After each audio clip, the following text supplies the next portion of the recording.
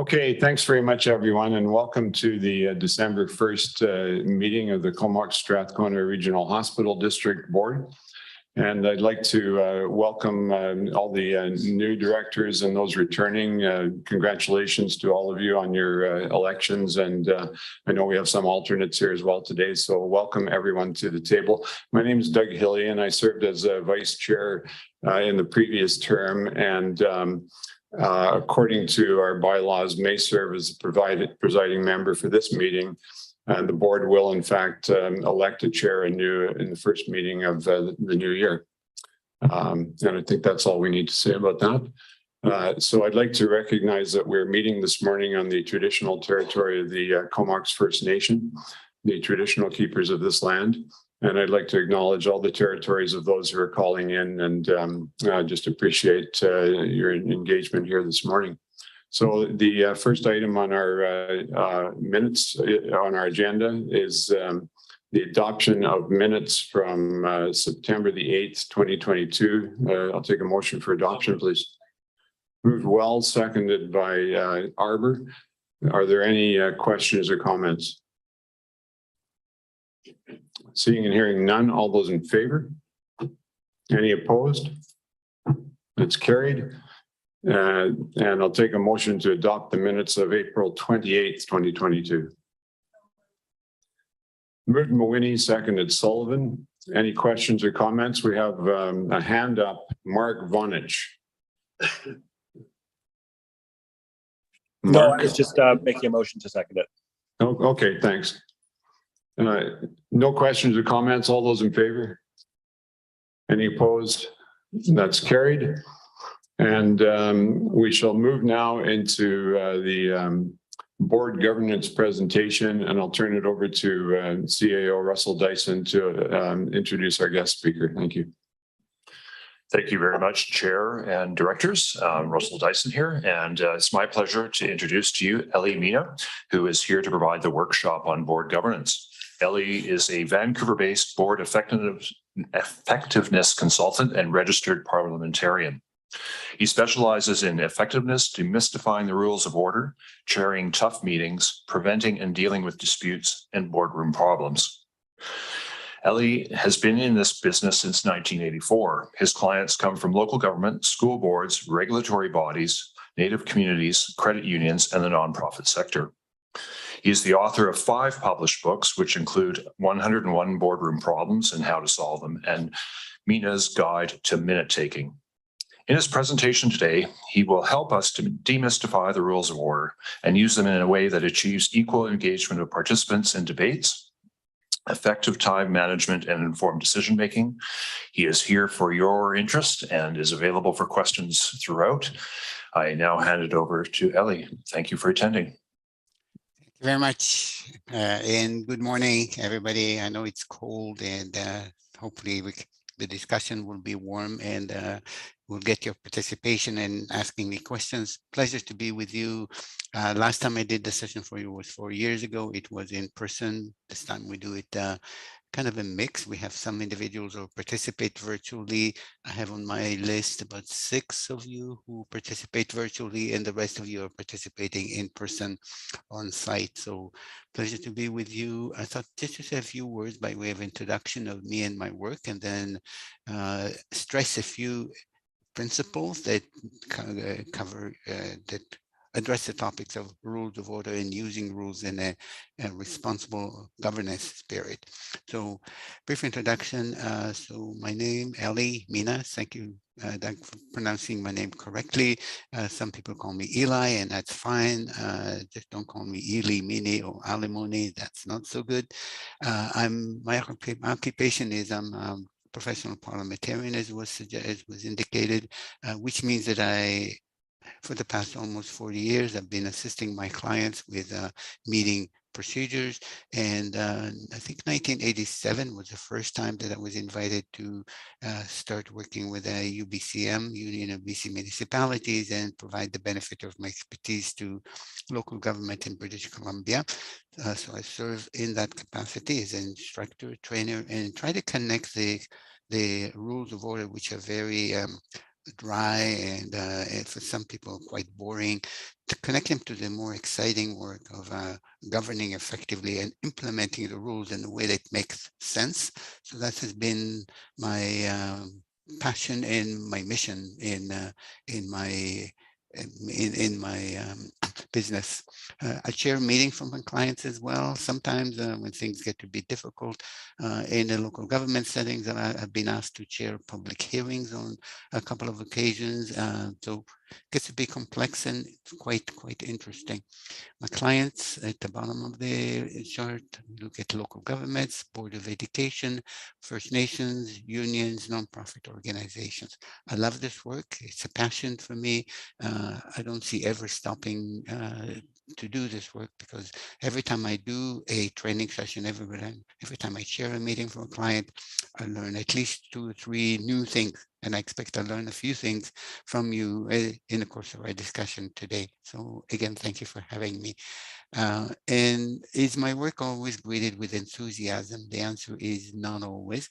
The topic of parliamentary procedure is viewed by some people as dry and boring. So I remember Councillor Charlie, who was attending a training session I did sometime in the late 80s.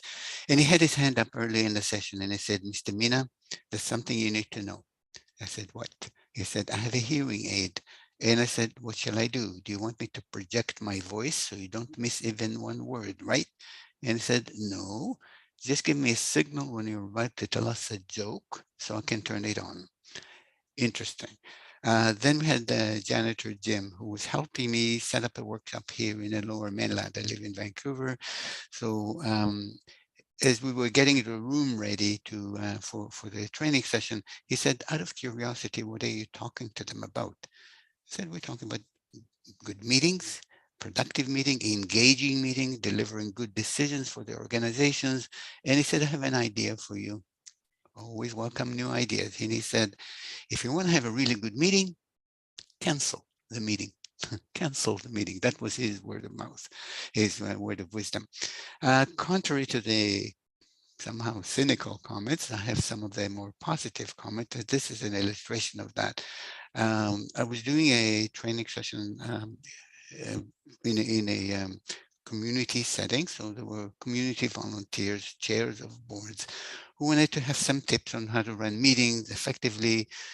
So we did this session in an evening. At the end of the evening, I was getting ready to go home when someone approached me and she said something like this. She said, I want to thank you. Thank you because for years, people on my board had been begging me to be the chair of my board. And I always thought it would require someone with a very strong manner, a very assertive manner, to be able to control people with loud voices, very strong personalities, and rein them in, control the meeting. And what I learned today, she said, that a loud voice is not a prerequisite. All I need is a process by my side to help me. So that's why the green lines at the bottom, you've got a friend and the name of your friend is the process. I am a process person. When I work with clients, I need to be 100% impartial, and my only focus is to make sure that the process works. And there's some parameters that are misunderstood, so I make sure that it's clear and try to keep it at a high level, not so much the nitty-gritty details of the rules of order, but more so what exactly are we trying to achieve in a meeting and deliver it in a common sense, pragmatic manner.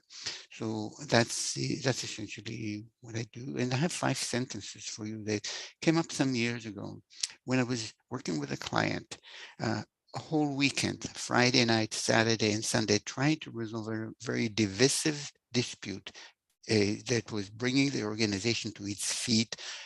Almost paralysis, was not able to make any progress. So legal counsels were involved. So it was really quite difficult. We made some progress. And then a few years went by when one of the participants in the session met me like 5 years later, and he said, I'll always remember the 5 sentences that you gave us during the session.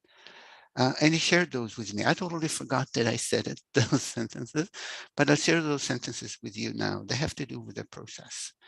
And here they are. The process is your best friend, especially when you're dealing with contentious, difficult, divisive issues. Learn how the process works and follow it because you want to. Ensure that others, your colleagues on the board, your colleagues on the councils where you serve, and the members of the public who may want to speak to you during meetings as you deal with difficult issues, make sure that they know the process and follow it because they want to, not because you have a gavel and you might tap the gavel and say it's out of order, because they want to. And then D, when the process is broken, defend it. And if you defend the process, it will defend you and the municipality and the board, this board. In this case, you have quite a few members of this board. You have 24 members. It's a challenge to have 24 individuals, community leaders, to have one meeting and get that meeting to conclude the business and do that in a timely manner. So food for thought in terms of how do we conduct, how do we use the process? That would be the gist of what I'll do for you today. Today we have a bit of a condensed presentation. I usually do them over one day. We'll need to do it in half a day, so we'll only cover a couple of key segments that are essential to the next 4 years as you look forward to working as a large board, large municipal board. So just to remember those phrases, I will repeat them later on when we get into one of the significant segments in my presentation. So the agenda for today, I mentioned Robert's rules here, and in fact, I reviewed your procedure bylaw and does not explicitly mention Robert's Rules of Order. So please don't dig for more information in Robert's Rules itself. I use it because that's what I'm trained on.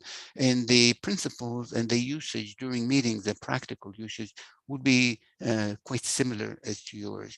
But your procedure bylaw, which is what governs you in terms of meeting procedure, does not actually mention Robert's Rules of Order. So I'm saying that, but we need to talk about the common sense factor. That's item number one. We'll spend some time doing that. We'll talk about some scenarios that might come up during meetings where you will need to intervene, whether you are chair or meeting participants. So the fundamental rules for debate will need to come in. That's where the OFEEDS acronym will be quite central to that discussion in the second part of our discussion. Now, part 3 and 4, motions, amendments, and parliamentary myths, and then shared decision making, I will deal with them in a briefer way in the earlier parts. So we'll cover them, but we will not cover them as extensively as I would in a full day session. What you should have is a copy of a handout package under A. My boardroom problem books are available for purchase. If you want to visit my website and order them, you're welcome to do that. Timing is we go until 12:30 and a break sometime in the middle, probably about 11 o'clock. We'll take a recent break. Questions I will ask periodically. Are there any questions? And please do raise your hand if you are on Zoom. Let me know that you have a question and I'll accommodate it as soon as possible. If I'm sounding like I'm rushing it, it's because I have a sense of purpose. There's lots of things that I need to cover with you in the time that we have. Just to emphasize, under C, your internal advisor on meeting procedure, for example, in your own municipal setting, if you are a municipal director, will be your own corporate officer. In this setting, it would be a member of the staff at the regional district. They would be your procedural advisor. So please don't contact me after this for casual questions. It's difficult to answer casual questions because the reality is more complex than that. Talk to your procedural advisor, and then if they need assistance from me, they can contact me. So I'll close this chart by saying, is the agenda acceptable? The agenda for the next 2 hours and 40 minutes. Any objection to the agenda? I see no objection. The agenda therefore was approved. So what have I done here? Something sneaky. So here it is. In the handout package, if you have it printed, look at the page 3, and you'll find unanimous consent at the bottom of the page. What do we do here? We look at making routine and non-controversial decisions. In this case, the approval of the agenda. What you did earlier is approval of the minutes. So is there any objection or are there any corrections to the minutes would be the questions you would ask, and then pause for a moment. There being no objection, the minutes are approved by unanimous consent. So you could do that. And you could do that in terms of under B, approval of the agenda at the beginning of the meeting. Changes to the agenda as become necessary during the meeting. The chair could simply say, is there any objection to moving item 7 ahead of number 3? Because there's a presenter, a professional presenter who is here, who needs to present it to us, and they need to leave in 15 minutes. Any objection to changing the agenda? Pause. There being no objection, the agenda has been approved by unanimous consent, basically by virtue of the fact that nobody opposed. That's not unlike what your chair did in taking the vote on the minutes. So that's one.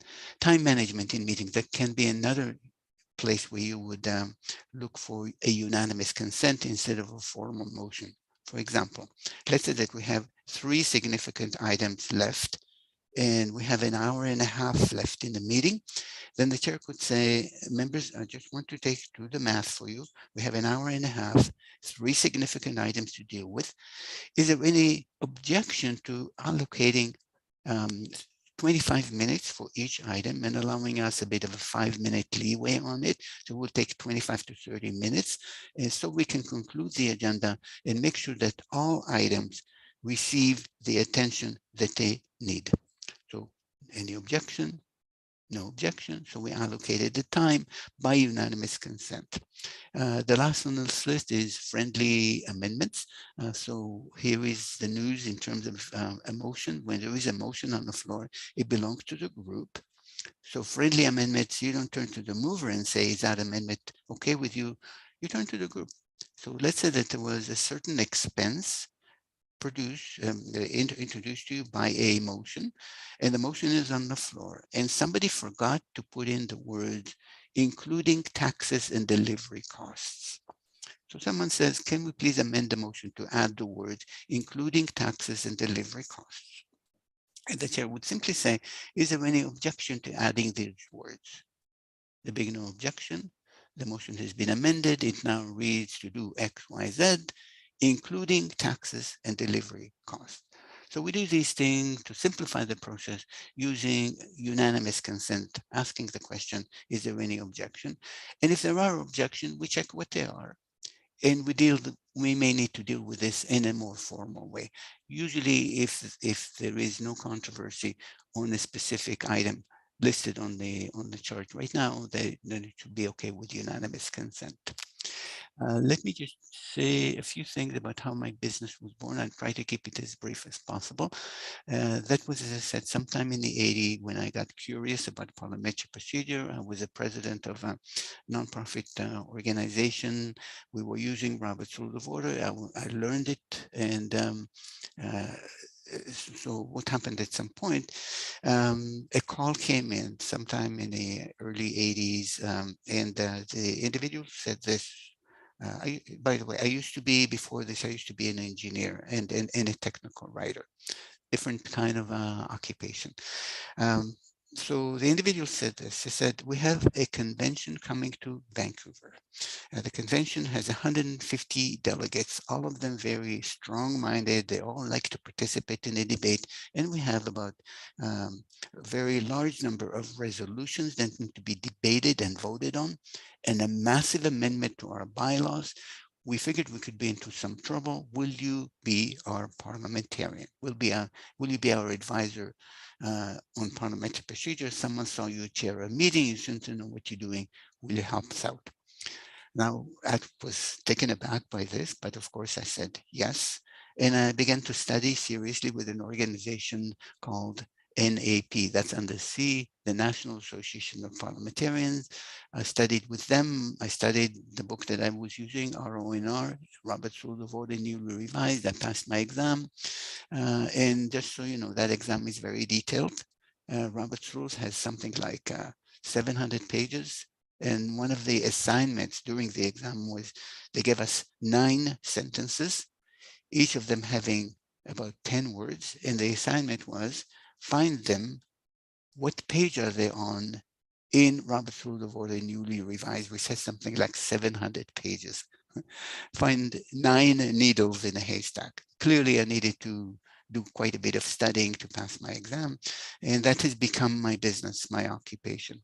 So if you think about the NAP, my own organization, National Association of Parliamentarians, that's on the C, and you would think that in the presence of something like 400 people who are experts on rules of order, you would have a super efficient and a very inclusive and wonderful meeting producing good governance for the organization. And if you think that, think again. This is one of the slowest meetings that I see. Why? Because people use motions, amendments to the amendment. Then somebody raises points of order. And then as the chair makes a ruling, an appeal from the ruling of the chair, parliamentary inquiries, all kinds of procedures that in reality, and I've been in the business getting close to 4 decades, and this is the most procedure that I ever see. So I get into what I call parliamentary dizziness. I love it as a parliamentarian, but it ends up slowing things down, almost grinding them to a halt. Just to give you an example, in 2020 or 2021, we had a convention of these 500 people who gather normally in person, but it was the pandemic time. And then during that convention, with something like 500-600 people attending virtually, what came up was that the chair was suggesting that we take a short recess, a break. And she said, is there any objection to a 20-minute break? We've been working hard, we deserve a break. And any objection? And then lo and behold, somebody said, objection. And so they objected. She needed to take to allow some discussion as to whether or not we should have a 20-minute break. And at the end of that, to take a formal vote on taking a recess, a 20-minute recess. The discussion took us, believe it or not, 30 minutes discussion on whether or not to take a 20-minute break. And at the end of that, the motion to take a 20-minute break was defeated. So we think about the use of time. Time is precious. Time is money. For you, if you think about a board of 24 members of a regional board, we need to use time judiciously. We need to pay attention to every minute so we don't get stuck at the end of a long day with, let's say, 3 or 4 significant issues. And by that time, people are tired. By that time, it's late in the day, people have other commitments to attend to. They get to be impatient. They're not listening to the discussion. We don't want to get there. We want to prevent that by good time management. And so that convention is not exactly a model for good time management, even with the presence of something like 500 parliamentarians. This is what I say when I use Robert's Rule of Order. If the only tool you have is a hammer, every problem will look like a nail. What I say in your case, in this case, if the only tool you have is rules of order, every problem will look like something that needs a motion, an amendment, or something like that, when reality means you need to have some good common sense in place and see how you employ it. So here are 2 of my favorite phrases from Robert's Rules. Like I said, Robert doesn't apply officially to you, but this is very helpful phrases. This is the first one. Any presiding officer will do well to bear in mind that no rules can take the place of tact and common sense on the part of the chair. I live by that rule. This is what I do for my clients. I make sure that they don't get bogged down in the minutiae of the rules. And I'll give you some examples of that in a couple of minutes. Okay? That's one part. Another one has to do with the raising of points of order in meetings. Point of order means one of our rules is being broken. So for example, someone is off topic and someone will say, point of order, we're supposed to be talking about the motion to do X, Y, Z. This is off topic. That would be a point of order. Someone will say, one of our rules is being broken. And the question is, how perfect do you want to make the meeting and how many points of order will you raise? And Robert has this very interesting phrase. He says something like this. In ordinary meetings, it is undesirable to raise points of order on minor irregularities of a purely technical character. if it is clear that no one's rights are being infringed upon and no real harm is being done to the proper transaction of business. So simple phrase, common sense phrase, really, it's not really a rule, it's more like an observation. Examples. Say someone is a little bit off topic for about 30 seconds and they come back on topic shortly afterwards. Is it a good thing to do to say point of order, interrupt the speaker and say you're off topic? Well, in this case, it goes away quickly, so we end up losing more time by raising that nuisance point of order on something that's small and doesn't have much of an impact.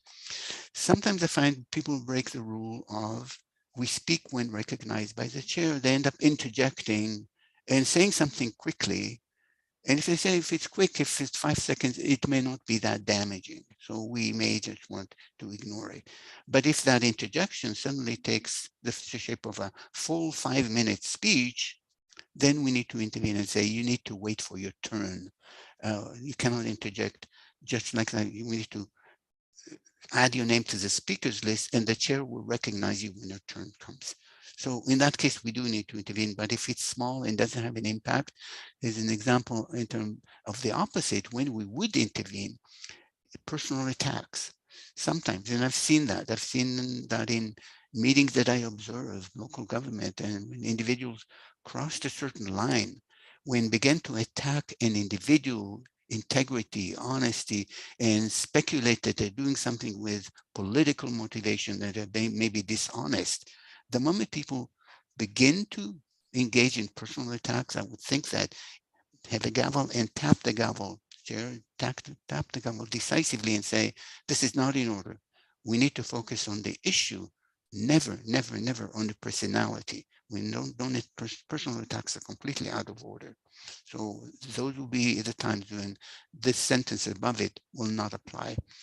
And in some instances, you get meetings that are just toxic. It's scary to speak for some reasons.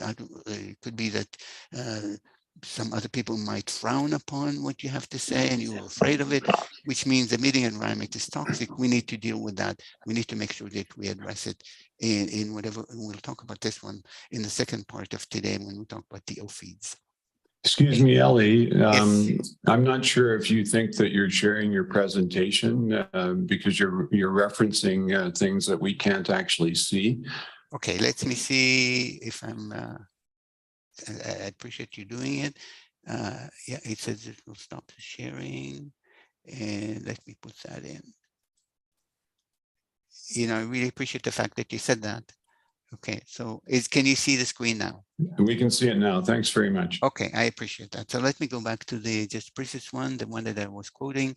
Any presiding officer will do well to bear in mind that no rules can take the place of tact and common sense on the part of the chair. And we'll talk about the common sense factor as soon as I'm concluding this one. And then the other one has to do with raising points of order in meetings.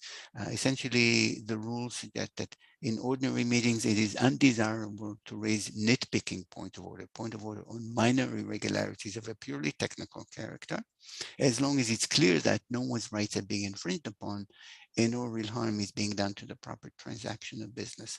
So thank you, I appreciate that. So the examples I gave in terms of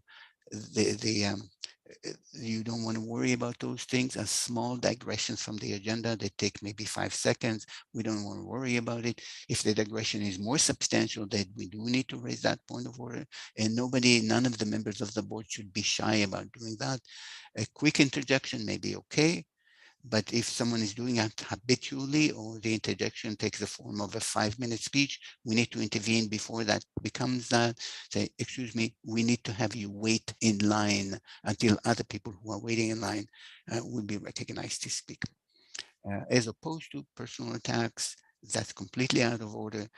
Intervene decisively, and if the chair does not intervene, any member of the board should intervene and raise that point of order.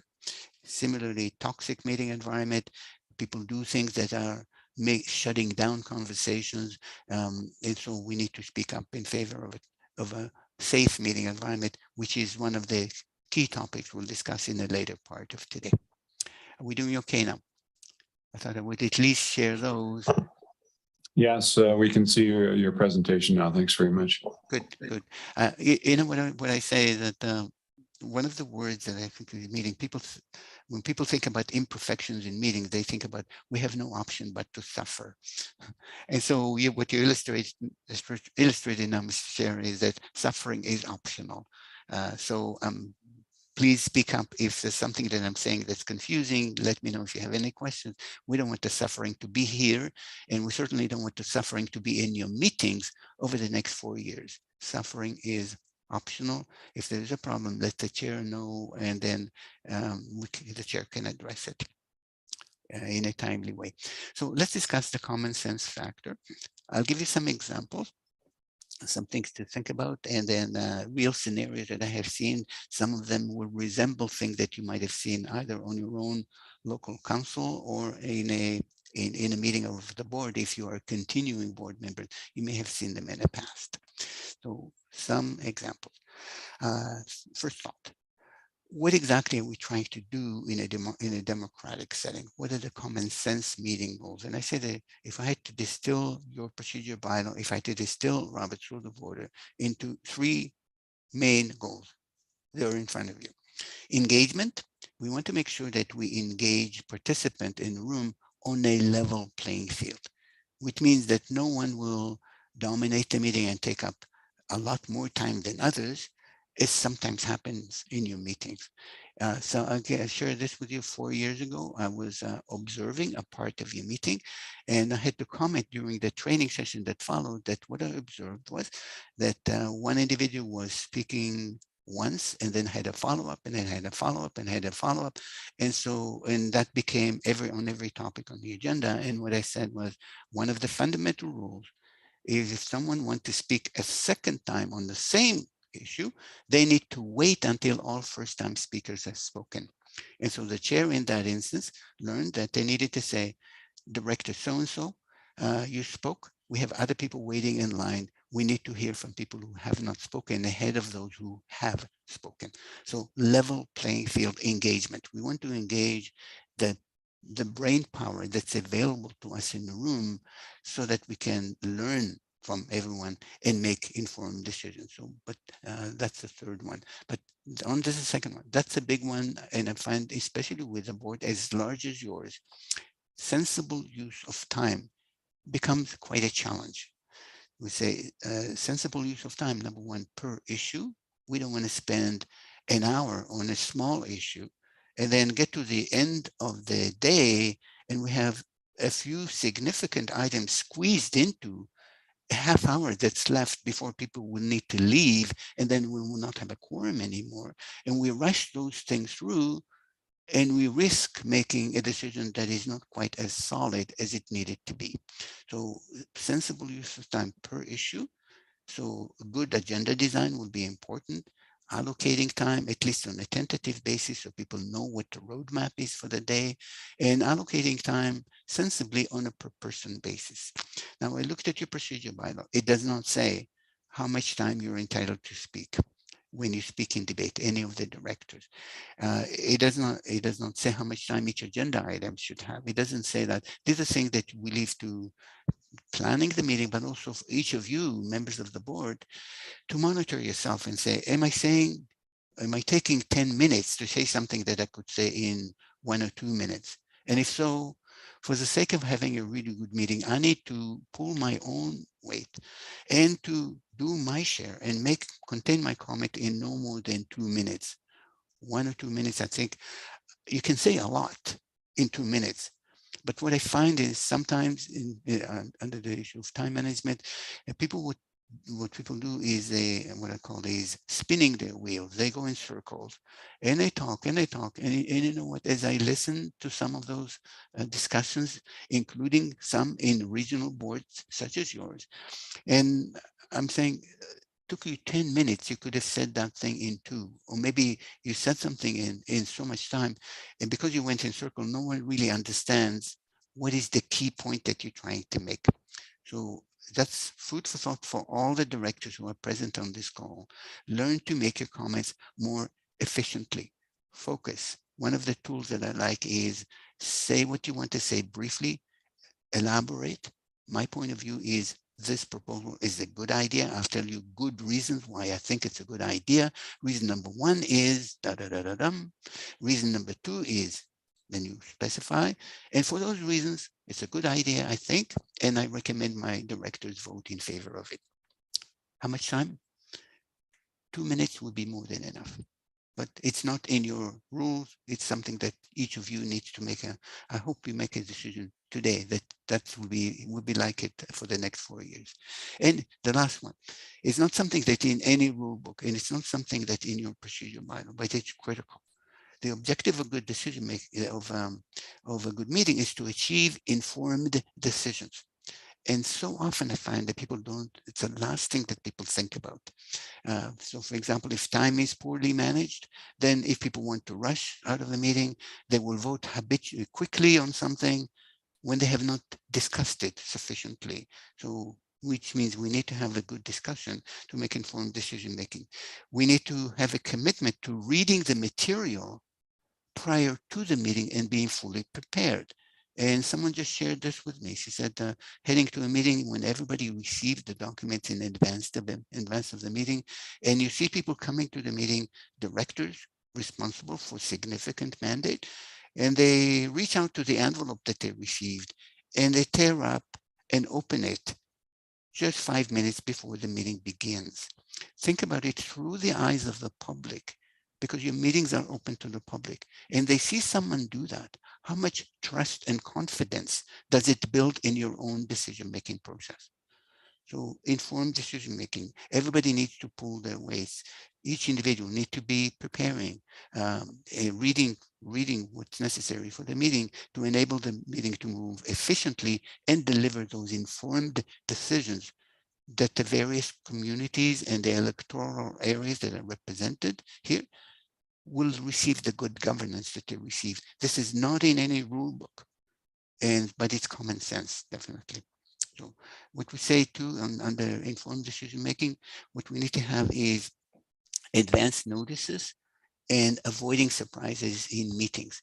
I reviewed your bylaws, and to add something that was not included on the agenda require a decision of the board to add it. In other words, it's not a free-for-all. You cannot have a director just coming out of the blue and saying, I want to make a motion to do X, Y, Z, with neither the colleague directors have been notified, and neither the general public has been notified in advance. And if members of the public were notified of that unannounced motion, they will make a choice to attend the meeting, or they will have make a choice to approach you and say, we want to speak to the board before it makes that decision, and request to speak to you as a delegation. So all of those are not happening when a motion comes up on the fly and without any advance notice. So I'd say for informed decision making, 99% of the time advance notice. Only in case of an absolute emergency that cannot wait, we'll bring something in and explain why we have had to introduce it, despite the fact notice was not given to the directors and to the general public. We need to think that way. So engagement, a level playing field. We don't want someone taking up 90% of the time and very little left for the others. Sensible use of time and engage, and then informed decision making. Let's look at some more examples. In terms of governance, we think about common sense governance. So something strange happens when you get elected. Prior to the election, you obviously committed from a position of an advocate. You advocate for certain things. You make promises. I will work to achieve this and this and this. I think this and this and this. But what happens when you join a municipal council or this board? It's like you join a panel of judges. You don't make the decisions on your own. The decisions are made by the body. And so in a way, you need to think, yes, I'm an advocate for this and this and this. My job here around this table is to function as a member of a panel of judges, and I need to learn, put on the hat of a learner, so I can make informed decisions. And sometimes it's easy and simple, sometimes it isn't.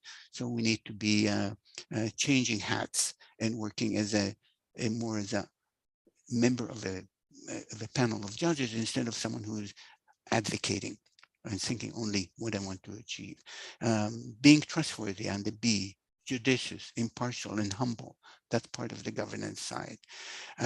It's about the current citizens and future citizens, and they will be affected by the decision that you make, whether it is on a council level or whether it is on a regional board level. And we live in an increasingly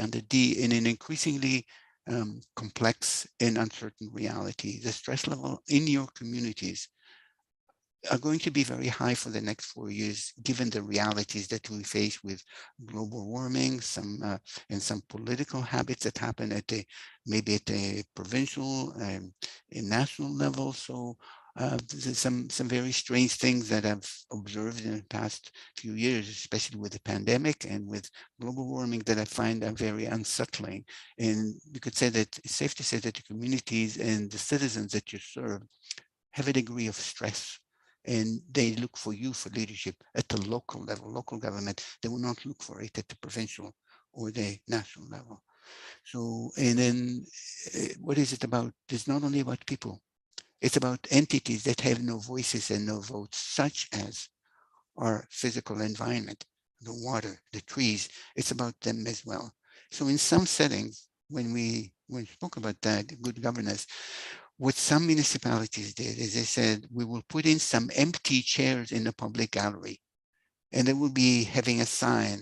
This chair is for the wildlife. This chair is for the environment. This chair is for future citizens, people who will be here 100 years down the road, who will be affected by what we do today. And we need to be sure that we think about them too in how we make decisions around this table. And then the thing that comes up a lot with regional districts is the broad focus of the regional districts as a whole compared to your either single issue or constituency advocacy. So each of you represents a part of the regional district. So you may be an electoral area director. You may be a member of a council, a municipality. So the question is, how do we balance the need to sit around this table and function as with a broad focus in mind compared to your constituency focus? And so I call it the two hats dilemma. I'll share a story with you, and then I will show you what the model is, the model that I'm proposing for how do we balance the constituency versus the board as a whole. This is a real story. It happened probably 20 years ago when someone called me and said, this is something that happened at our local council, and she needed my advice. So she said this, there was an issue that was coming on a regional board level. And she said what we did at council, we knew it was coming, we discussed it. And at the end of that discussion, we said, this is a bad idea. And we passed a motion instructing our representative at the regional board to vote against that motion coming at that table, at the regional board table. And she said, then the regional board meeting occurred, and this person comes to us, the counselor comes to us, and we said, so how did it go? He said, guess what? I heard some things I didn't know at the regional table, and those things persuaded me to vote in favor of that motion. And she said, we are as mad as hell. The question is, what do we do to remove this person from as a representative to the board? So he asked me that question as a parliamentarian, and I said two things. Number one, it should not have passed that motion because that individual cannot, it's not enforceable at that board. The individual is a member of that board, of the regional board. And secondly, at the best you can give the individual your input, but they have a duty to listen to other input and make the decision with the benefit of all the knowledge that's being presented at the table, and not coming in with a closed mind and with a predetermined vote. So that's where the two hats come in. I documented that in my book, the 101 Boardroom Problems and How to Solve Them, and that would very much apply to all of you who are representing a constituency at this board, which applies to all of you, all the voting members. Go something like this. To bring constituency input to the table and to share that input, you wear the blue hat. This is just fine. That's your role, to listen to your own community, to your own area that you are representing, and listen, connecting it to issues that are coming before the larger entity, the regional board, and to bring it and share it at the table. But having done that, you take that hat, the blue hat, off at the table, you put on the green hat, and you listen and you learn from your colleagues around this table. So it may be that from your own council or electoral area perspective, this sounds like a bad idea, but you listen and you learn and you hear, but the impact of that decision, not only on your community, but on all other communities, and you are, as a member of a panel of judges, making decisions on behalf of all. And so you need to, in that case, listen and you learn, and you vote with the green hat on, with the benefit of the knowledge that you gain. And I think the idea too, under the fifth item on the list, is to inform the community, number one, on what happened, and number two, on how the process works. The process. Remember the P word, the process. The process is your friend. You want to make sure that you understand it and you follow it because you want to. And you want to make sure that your community too understands it, so that when they see you do something, vote something, and how come you did that? Didn't you know that it would affect us in a certain way? Yeah, I hear you. And it would affect the entire region is, in this case, is more compelling than the little bit of a damage or a little bit of inconvenience it will cause for our own community. So it's a difficult concept, and at the same time, working in this setting of a regional board, it's essential that everybody understands how this process works, that everybody follows it, and everybody inform others, including your own communities, of how it works, so they don't end up with a situation when your own council orders you to vote on a different body. I think I'll pause for a moment. I've been talking for a while. Any questions on especially on the last one, but anything that I've covered so far? If you're on Zoom, you can push your raise hand. Anything? Oh, no such thing as a stupid question, I often say. And I don't see any hand going up. And anyone in the room? Okay, going once, two hands. Okay, let's move on.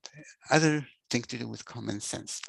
A motion being made on the fly. So this is a real story. What happened was, in this setting, the story was shared with me by a municipal clerk. And she said that was at a meeting of council. And during the meeting, somehow council got into some informal discussion of an issue. And then you hear this voice from one of the councilors, we got to do something about this. And someone on the other side saying, I'll move it. And someone else says, I'll second it.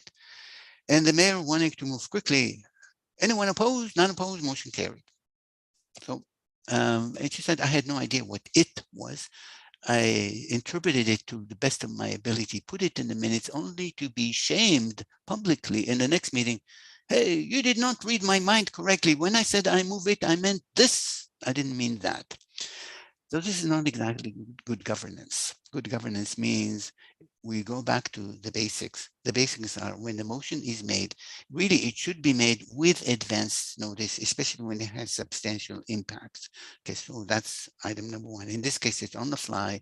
Members of the community don't know that it's coming, and they will complain after the fact if it is has a substantial impact. In terms of the staff, do you want to shame a really good staff member? If someone is being told you're incompetent, you didn't read my mind when I said I move it, it's like you want to create a safe meeting environment, both for you and for the staff. In this case, staff impact. People get upset about those things. So we want to make sure that we keep the meeting environment respectful.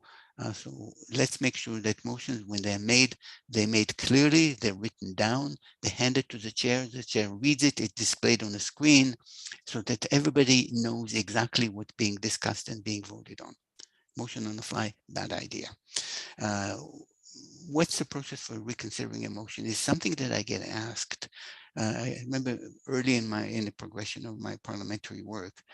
And so my first time that I did it, I reviewed Robert's Rules of Order. It has something like 20 pages, then another 10 pages on the motion to rescind, and I wrote an elaborate opinion, which ended up not even being used. what's my message to you today? The best way to deal with the motion to reconsider is to make the right decision in the first place. Make the right decision in the first place.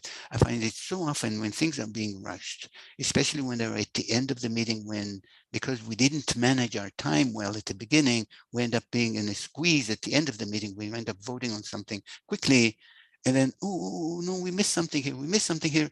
Let's reconsider the motion. So then we look at that whole process, which in my mind, if you end up reconsidering a motion, it ends up losing your credibility with the community. That will not say you should have been more organized and avoiding the reconsideration. Maybe I'll Excuse me, Eli, we do have a raised hand, a question from Mark Baker. Right. Okay, so go ahead.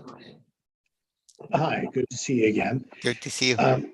Regarding the reconsider of a motion, sometimes that I've seen is when a member of council, they disagreed adamantly about the motion that was on the floor.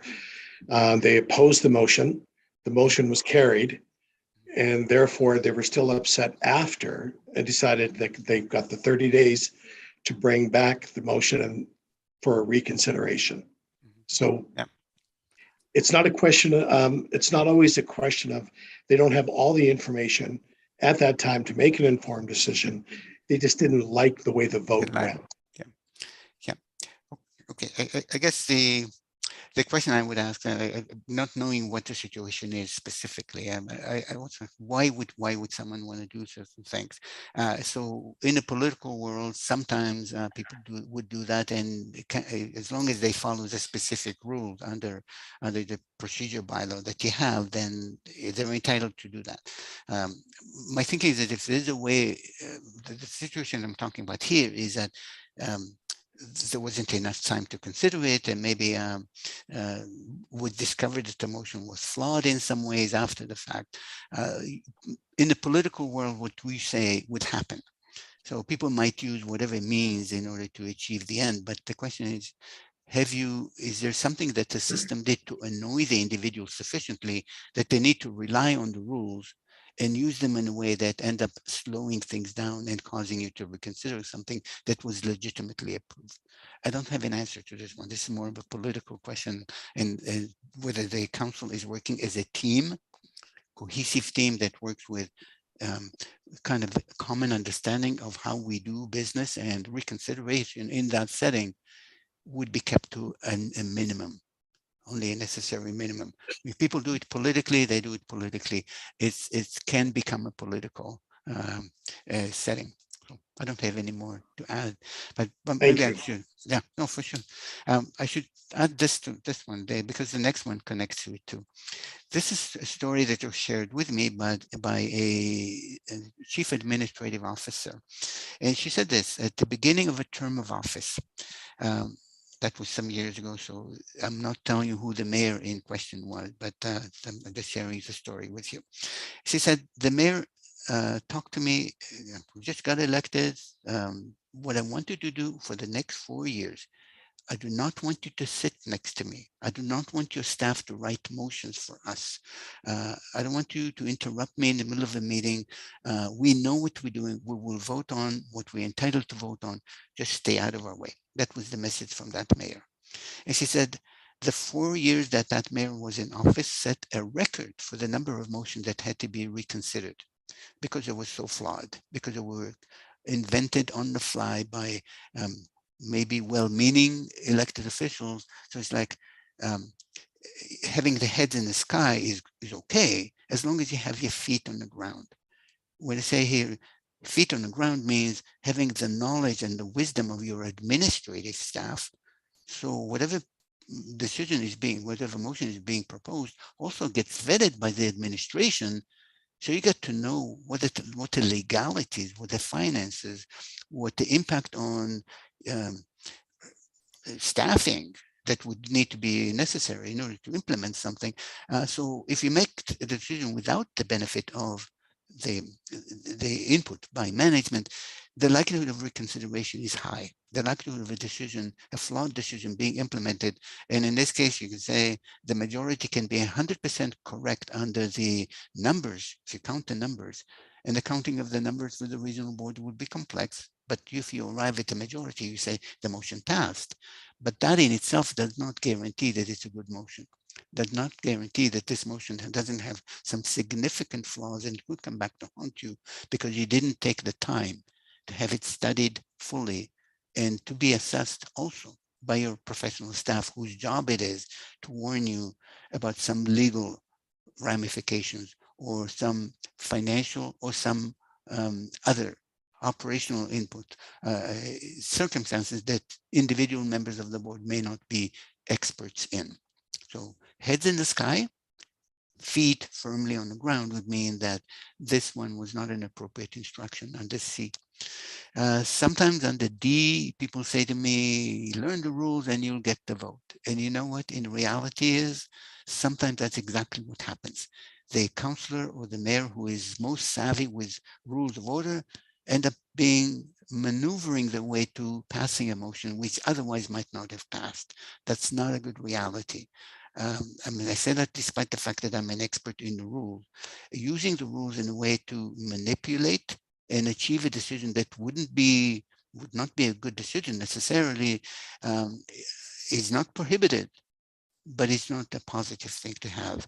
So I would be nervous if the only reason why a motion was passed is that the proponents were sophisticated in rules of order and were able to somehow maneuver their way through the rules of order and force the passing of a motion that would not have the validity. I'm a pragmatist. Okay, is the playing field level? Is a question that was raised that's under E by counselor.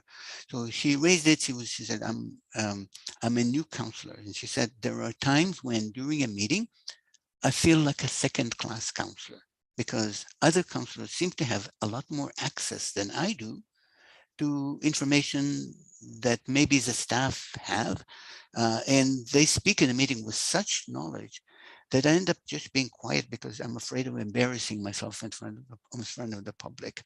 So what's the message?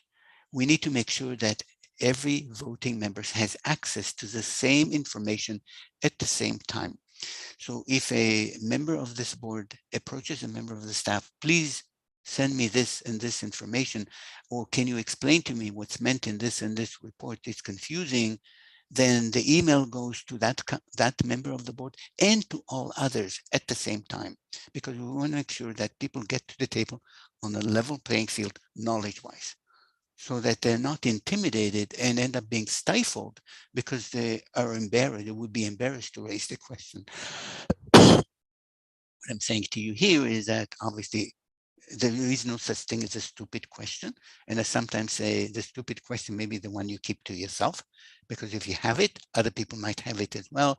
So let's raise those questions, but let's also avoid the inadvertent creation of a toxic meeting environment. You may wonder, why am I raising it here? Here it is.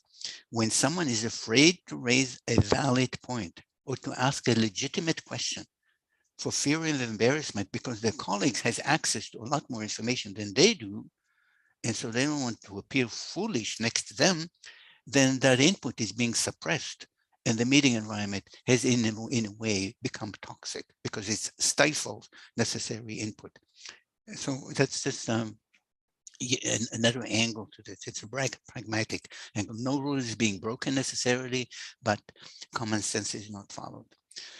Open mind versus pre-meeting promises. Sometimes I find, especially in local government, and sometimes in a regional board, when let's say an electoral area director wants to push forward with a certain proposal, and they don't think they have the numbers, so they will make deals with other people. So you know what? If you vote with me on this one, I promise I will vote with you on something else later on. I know you have something on which you have a challenge to get the numbers right. So can we make a deal? So I would hope it's clear. Deal making, if anyone proposes to make a deal with you, the answer to that should be no deals. What we do is we come to the table, with our input. We come to the table with open minds.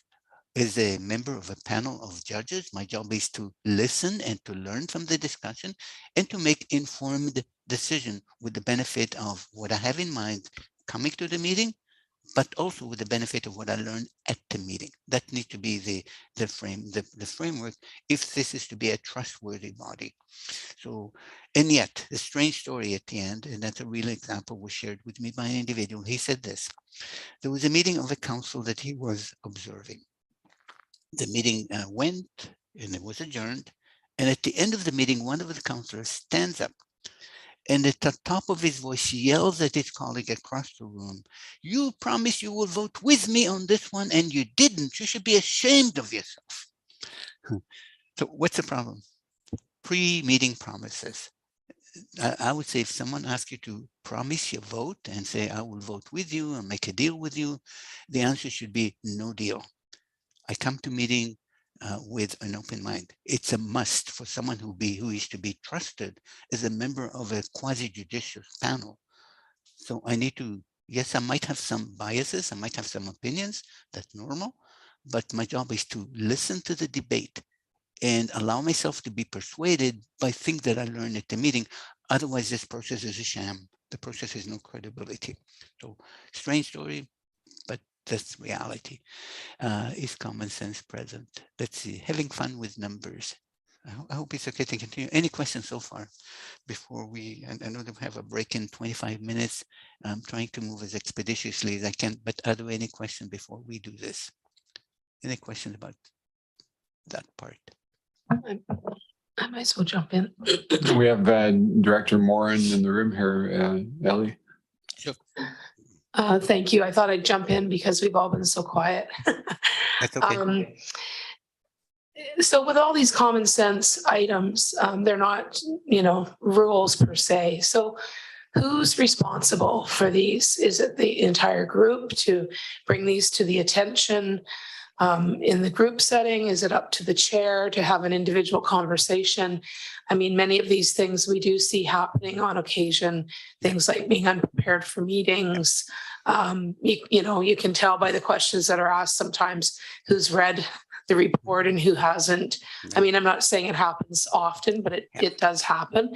So, with many of these common sense items, where does the responsibility lie to address them? Thanks. Okay, and thank you so much for raising it, because it's the common sense. My approach, the common sense approach, is not second nature to most people. When people think about bodies that are viewed as political, people, I mean, there's no wonder why there's such cynicism in society about how public bodies sometimes function. So people don't have the trust level with those behaviors being tolerated or being accepted as a norm. The trust level towards elected members and elected bodies tends to diminish. And I think the public and the community deserves better than that. So one of the things that I look at is rules. That's obviously my expertise. These are rules that are documented in the procedure bylaw, but they don't have the answer to the softer part of it. And that's what I call the culture of the group, the norms of a group. And those are things that are established and can be promoted by individuals and become a notion that the group embraces. So if the reason it's useful to have this conversation now is sometimes it's enough that one member raises it and says, do you remember we talked about this one during the orientation on December 1st, 2022. We talked about this, and what's happening now is flying in the face of what we talked about. This is not a rule, but this is common sense. This is a duty to the communities to deliver good governance, informed decision-making, people coming to a meeting as members of a panel of judges with the disposition of listening and learning from the discussion. So if people said those comments, stated those comments more during meeting, it means that someone is watching for the health of the process. And in this case, it's not the bones that we're looking at, the rules, the hard part, but it's more like the soft part of the body. We're looking for the functioning, the culture of the group. And you can do that. You can raise it and other people can raise it. All it takes is sometimes one individual who in the meeting will remind people of a core principle, including, for example, the two hats, reminding people this is what we learned in December 2022. And right now we're hitting exactly the same issue. It's a duty.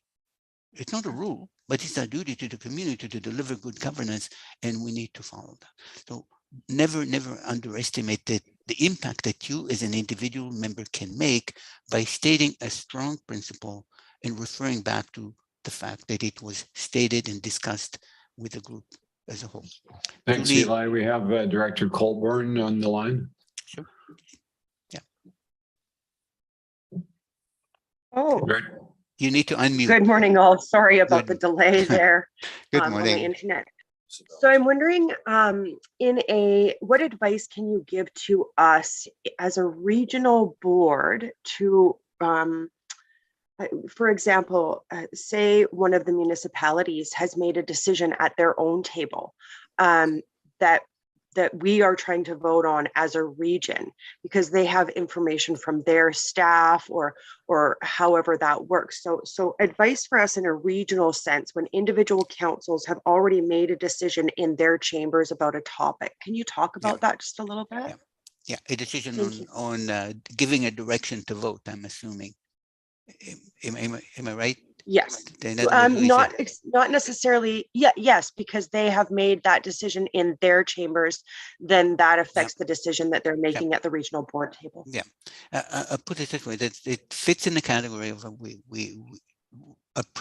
which should be framed as this is a preliminary position with this particular proposal. Preliminary, which means we still remember our duty to come to the table as judges, not as advocate. As judges, we have some idea of where we wanted to go with the information that we have as of now. But it could be that when we come to the table, we learn things that we didn't know that will maybe surprise us, but they add to the knowledge base that we have currently. And with the expanded knowledge base, we end up concluding, no, that's, yeah, it was our mood at the moment, but now we need to change and we need to inform our colleagues back home that we needed to vote differently. So I think the two things, one of them is to avoid the risk of giving explicit instructions of how you will vote, because a preliminary mood is this is a bad idea or this is a good idea. But we will come to the meeting with an open mind. We will listen and we will learn, and we will integrate that into our thought process, and it may lead to a different result, which we will advise our colleagues back home when we return to the meeting. And they will understand that that's how the process works, and they will not get mad at us for doing our job correctly. So the system needs to be strengthened in everybody understanding how the process works. Remember, the process is your best friend. In this case, it's not intuitive. I think most citizens looking in will say, oh yeah, it's natural. You as a community should be able to instruct your delegate on how to vote. And if ever they did that, it will can become quite messy and disorganized and lacking the credibility that it needs, credibility of making fully informed decisions with the benefit of what you learn in the meeting. Otherwise, what's the point? You might as well everybody send their vote and not have a meeting. Why have the cost of a meeting when nobody is listening? Nobody is integrating what they learn at the meeting. They're automatically dismissive of anyone who says something that contradicts them. They're not listening, they're not learning. And the victim of that can be the process and the communities. Okay. Anything else? Anyone else? So let me move to some of the procedural side, and I'm sensitive that in about 15 minutes we'll take our break. Do we need 50% plus one to adopt a motion? This is on the rules side. 50% plus one is correct 50% of the time. And in your case, there's some decision that will require weighted voting. So your staff will advise you when it is just the numbers of hands that go up, compared to some municipality will have more than one vote. So that becomes a bit more complicated. So, but let's assume for a moment that we have 24 people. They're all in the room. Do we need 50% plus 1 to pass the motion? So if that's the case, you do the calculation. 12, 50% plus 1 becomes 13 in favor, 11 against, and the motion passes. But here's my difficulty. I don't like the definition of 50% plus 1 because suppose the numbers are odd rather than even. Let's say one person is missing. We're down to 23. 50% of 23 is 11.5. Plus 1 is 12.5. What do we do with a 0.5? Do we add it, become 13? Do we become 12? So here it is. What we need to do is not 50% plus 1. We just want to surpass the threshold of 50%.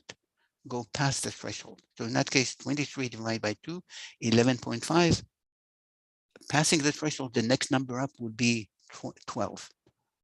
11.5, bigger than that would be 12. So if it is more than 12 or more, then we're doing okay. Otherwise, so it's not 50% plus 1, it's a majority. A majority is more than 50% of what we require, more than 50% of the total numbers.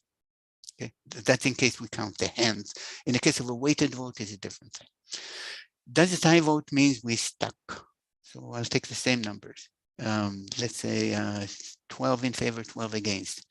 Do we get a majority? Did it pass the threshold? The answer is no. So the motion is defeated. That's all. And can the chair vote only when there is a tie? Guess what? The chair has no option of not voting. Just like others, when you abstain, you count as having voted in favor. In case you haven't been on this board or in a local council, you will learn very quickly that when you sit on your hand and you do not vote, it counts under the community charter, which is a piece of legislation unique to British Columbia. I've worked across the country. I've never seen it in other jurisdictions, but in BC, which you are subject to, if someone does not vote on a motion, they count as though they voted in the affirmative, in favor. Okay, so please, for the next while, for the next 4 years, both here and for those who are on council, on your council, never fall asleep at the time a vote is taken.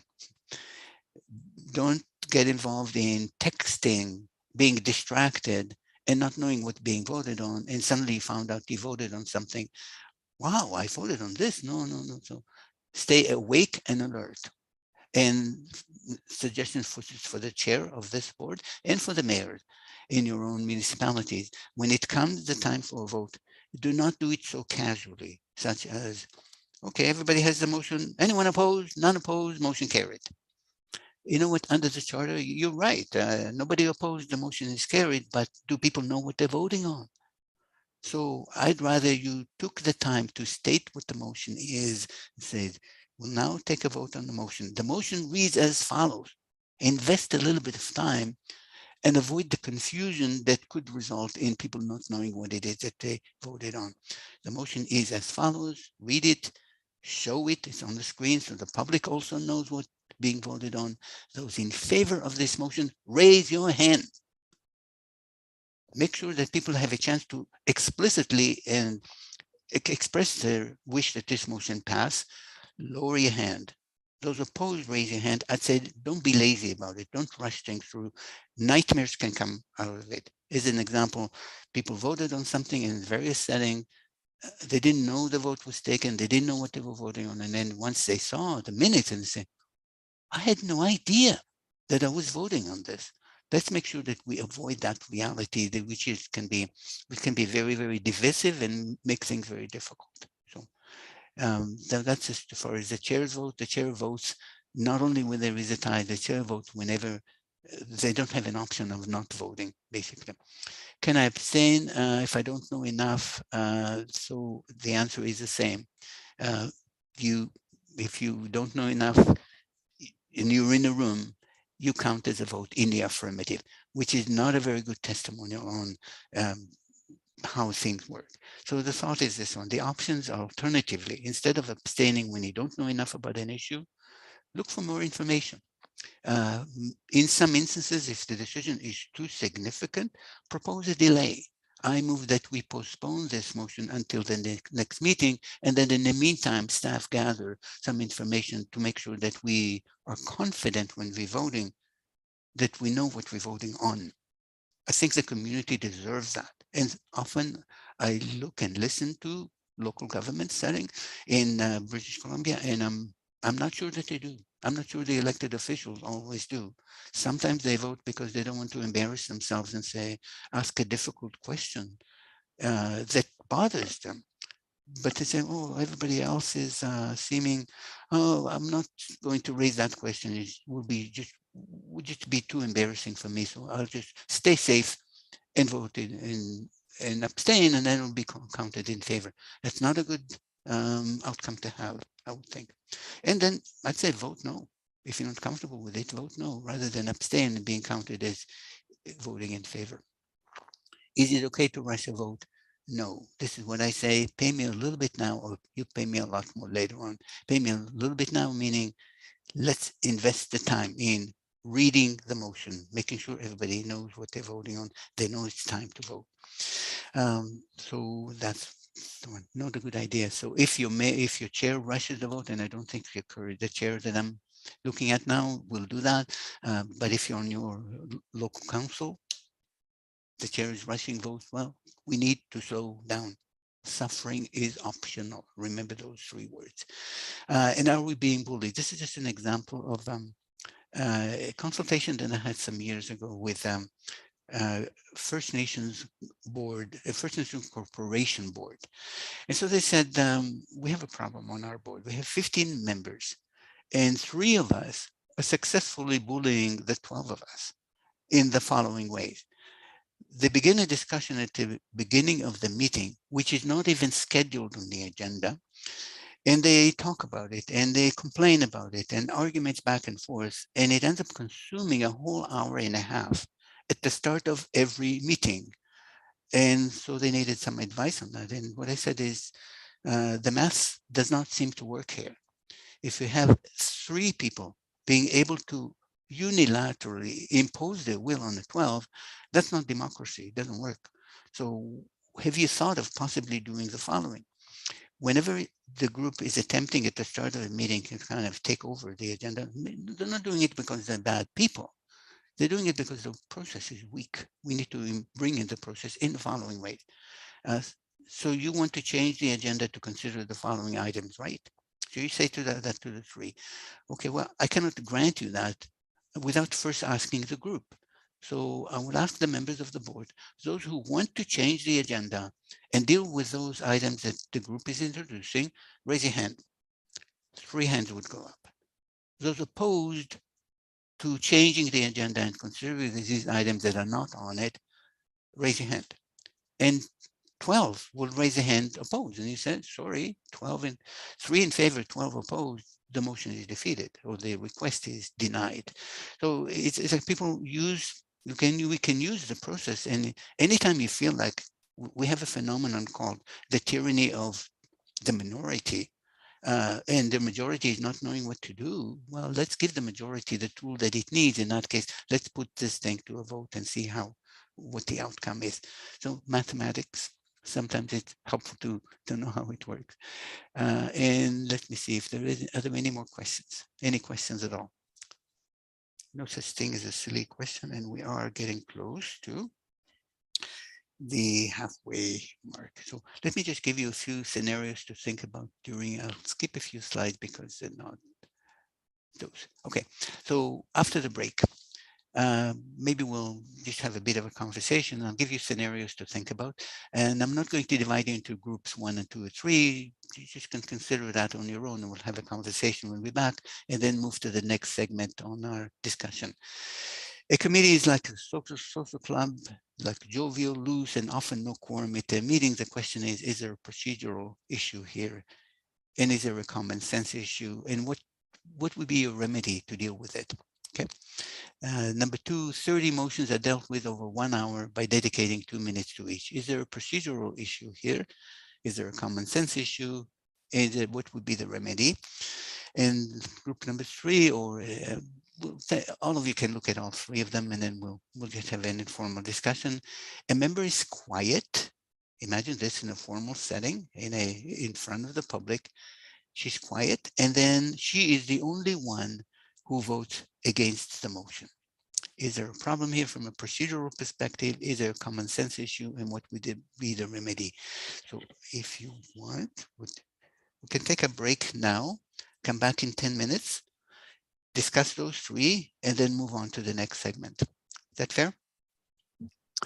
Okay. Thanks very much. We'll recess until 5 after 11 and reconvene then. Thank you. Perfect. Thank you.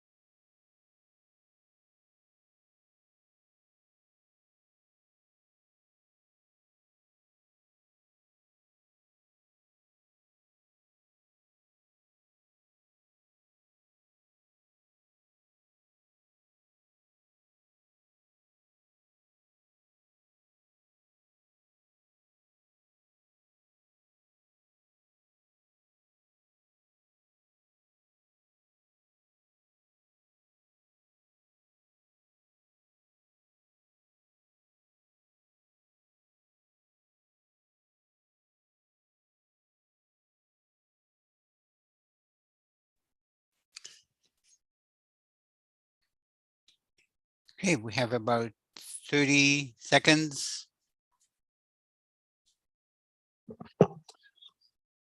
Yeah, we'll just ask people in the room to come back if possible. We're just about ready to start.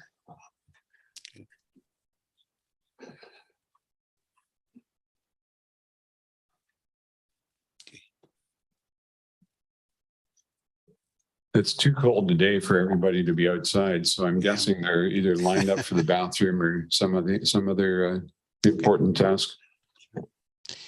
If you know what, give me the signal when you're ready for me to carry on. I'll just wait.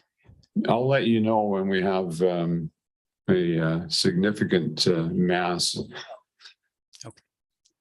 Okay. And I'm assuming all of our online people are much more diligent and are all ready to go. I would hope so. I can't tell. They're all muted. So yeah. Yeah. All right. Hopefully everybody had a decent break, and Ellie, we'll turn it back over to you to start the second half of your presentation. Thank you. Thank you, and thank you. Just before we carry on, I just reflected a bit on the question that was raised by Mayor Baker about individual who is just habitually maybe coming up with a motion to reconsider. They want to use the rules to get something revisited, and some people do that. Sometimes there is a legitimate reason for that. Sometimes the reality changes and the issue is different, has evolved a bit now, so the vote might be different. That's not bad. That's legitimate. There are times though that the group is so divided, and I've had a situation when a client consulted me, so the situation there was that a motion passed narrowly and then at the next meeting, somehow an individual who wasn't there was there. So the numbers changed. So someone introduced a motion to reconsider. The difficulty when people do too much of that, and it involves contractors who are making investment decisions as a result of a decision that's made, and then you say the decision was reversed at a subsequent meeting, it doesn't make the organization look too credible. And organizations that want to do business with you will, oh, you know what, you're not a reliable organization to work with. What it boils down to in terms of that situation is the word of me compared to we work together as a team. So the word team has an abbreviation, says together everyone achieves more. That was shared with me by First Nation client. So it's not a rule that we need to work as a team which listens and learns and is reasonable, operating reasonably. And so in those settings, when people are not establishing that sense of TEAM, then the rules end up becoming a way of overcoming the opposition. And so it's not a scenario that is helpful from a decision-making perspective, but it's not prohibited either. Okay, so scenarios to consider. Let's just go through, see if anyone has any comment on the first one. A committee is like a social club, jovial, loose, no quorum sometimes. Is there a procedural issue here, common sense issue? Is anyone has a comment that they want to share? If you're online, you can just raise your hand or unmute. And if you're in the room, you should be able to speak to the microphone. And if there's no interest in this, then I can move on to the next one. We have Director Colburn. Okay, go ahead. Well, and that's a procedural one because you have to have quorum in order to run a meeting in order to even start it. So yeah. And that's clearly a procedural issue, that's for sure. There is a procedural issue here. And then is there a non-procedural, is there a common sense issue here? That's the fact that the committee is looking like a social club, jovial, loose, not disciplined with the agenda. And might that have an impact on the quorum issue? And so since I don't see other hand going up, I'll just share with you where this came up. It did come up. Oh, there is a hand going up. Okay. I can't see the name of the individual. Sorry, we have Director Grieve in the room here. It took me a minute to pick out his light. Thank you very much. And thank you. Yeah, back to the first one again, though. Sometimes if they're less than formal committees, like steering committees or things like that, you know, even if you don't quite have a quorum, I think discussion is important. You're not necessarily passing any motions at those meetings, but I just wonder what your thoughts would be on that, because it's hard enough getting people to volunteer for some of the subcommittees as it is. And when you get one person shy, you still can have, you know, some informative discussion that, you know, maybe not decision based, but certainly informal is still better than none. Yeah, so I'll tell you what, and it's great. It's positive observation that we want to have a safe environment, a positive environment that benefits from the wisdom that the committee brings.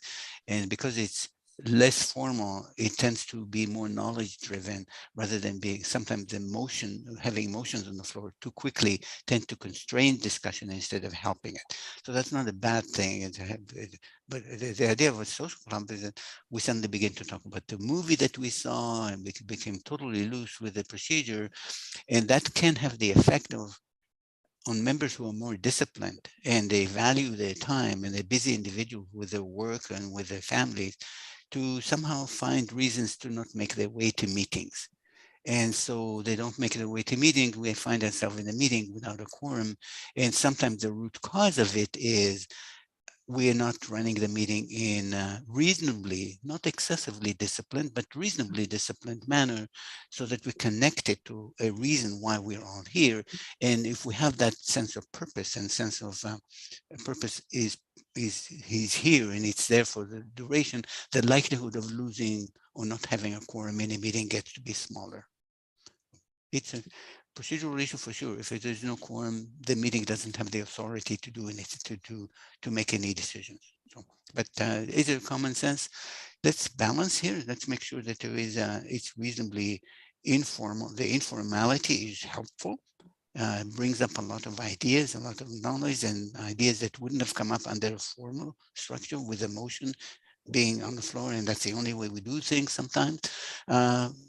But we need to think about how do we balance the need for formality with informality. The second one is it's a real situation that occurs. 30 motions are dealt with over 1 hour by dedicating 2 minutes to each. Is there a problem here? From a procedural perspective, is there a common sense issue? Anyone raise your hand if you are online? If you're in the room, let the chair know. Martin Davis, I see, wanted to speak, and Mayor Baker also wanted to speak. So Martin or Mr. Davis. Yeah, thank you. Yeah, I guess my first question is why would you be dealing with 30 motions in 1 hour? I guess there's a question of whether all the motions have enough validity to be brought forward in such a constrained time period. You basically have to be running an alarm on these things to get them done that quickly, especially knowing what politicians are like, because we do like to talk. So I would certainly question the number of motions.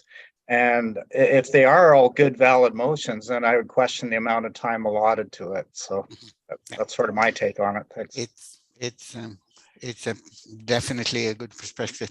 Good perspective to share. Mayor Baker, you had a comment? Yeah, I believe it's more common sense.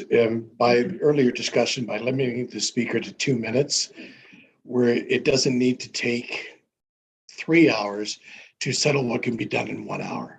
So I believe there's a little more common sense there. Yeah, We also have Director Wells in the room. Yeah. Go ahead. Yeah. Thank you, Ellie. Really enjoying this. This is probably the 8th or 10th time I've seen this presentation. And as I mentioned to the chair before the meeting, I'm sure there's going to be things that I get reminded of, which has happened again. So I really appreciate the presentation. One of the things, if we look at group 2, the 30 motions dealt with within an hour, is actually something that I experienced for the first time at the regional district in the Comox Valley. And I think one of the reasons is that you have your committee meetings and then you ratify them at the board. And so those board conversations can be much faster. And in fact, I always found that they'd be almost too fast, where you're saying move 1, move 2, move 3. And often what would happen is people would be like, oh, I missed the thing that I wanted to talk on, because things were moving so fast and being voted on so fast. So certainly have experienced where sometimes brevity and speed sometimes can actually cause some challenges with, again, having that fulsome conversation, even though you've had some great conversations at the committee level. But thanks so much. Nope. You're welcome. And just comment, share with you when that happened. It happened very early in my parliamentary career, probably in 1984 or so, when we faced that challenge with an annual general meeting of a society. So when, for some reason, the annual meeting was organized such that it was beginning at 11 o'clock and had to end at 12 o'clock because something else was happening at 12 o'clock. So, but members for that meeting somehow brought 30 different resolutions for considerations. And being the fresh parliamentarian, all I could think of, it was the math. 60 divided by 32.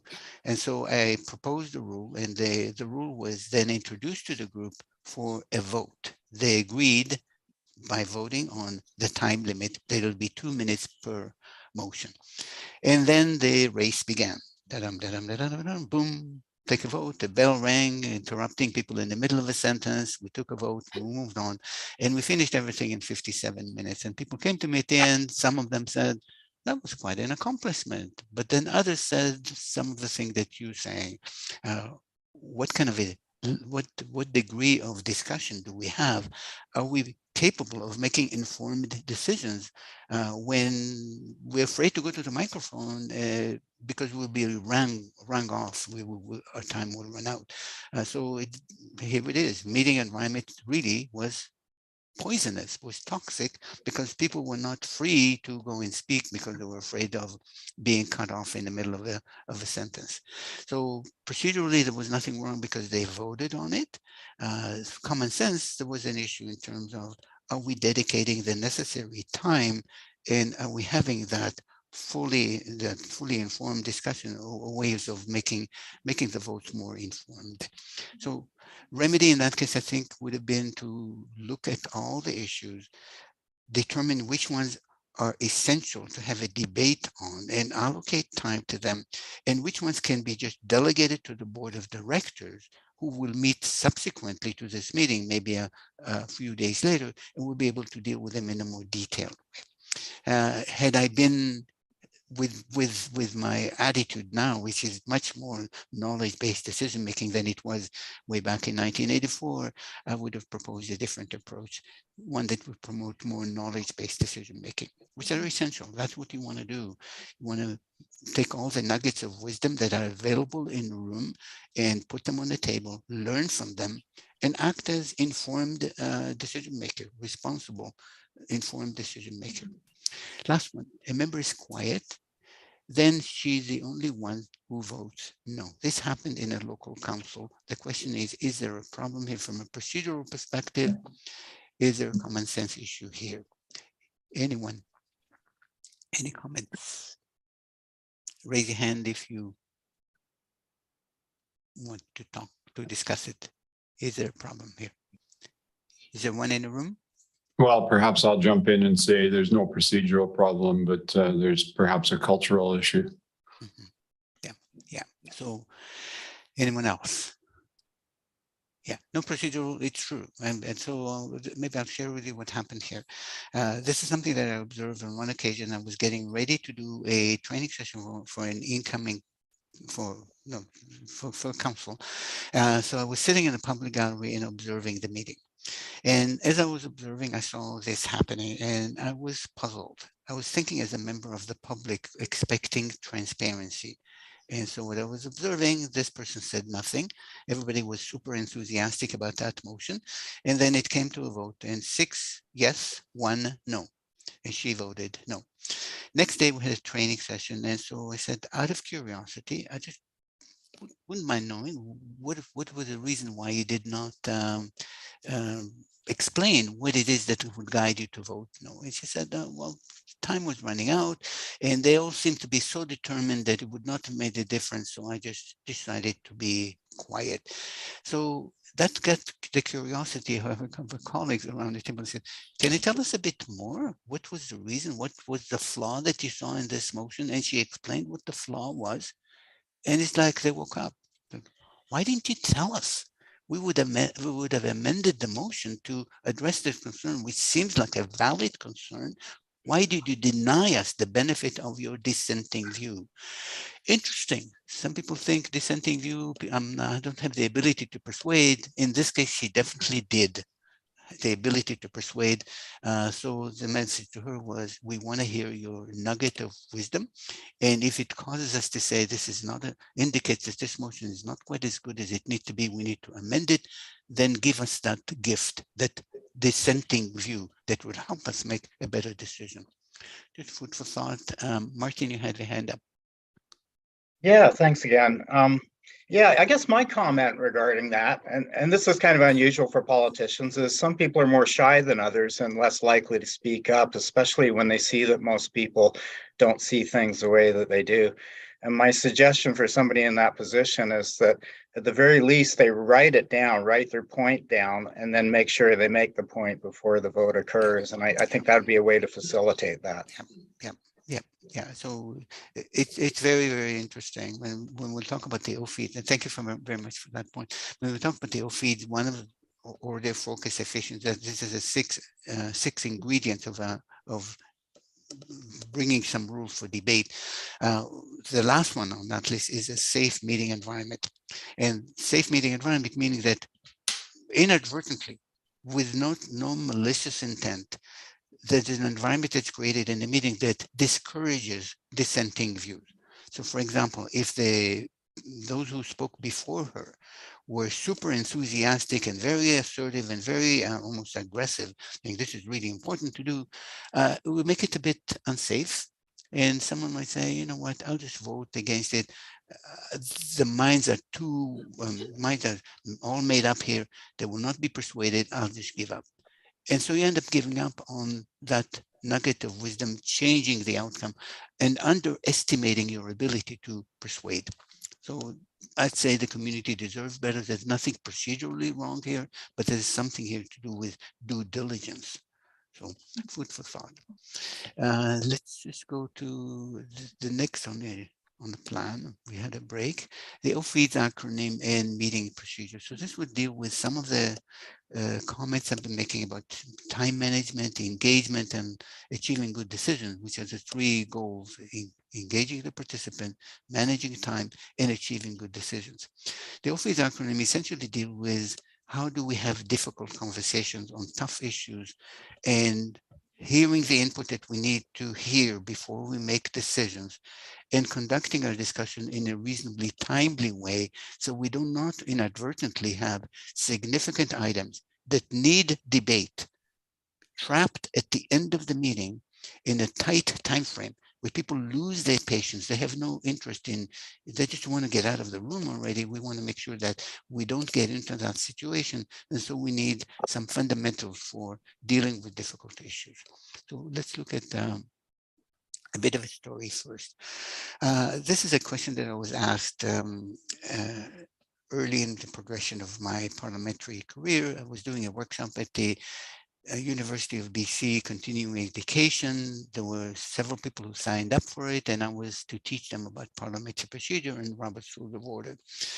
And a question came in about halfway through the workshop. The individual said this: we have a problem on our board of directors, and he named him, said his name is Johnny, let's say for the sake of our discussion, Johnny Boy.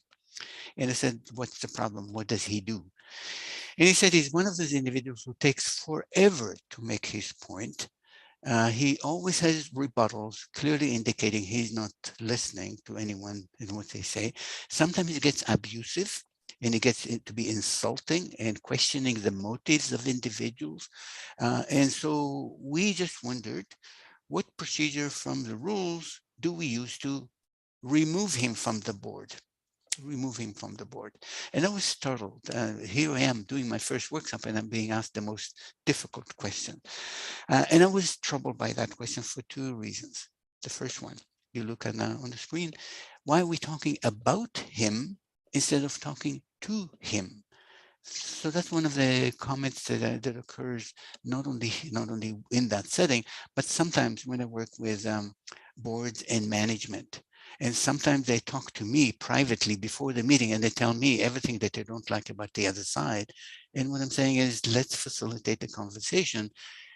Since I'm here, I can facilitate that for you. But once I'm gone, you need to have those conversations on a regular basis so that the irritants go away and we function much more effectively. So the feedback can go in the form of, you could help me function to my best if you embraced these habits and left these habits behind. So why are we not saying that to the individual? Johnny boy, we really appreciate your contribution to the board, the fact that you are here on a regular basis, you participate fully, we need your help. There's some habits that you engage in that are helpful, habits that are not so helpful. We need to give you the feedback. Is this a good time to do that? So feedback is a precious commodity, not written into any rules, but they're part of how a board needs to function. They're part of how a board needs to address sometimes issues in the relationship with management. We talk to them instead of talking about them. That certainly would be a good thing to do. The second thing, we're talking about a bad person or weak system. Here it is. My thought was, if by chance they proceeded with the removal proceedings and did everything right, would take them probably 6 months to go through everything if the rules were followed under the bylaws, and was successful in removing the individual from the position on the board. Then the question is, suppose a year goes by and someone else comes in with exactly the same habit. We're in the same place that we were because we never fixed the system, the process that I'm talking about. What is it that we need to look at? So that was what was troubling me. And the question is this for you. Have you witnessed important rules being broken in a meeting, such as the following? Typical meeting problem. First one, mid-sentence interruptions. People speak without permission. Sometimes we have 3, 4 people speaking at the same time, as you would in a dining room conversation. This is what happens in our dining room. We have people over, everybody talks. We have 5 conversations at the same time. Would I raise my hand and say, can we have some order in this meeting? This is not a meeting, but in a meeting. Have you seen off-topic remarks, people speaking about something that has no connection to the item that we're discussing? Have you seen that happen? Have you seen someone taking 10 minutes to say something they could say in 2? Have you seen too much time, an item becoming, taking a life of its own, taking an hour when it really should justifies no more than 15 minutes? So time management. Domination of the meeting, D, when one person speaks 2, 3, 4 times, have always follow-up questions and a supplementary, and each supplementary takes another 5 minutes. So have you seen that happen? Inordinate amount of time consumed by one individual or 2 individuals, and the rest of the group is sitting idle and not giving a chance to participate. Fifth one, have you seen people engaging in personal attack when they question the motivation of an individual, not talking about the issue, but attacking the personality? And lastly, meeting environment becoming so toxic that people are afraid to share relevant views, relevant input to the conversation. So if you've seen those happen, and these are very common, what can be done about these problems and by whom? So I say that last time, is it in 2018, after the last election, I was doing short presentations for newly elected municipal officials, and I'd ask them what can be done about those and by whom. And so typical response is, if things go badly in a meeting, we really have no option but to suffer. And then we can blame thee and put in what the blank is for not enforcing the rules. Who do you think fills the blank? We blame thee. So we look at the person I'm looking at the center of the room, the chair or the mayor. We blame the mayor or the chair for not enforcing the rule. Is that correct? And I'm saying not quite. I'm saying we need to look at life a little bit differently.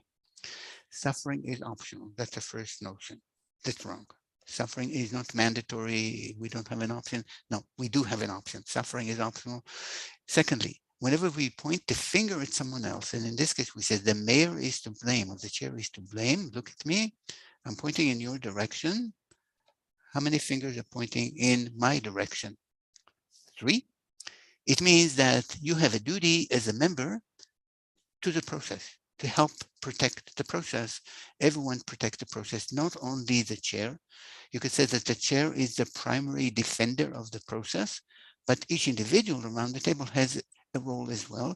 If the chair by chance misses something, or if by chance there are times when it's so awkward for the chair to intervene in favor of the process, and so one individual will jump in and say, I'm going to raise a point of order here. So everyone defends the process. And reminding you the 5 sentences that I gave you earlier in the day, the process is your best friend, especially as you deal with difficult issues and need to have some tough conversation. Process is your best friend. Learn how the process works and follow it because you want to, not because someone has a gavel and could tap down and get you to stop talking. You follow it because you want to. You ensure that others know the process and follow it willingly because they want to. When the process is broken, let's defend it. And if we defend the process, it will defend you. It will defend the quality of the decisions that you make. It will defend the use of time, will defend the engagement, all of these things that we want to achieve in the meeting. We will defend the organization. So 5 premises. So how can a chair or a member defend the process? You raise a point of order. And so we'll explain to you a little bit later. Remember, just a bit of a heads up. Let's say that someone has interrupted and is speaking without permission. Someone else will say, point of order. And the chair will recognize the individual, and the individual will say, my point of order is we're supposed to speak by waiting for permission from the chair. And so we need to do that. So the person would raise a point of order and the chair will enforce the rules of the meeting. So let me just look at this. What is the process to debate issues and have tough conversations? In the handout package, you have it on page 2. That's what I refer to as the feeds, and that's where we'll spend most of the remainder of our time. We have about an hour to do that. We will need to talk about the mechanics of doing it, how you implement it, and we'll see. So what are we looking for? First one is order. I referred to it several times earlier. One person speaks at a time, and the only person who speaks is the one who is recognized by the chair. That's the normal route, unless someone wants to raise a point of order. That's the only procedure that can interrupt someone in the middle of a sentence. If, for example, the individual is way off topic or is engaging in offensive remarks, attack remarks, point of order. That means the individual stops speaking. That's the only procedure that can override the right of individuals to speak when recognized by the chair. If they're off topic, if they're making inappropriate remarks, then they can be interrupted. But order, one person speaks at a time, the chair recognizes them. Here's a thought. In your meeting, it sounds like the chair is comfortable in running the meeting and recognizing people, knowing that that's the role. I can say this on one occasion. I was speaking to a mayor and council, and the mayor said, I cannot do it on my own. I have other things to do. I have to read the material. I have to cast an informed vote. So I have to have someone help me by establishing the speakers list. So in their case, it was the municipal clerk who volunteered to do that. She was seated next to the mayor, and it was agreed upon that she would be the one who would advise the mayor who was next. So it's simple, but we need to get the task done, which means this, that if someone comes in without permission, hey, I have an idea here, and they're breaking the rule. Excuse me, so-and-so is waiting to speak. The 3 people ahead of you on the list, I'll add you to the list, you're number 4.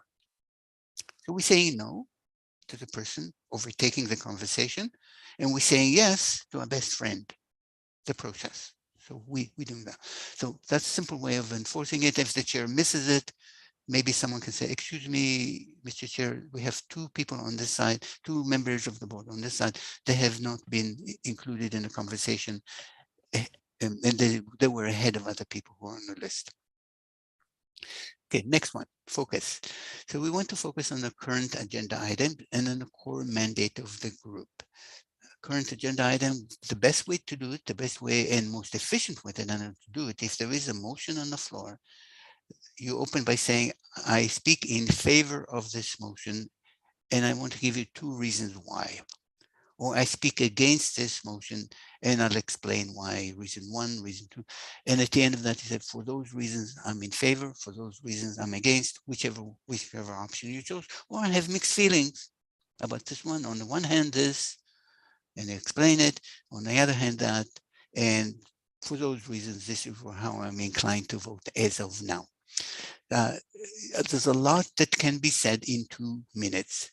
And there's one of the things that I found the most,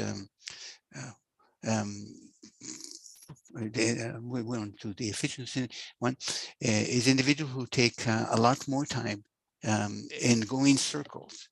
And before you know it, 5 minutes are gone and you have no idea what the individual said. So again, a commitment made by each of you today for the next 4 years will help move the efficiency of the meeting, which is item number 3 on the list. Actually, on number 2, I missed something too. Focusing on the current agenda item and on the core mandate. The core mandate meaning the role of the board is on the governance level. It isn't, for example, your role as a member of the board to approach a staff member and say, you know what, I know how to write rezoning bylaw, and why don't I sit down with you and help you to do that? First of all, it's kind of insulting and down looking at the individual. And secondly, it's crossing that line when you're supposed to do the governance and not to actually engaging in the staff work. So we want to give the staff the ability to do the work without crossing that line. So in that case, we want to focus on the core mandate. Maybe I should share with you this. On one occasion, I was working with a council, doing a training session for them and observing the meeting before then. And what I noticed was something like this. One of the items on the agenda was a construction project that the council was engaged in, or was getting ready to authorize. And so they hired an architect who was supposed to present them with the drawings for the proposed plan. And then one of the members of the council, who also was an architect, and he ended up going to the site and creating his own drawings. So the council ends up looking at really confusing situation. Who is our advisor in this case? Is it the architect who is the one that we hired and we're paying for, or is it one of our own members? So the best way I think to address this one is the one that a lawyer stated during a class that I was teaching. He said, when I'm serving on a board, I'm a lawyer, I know, but it's not my job to give legal advice. At best, what I can do is say, on this issue, my instinct as a lawyer tells me that we need to hire a professional law, an advisor who will give us a legal opinion. So we just stay away from the ground floor. We stay on what I call the balcony level. And that's a function of that's the role of the board, leaving the administration to the management team headed by the chief administrative officer. I hope that makes sense. So we talk of focus, efficiency. Maybe on the efficiency, one thing that I missed is efficiency per agenda item. So how we do that, I give you a couple of examples. I think the best way is to think about it from the chair's perspective, mapping out the agenda, looking at how much time how much time is available for the meeting. What is the time that we do not want to go beyond, because at that time we'll just get a group of impatient individuals who are just tired, exhausted. The math that we're talking about is time management, but really the math that we're talking about is different. I call it the math of intellectual capacity. Intellectual capacity means that if we go past a certain time, people are not interested in learning anymore. They just want to finish this already and get out of it because they have other commitment to get to. So if you impose an extension on a meeting, you can do that. Potentially, the board can agree to meet longer, and some people might stay there out of duty or obligation, but they're not, the heart is not in it as much as it should. And it all started with, how did we map out the agenda before anyone began to speak? So mapping out would mean allocating time logically. It means this, I'll give you this example. We had an example where a mayor in a municipality, he decided that yes, there were time limits on delegations, public delegations. In your bylaws, it says 10 minutes, which is, I think, quite generous. 10 minutes is a lot, but he had the 10 minutes and he said, I'm not going to enforce the time limit. It shows disrespect to the community when I tell them you have 1 minute left and when I tell them time is up. So he wasn't going to do it. So delegations figured this out. And so became 12 minutes and became 15 minutes and no one ever stopped it. So it became 25 minutes. So before you know it, the delegations portion would end up taking 3 hours. And by the time it got to the issues that council needed to debate with fresh minds, they were too tired to do that. They were just rushing things through in order to finish the agenda already, because they never complained about this at the start of the meeting. Then someone should have said, point of order. Delegations are given 10 minutes and we need the fresh minds and the ability to concentrate and listen and learn from the discussion and act as a responsible panel of judges here. And we're not given the opportunity to do that because we're too lenient with delegation. We're afraid of hurting people's feelings by putting a time limit and letting them know the time is up.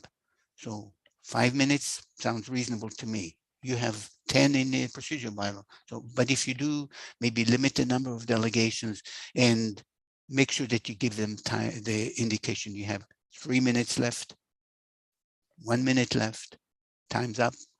And then the red light will go off and the individual will know that they need to move because they need to respect your best friend, which is a process. So time management, one of the biggest issues that I found with local government. This one of you already said, we like to talk. Yes, that's good. But let's contain our comment in a narrower window so it doesn't consume 10 minutes when it could be more efficiently and more precisely set into, and then more room, more time is made available for others. And 24 is quite a big assembly, quite a big board, and your agendas will be very busy. And the biggest challenge, I think, will be the third one, the efficiency bit. Equality is the fourth one. So for fairness and for informed voting, this is the rule, and I invoke it a lot, and it makes perfect sense. If anyone wants to speak for the second time on the same issue, they go to the end of the lineup, making room for people who have not spoken to contribute their nuggets of wisdom to the conversation. To me, that's no brainer. And yet, what I've observed in your meeting was the rebuttals and the back and forth between some meeting. If I think about the meeting that I observed in 2018, it was maybe even one person unilaterally just kind of taking over and having a follow-up and another follow-up and another, and the follow-up is not just a short quickie, it's another speech. So what are we doing? We need to watch our best friend. a process is on life support, and we're afraid to say to someone, your time is up, we need to move on to the next person. We're afraid of hurting people's feelings, but we're hurting a best friend, the process. That the process is designed and should be designed to enable fresh minds looking at issues in an inquisitive way, in a judicious and thoughtful way, and delivering quality outcomes, quality decisions for this board. And when we're not watching the clock, and when we're allowing people to dominate the conversation back and forth between two individuals, and the rest of us are kind of looking and saying, when will this end? And when it ends, oh, thank goodness another meeting is over. How come we took twice as much time to deal with the issues than we should have? So I'm not saying rush for the sake of rushing. I'm saying it's a tight balance between managing the issues and managing the clock and managing the intellectual capacity that we have and making sure that we are still fresh when we're making significant decisions. Everyone has a role to play in making this happen. And now I just want to comment on a question of equality. It's interesting. Thinking about a meeting that I was asked to chair some years ago, was anticipated to be really, really difficult. And so when the board who hired me to run this, it was a nonprofit organization, and they pointed to one individual and they said, watch out for her. She's trouble. She will just dominate the meeting. She will do all kinds of things that wouldn't be appropriate, but that's the way it was. That's why we hired you. I said, okay, well, don't pay attention to individual. I pay attention to my best friend, the process, and it will help me manage the situation. The meeting begins, my session, chairing the portion, is there, and she's right there at the microphone, and behind her are a few more people who want to participate. She asks a question. Because I laid out the rules clearly, it was civilized and respectful. And the question was addressed by the board subsequently. And then she had a follow-up question. So I have another follow-up. So if you look behind you, you'll see several individuals who are waiting to speak for the first time. So we need to give them a chance. You need to go to the end of the lineup to wait for your second chance. So no hesitation, because the rule was stated, the process was explained. Everybody knew what it was. They knew that I was serious about it. And I did not need a loud voice to say that people who haven't spoken, you need to go to the end of the lineup. In a public hearing, that would be a very useful tool to use. The other thing was, when I think about equality, I think about informed decision-making and informed voting. This is another example. I was chairing, not chairing, I was running a training session for a First Nation chief and council. And what I noticed on day one, especially in the morning, was that everybody was lively and active, with the exception of one person who was quiet. And sometimes you'd see him rolling his eyes, not saying anything, not raising his hand to speak. So at some point, I just turned to him and I said, Phil, can you help us out on this issue? And he spoke for the first time in that meeting. And when he spoke, you could look at the faces around the room. It's like, oh, I'm surprised to hear what he had to say. When he finished, one of them said, Phil, you should speak more often in our meetings. Such a smart comment that you made just now. We need more of the same. And as the meeting progressed, every once in a while they would say, Phil, what do you think about this? He was naturally silent, naturally shy, but very, very smart. So they needed to have his wisdom, and it took that effort of engagement, equal engagement. That's why I say when you have a meeting when 90% of the time is consumed by 10% of the people, where is the intellectual capacity that's available to you? I've observed, to share with you, a regional board, another regional board, when I'd have a conversation with them, getting ready for the training session, and I'm asking questions of mayors, for example. I said, how come he didn't speak on that issue when you tell me now that he had something to say that you could have swayed things around, could have made the conversation a lot more efficient? And the feedback was, the reason why I was silent, I was afraid of my comment would inflame one of those individuals who have this yes, but habit. Anytime they hear something they don't like, they immediately jump in and speak, sometimes without permission, and say, yes, I hear you, but, and so it becomes an argument. I just like to stay away from the argument. I want to vote already and get out of here. And so guess what? The meeting environment has become toxic by virtue of the yes butting that happens a lot in these meetings. And so it ends up being time consuming, and you end up hearing some voices a lot and some voices very little. And where is the playing field? Is it level? It isn't. So we need to make sure that it is, and that's what this equality is intended to do. The decorum piece, meaning that we never allow attacking individuals, questioning their motivations. We always talk about the issue. So if you disagree with someone on their view on a certain motion, let's say they speak in favor of it, the comment is, I speak with due respect, I speak against this motion, and I question some of the input that's being presented. I understand this, and here is another piece that would make it look completely different. So I disagree, and here is why. Essentially, it's okay. That's part of a democracy. But we never say the person who proposed this motion has a hidden motivation. They just want to get favor with this and this and this, and they're not at all what they say they are. That speculating on the motives of individuals, that's completely out of order. None of you should tolerate that. And if the chair does not catch it, whether it's here or your own council, raising a point of order in favor of your process, protecting your process, would be essential for the sake of the discussion appearing to have the semblance of civility, the respect that all of you deserve and all your citizens deserve to see. The decorum, safety of the meeting environment. So I commented on that on several times. I'll share with you one more that comes up with big meetings where the public is involved. And I'm looking at my watch. We're doing okay as far as our time is gone. I'm watching my clock from time to time. Safe meeting environment. Here is a scenario for you.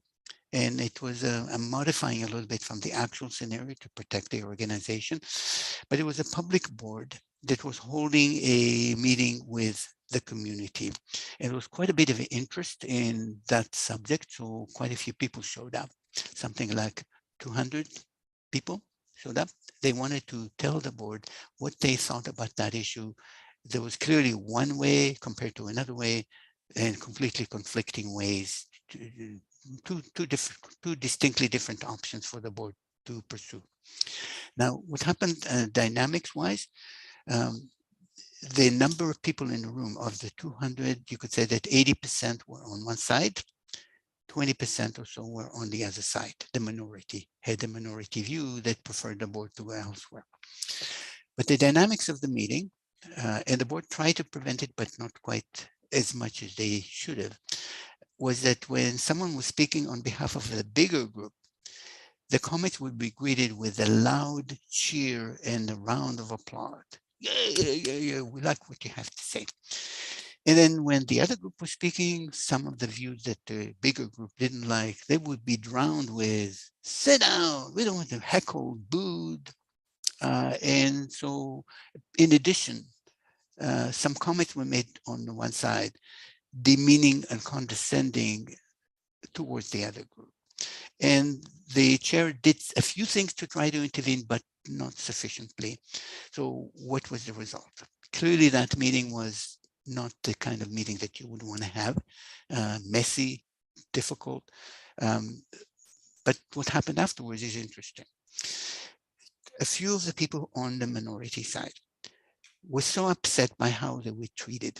They felt their views were diminished. They felt like they were treated as second-class citizens.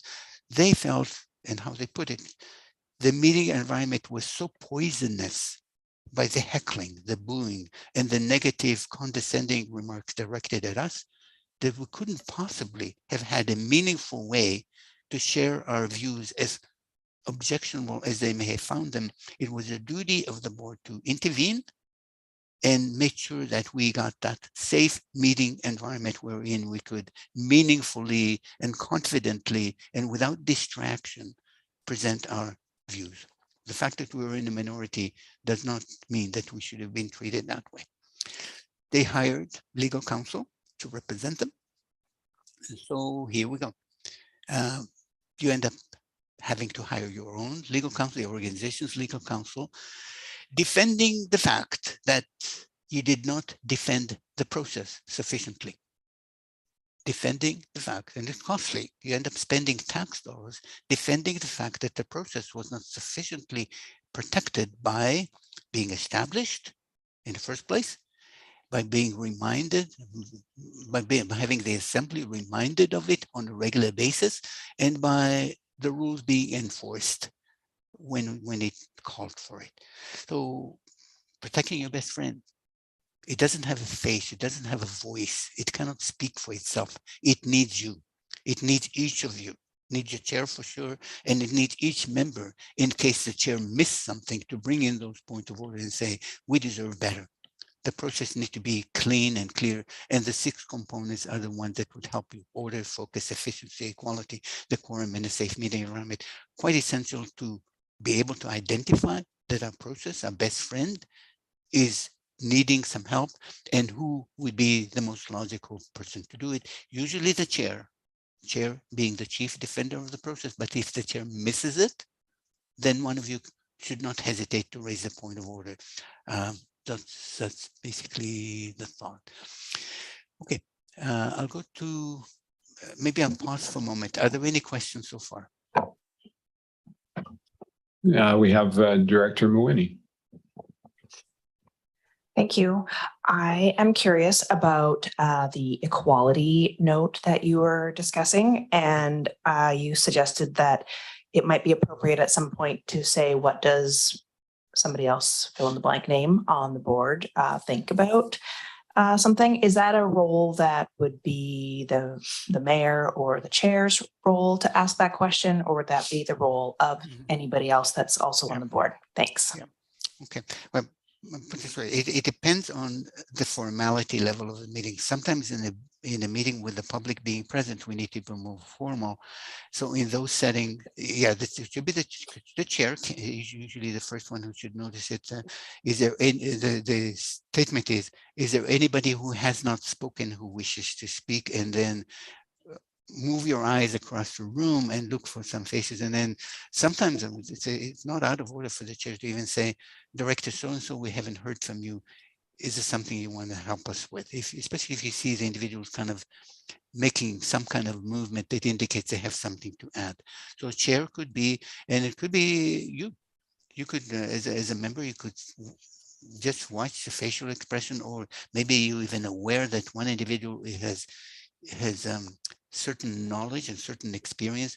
Can we hear from Director so-and-so, especially when he sees them kind of ready, but hesitating to raise their hand? So anyone can be helping in creating that broader perspective and inviting more voices into the conversation and making it richer and more interesting, and enabling that informed decision to be made. And we have Director Morin. Great, thank you, Chair. A couple things. The first one, fairly quickly, on delegations. Excuse me.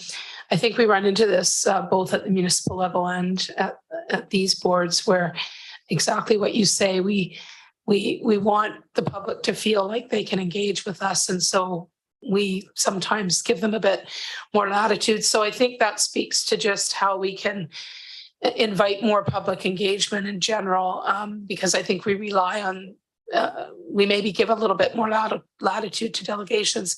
Excuse me. So just a point on that. Going back to the sort of decorum or the toxic environment, those kinds of things. I think that in addition to the regular rules and the process that you're talking about, we do have these supplementary frameworks that can be, I think, really useful in terms of code of conduct and the oath of office as well. I know many committees and boards and even groups that I'm involved in, we always have those sort of those things posted in a meeting room. And I'm not suggesting necessarily that we do that, but I think those reminders of the oath of office that we've taken, which actually covers a lot of decorum issues as well as code of conduct. If we're reminded of those things that we've all agreed to, that can also help in meetings. And then even going to strategic priorities and the different lenses that we're doing our work within can also help inform or influence the way that we conduct ourselves. So I just wanted to make those points. Thanks. Sure. No, it's all great. And my thinking is this, that it takes maintenance. It takes constant reminder of what it is that we're supposed to be doing, and especially when we're heading into a difficult meeting, building the relationship with the public is really interesting. In terms of, I think the goal needs to be to build the foundation, a more informed community, so people are looking less and less at me, and they think bigger and they think broader, and then the community becomes more cohesive. It's not something that you have to do, but something that's beautiful when it does occur. So one of the things that I found, we have Director Joliker. yeah, let me just finish this a moment. Yeah, one of the tools that some councils have used is staying away from the more formal delegations when people, it's just so formal, and having like a town hall meeting, or several town halls, regular town halls even could be this, to build community. We can't do it, in formality gets in the way. So let's say we have a series of issues on which council wants some input, or the board wants some input, and you organize community events where we don't quite hold them to the same standard of here is your time and you need to finish. So in other words, we're not squeezed for time because we have the business to conduct on the same day. We make it wide open and provide more latitude and more flexibility. So that may be a tool to consider. The goal, it's not something that you have to do, but if the goal is to build communities, that's a good way to do it. One option anyway. Sorry, what's the next? Director Joliker, please. Thank you, Chair, and thank you for your presentation. Actually, my question, the last point that you made was directly related to what I was going to ask, which is that I think that when I think about us talking about the rules and processes in which how we do our business, I get curious around who the rules are serving. Are they serving the public and the people that we represent, or are they serving the business of the group? And so that's just a curiosity that I have. I guess the last point, safe meeting environment. I'd like to know your thoughts for people that feel like the rules themselves, the procedures themselves make them feel unsafe. I mean, members of the public attending, what would you say to members of the public who feel unsafe by the nature of which how we conduct our business? And then you mentioned quality, I guess, just to put my questions together, quality in the context of decision making. And I think that we're kind of in a place now, there's a lot of transformation in the way in which we are doing our work, and understanding that a lot of the complexities of problems that we're considering in 2022 have a lot of nuances and opportunities to spend time. And I appreciate that you mentioned time as being probably the number one thing that you're seeing as an issue for this formula. And I'd love to know your thoughts around how we create spaciousness. And I mean, that's your comments around town halls and opportunities for our community to gather to have more fulsome conversations. But I'd love to know your thoughts around how or if there is space to create more space in our meetings when we're in a formal setting. Thank you. It's quite a range of issues. Great, fascinating to listen to everything that you're sharing. Who we serve. This is very interesting because often people would say, if people think about it from thinking of political lens, they might say, I'm not saying any of you will ever think that, although you might. People who think about re-elections, they sometimes think about, we need to think about the citizens of today who have the ability to, who are allowed to vote, who can vote, and so we need to please them. And so when we think that way, we fail to look at those who are not here yet, those who are too young to vote, those who will be here 20, 30, 40 years down the road, and who will be affected by what it is that we do. So I think the sense of entitlement, I'm a member of the community, I'm entitled to this, I'm entitled to this. means that there's a room for more education of the community and leadership for the community so they can think about things that transcend them and go into the future and think about their great grandchildren and how will they be affected by things that are happening today. So this is not rules of order, but this goes beyond the sense of entitlement and me that sometimes citizens go to their elected officials with, but what's in it for the community as a whole.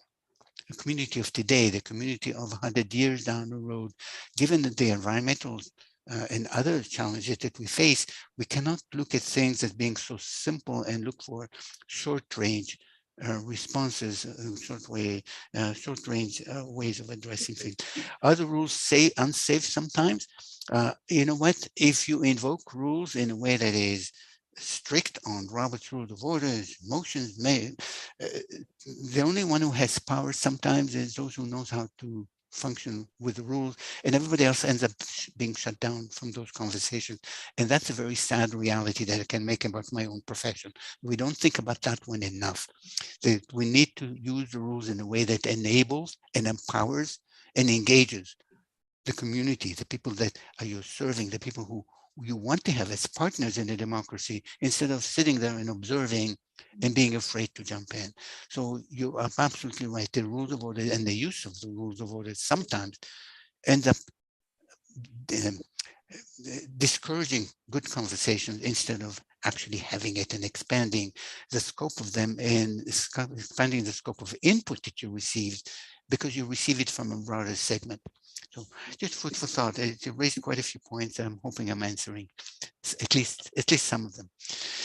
Any other questions? Yeah, I think that looks good for the moment. Thanks. Okay, so let's look at implementation. So this is the OFEES. Like I'm saying, it's very how do you implement it? And I'll give you some more examples. If you look at page 6 in the handout package, I've given you a cheat sheet and a cheat sheet that you can use on your own. You can make copies of. I don't if it makes a difference, make copies of it and give it to other people too. That's okay, no problem. But here it is. On the left-hand side is what might occur. And the other one on the right-hand side is what you might say and how you might speak. The idea is to make it as easy and as gentle and yet as protecting of your best friend, which is what it's designed to do. Digression from the agenda. Let's assume someone is off topic. And so what do we say? Point of order, you get recognized. Can we please get back on topic? Note, we're not saying anybody is a bad person. No, we just have a best friend and we need to protect our best friend. Can we please get back on topic? The inference is that our time is precious. We want to preserve our intellectual capacity for later in a meeting. So let's intervene on behalf of our best friend. Let's not apologize for that. You're doing your job. You want to make sure that time is available and we focused on the item at hand. Second one, interruptions, point of order. And then can we have one person speaking at a time? Or can we please wait for permission to speak before we speak? Or can we please hear people out without interruption? Simple, brief, respectful, dignified. So we're not saying anybody is a bad person. We're just saying there's a process that we follow. Can we please do that? Again, gentle and elegant to, let's do a couple more. We don't need to do all of them. Personal attacks, point of order, you get recognized and you say, we should be focusing on issues, not people. So we bring it back to the place where this conversation is civilized and respectful. We can disagree without ever being disagreeable, without ever attacking or questioning someone's motivation. Those should be no-nos. Sometimes people do that out of emotion. They need to be reminded of it. Not in a demeaning, condescending way, out of order. No, we don't need that. We don't need loud voices. It's really quite easy to enforce the process. The fourth one, rambling. Can we please keep our comments brief? I'm concerned we may run out of time for significant issues later on.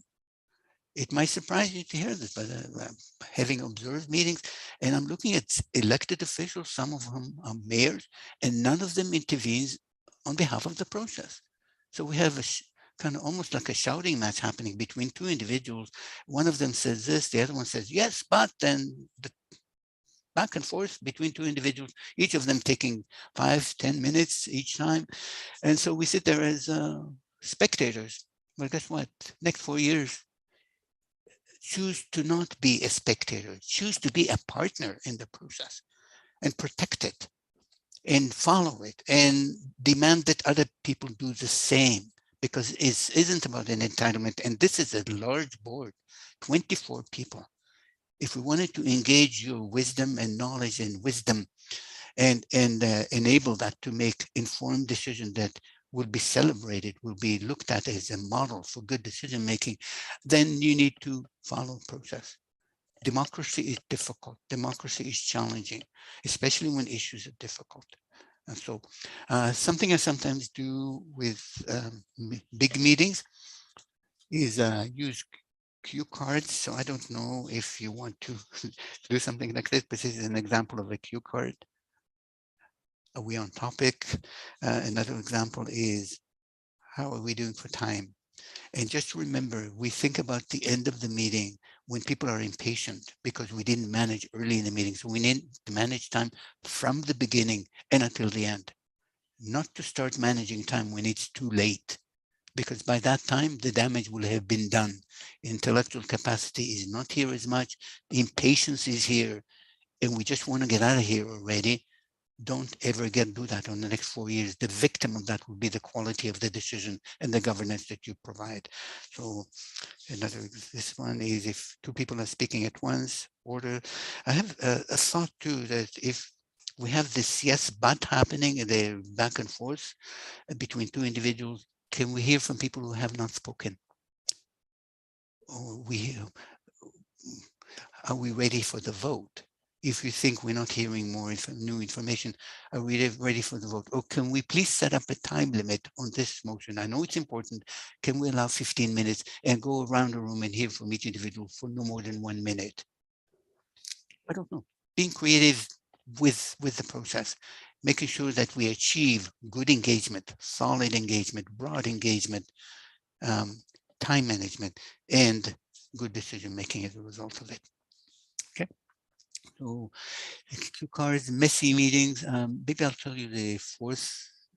I'll give you this example. The example went something like this. I was asked to chair okay, yeah, there was a question. I'm sorry. If there is a question, it's okay. Yeah. Yeah. Director Jolicoeur. Yeah. Thank you, Chair. And I recognize we're trying to get through this, but I think out of these lists of the cheat sheet, one that's a little challenging for me, feels subjective, is rambling, and recognizing that, again, the way in which we do our business is not the way in which most of the world functions. And we're trying to encourage diversity and inclusion in our political process, and the way in which people speak and the way in which people process, the way in which people communicate, I think is dependent on their lived experience and the realities that they have. I think about people with specific learning disabilities. And so can you provide any specific objective ways for us to support each other? You kind of mentioned being an ally to folks when this is coming up and being on their team, but can you kind of provide any kind of specific examples of ways in which we can remove our biases around how we hear each other and what we perceive as rambling versus just the way that someone communicates? Yeah, when I say, and thank you, it's good to get the clarification. When I say rambling, my intent is to look at something taking longer than it needs to. And I realize that some individuals may take a bit longer to make their point. Maybe it's a case of recognizing or identifying those individuals and designing the process so it addresses those realities. So for example, if one individual takes 3 minutes to make their point, another one takes 1 and it's a habit, then maybe we need to just tune into what the group is and what the unique circumstances that requires a departure from the normal rules.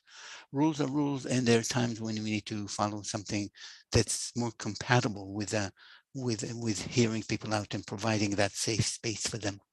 So I don't have a one-size-fit-all answer. The key is listening, The key is paying attention. The key is not only one person does it, the chair. The chair is maybe very effective in many ways, but with a big group of 24, it's possible to miss something that is clearly needing attention. So bring it in those instances to the attention of the chair and see what can be done to address a valid concern. Okay. So that one. Any other questions? This is great because we said we'll end by 12:30, and I was anxious that we will for sure finish this one, conclude with the OFEED, and I wanted to raise maybe share with you one more example, which is quite helpful with interaction with the public, and that's under E. I'm saying the value of public education. So this is what happened some years ago, and I was asked to chair a public hearing on behalf of a municipality, and rezoning bylaw not popular with maybe quite a few citizens, and 200 of them were gathered to give their elected officials their feedback. Do we like it? Do we not like the proposed rezoning bylaw? Next to me were seated the 7 elected officials, in front of me 200 people. So we needed to establish the OFEEDs, or the essential ingredients of the OFEEDs, at the very beginning of the meeting. We said, you can speak when you line up at the microphone, and I'll recognize you when your turn comes, and you can speak for up to 2 minutes first time. If they have more to say, you go to the end of the lineup. Once all first-time speakers have expressed themselves, you'll get another chance. So please wait until that happens. And then the focus of this meeting is on the bylaw. And just as a caution, we're not here to talk about your sentiments towards any of the elected officials sitting next to me. It's about the bylaw and nothing else. So we did that, and I sense that at that point, of the 200, maybe 50% of them were on board. They were going to support the process because they understood it. So 15 minutes later, so far so good, but then somebody breaks the rule. He begins to say something like, the issue here is the bylaw, but this counselor here is doing this and this and this, and that worked its way into the bylaw. This is poorly done. My gavel went down briefly, and I said, sir, do you remember what the subject is? It is the bylaw. It isn't the counselor sitting next and the mayor sitting next to me. It is the bylaw. Can we please stay focused? And at that point, it feels like of the number of people in the room, maybe another 15% got added to the 50% who understand the process and follow it because they want to.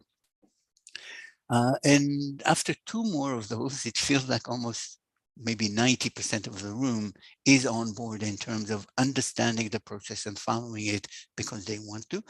And at that point, something unexpected happened. What happened was, members of the assembly, citizens who were present, were policing their own members and even telling them, can you please follow the rules? So I didn't have to do anything because they owned the process, and they were going to follow it because the sense was this is what a good democracy should look like. And we need to honor it and support it by following the process that was laid out for us. All of us need to be functioning on the same level playing field democracy. And so we need to follow certain rules. So it's just food for thought. There's a public education process is not intuitive, I think, to a lot of people. Democracy sometimes becomes anarchy, becomes a big mess, because we never established what an orderly, civilized, respectful democracy should look like and should feel like. So if you invest more in public education over the next 4 years, especially as you face the public with some of the tougher decisions that you need to convey to them, then you want to have them as your partners. And part of being a partner is understanding how the process works. Any questions on that? Okay, so let me just go raising point of order. So that's the process for raising a point of order. I mentioned that earlier. The chair or someone will interrupt another member. The interrupted member will stop talking. The procedural concern will be addressed, and then we can proceed with the meeting. The question I was raising at the bottom of the slide. Why is it hard to raise needed points of order? I'd say to you with great confidence that 90% of the time, we don't want to hurt someone's feelings. So always think about it this way. Here is how it works. The process is being compromised. You don't want to intervene. You tolerate imperfections, and then they become more and more egregious, and you still do not intervene. Your best friend is on life support, and you're so worried about hurting someone's feelings. Well, let's educate everyone so they understand and follow the process of their own free will. It's your best friend. Anyway, is the quest for perfection advisable? Are we looking for a perfect meeting? So reminding you of the phrase, this is from Robert's rules, but it's useful. It's not officially in your Bible, but it's useful. In ordinary meetings, it is undesirable to raise points of order on minor irregularities of a purely technical character if it is clear that no one's rights are being infringed upon and no real harm is being done to the proper transaction of business. So a minor digression from the agenda, no big deal. But in decorum, that is attacking individuals and creating a toxic meeting environment, is definitely an issue. One that the chair should catch and intervene. No one should fault the chair for doing that, should thank the chair for doing that. And if the chair misses something, any member can raise that point of order. And guess what? The staff has a role too, to advise the chair, especially if, let's say, the current chair is absent, someone else is taking in. So we need to give everyone the same tools so you get consistency in your meetings and how they manage. From a public perspective, they see a similar approach. So, and how are we doing? Some habits that occur in meetings. How are we doing for time? We have 10 minutes. These are things that I've personally seen and observing in some instances, regional boards functioning, ramblings, going in circles, and then the next person, oh, they still spoke for 5 minutes. I need to speak at least 5 minutes because otherwise I don't look like I'm as worthy as respect. Okay, so by the way, in one instance, we did that, and the counselor said, if the mayor speaks or if anyone speaks for 5 minutes, I need to speak for 5 minutes. Otherwise, I don't look like I'm doing my job. And what I said is, in those instances, what you could do is say, instead of talking for 5 minutes, say something like this. I just want to say that I fully concur with my colleague who said they spoke in favor of this motion. I understand and support the reasons that they stated. In the interest of time, I will sit down and say no more. So you're speaking in favor of your best friend.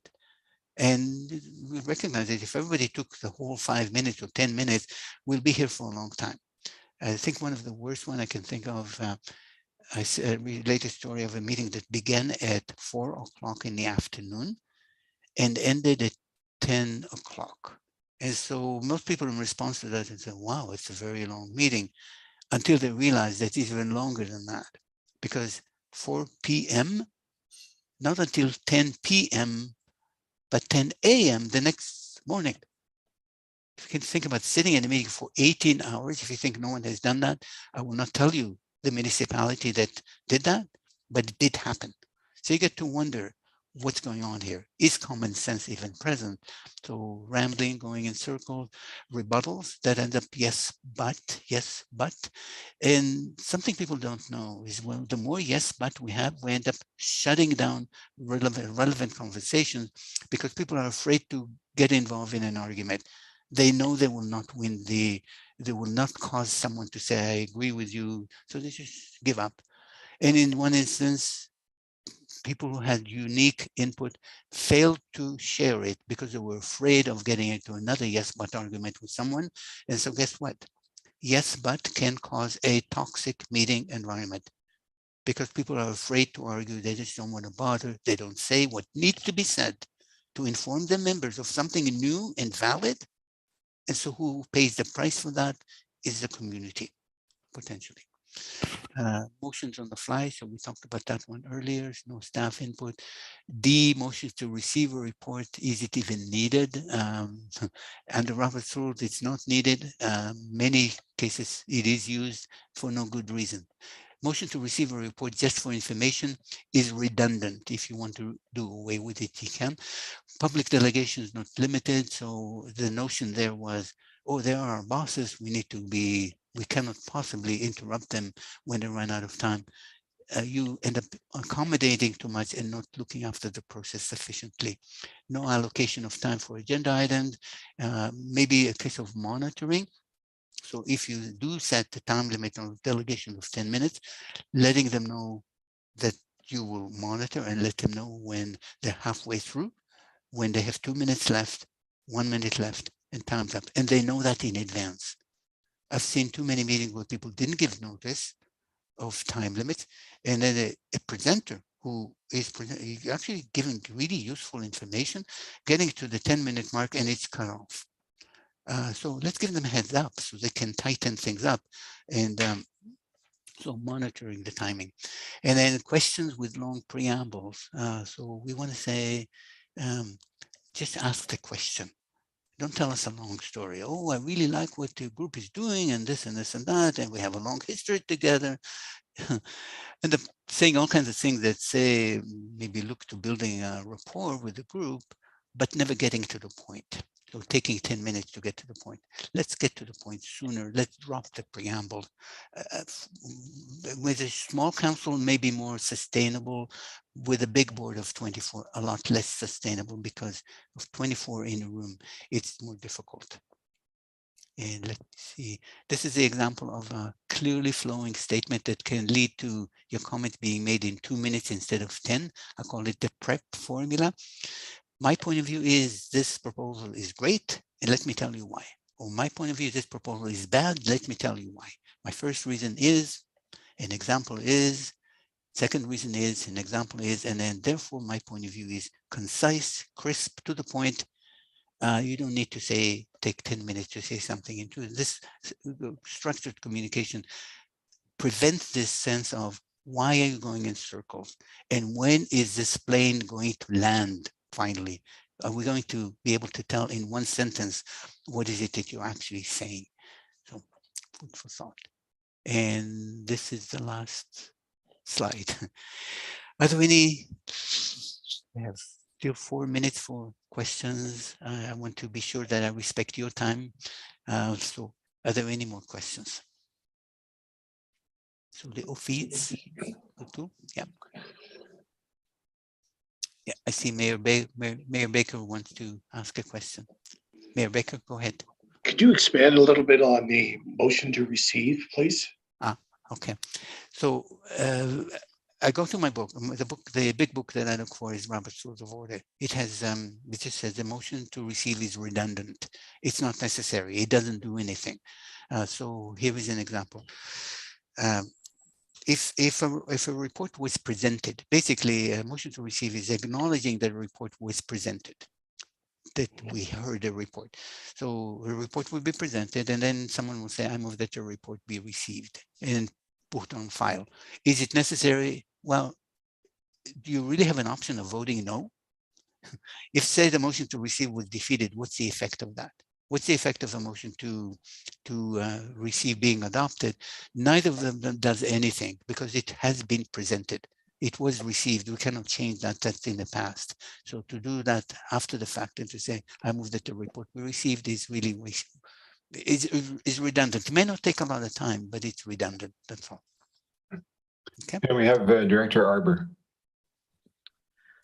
Yeah, thank you. And perhaps talking to Director Baker, one of the unique things at the RD that I found interesting is the motion to receive acts as a placeholder in the sense that we move receipt and then we vote on it. So we're going to vote on your presentation after you're done. And so in the interim, what it prevents is motions on the fly during receipt. So if somebody tries to rush a motion forward, then the chair would say, well, we're still on receipt. So it does have a small role at our regional district, which varies from the Robert's Rules of Order. Thank you. Okay. Thank you. I'm learning something new. so I appreciate that. Okay, anything else? It looks like we have no further questions in the room, and I don't see any hands up online. Ellie, if you'd like to make any concluding comments? Just, put it just by 4 years. One of the phrases I said at the beginning, suffering is optional. So please, 4 years is a long time to suffer. The tools that I shared with you today are intended to make your meetings inclusive on the level playing field, timely, so managing time effectively and delivering excellent legacy for your term of office to the community, delivering strong, informed decisions.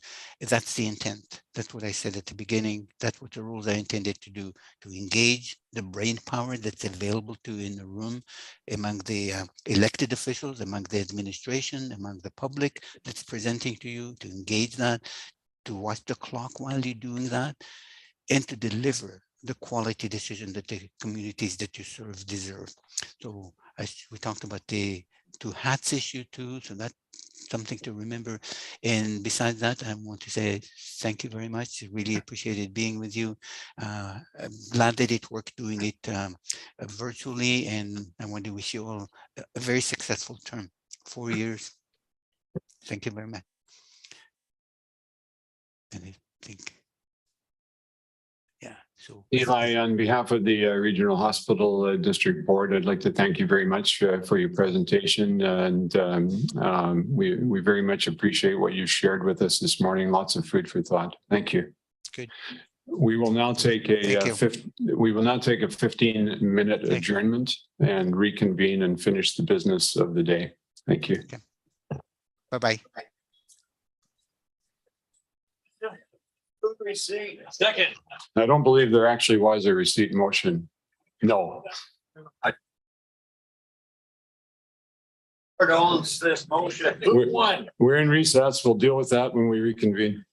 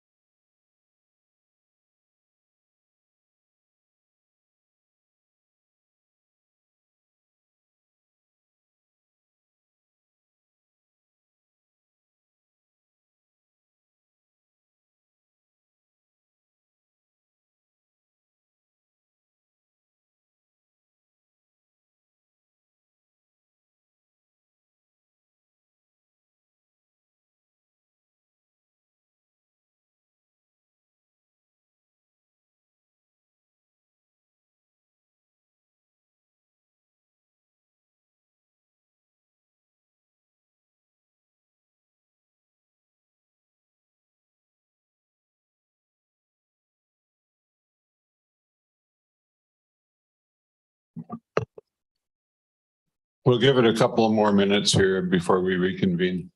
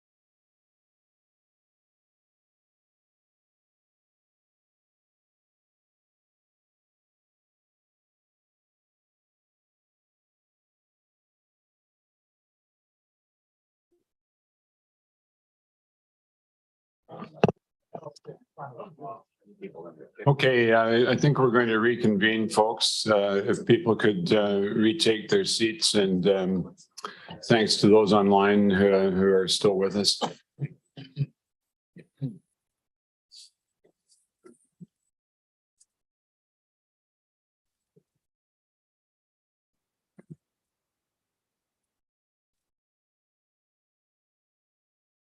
So the next item on our agenda as we reconvene is board orientation and a Comox Strathcona Regional Hospital District overview.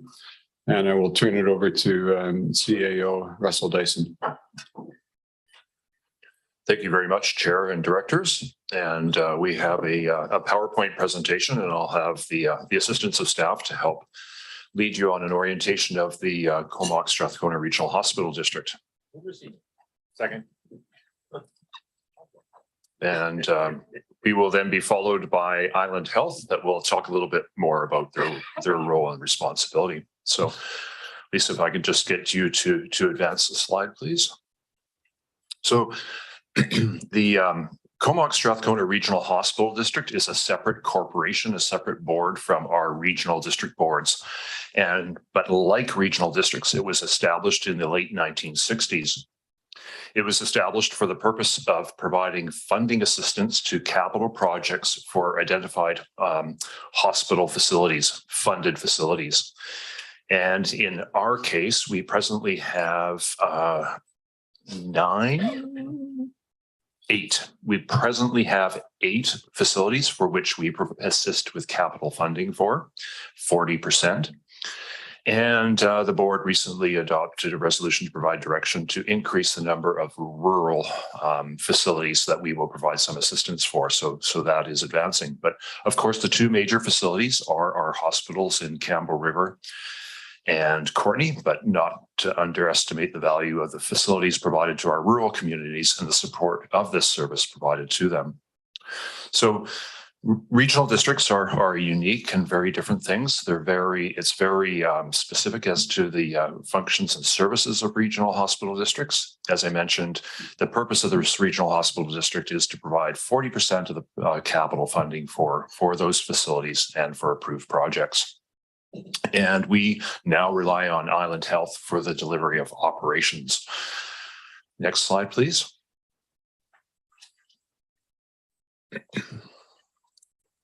So as I mentioned, it was letters patent is the instrument that the province uses to establish regional hospital districts and regional districts. We fall under the Hospital District Act and then the bylaws and policies that are adopted by you as a board.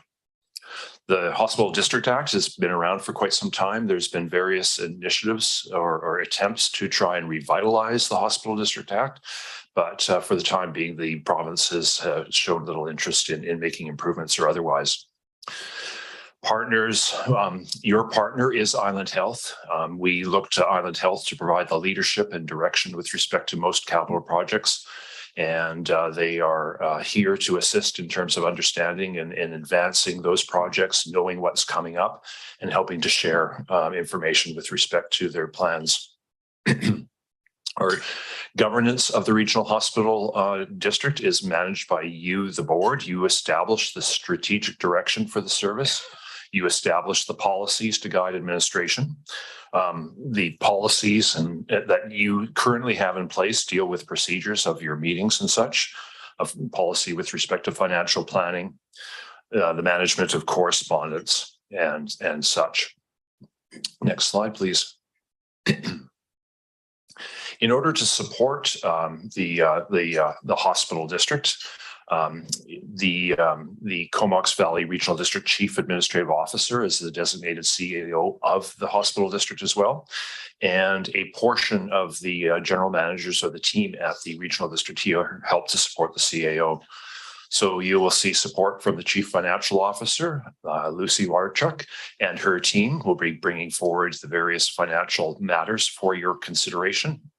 The Deputy Chief Administrator, James Warren, is very integral in providing you with guidance and support, as well as the General Manager of Corporate Services, Jake Martins. And Jake's team will be here to provide minutes, agendas, and finalize reports and such. So no designated or no independent member of staff that deals specifically with just the hospital district. It is the team of some of these key staff of the Comox Valley Regional District that supports the regional hospital district. I should mention that when key projects have happened, such as the construction of the two hospitals, we did at that time hire a consultant to help and assist you in understanding what was going on and represent you in terms of the discussions with respect to design and construction and help inform you.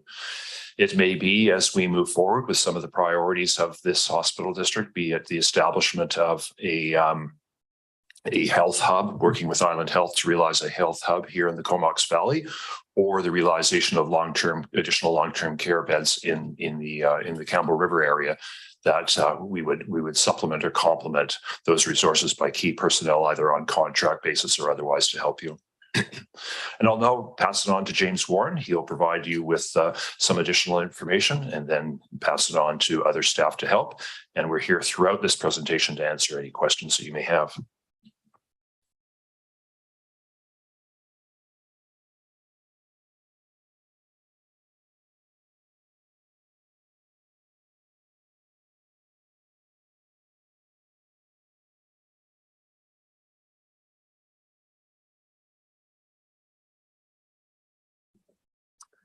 Thank you very much. Good afternoon, directors.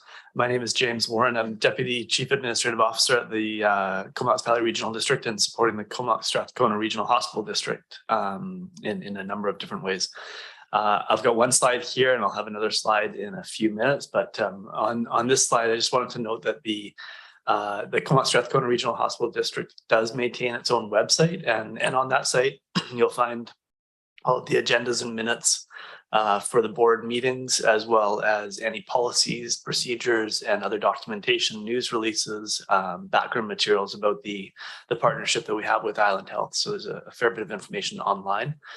With respect to media questions, the CSRHD through the Comox Valley Regional District's communications department would respond to media questions, would be able to provide that background information, the briefing notes or speaking notes, and assist directors if there are media queries about the CSRHD's role.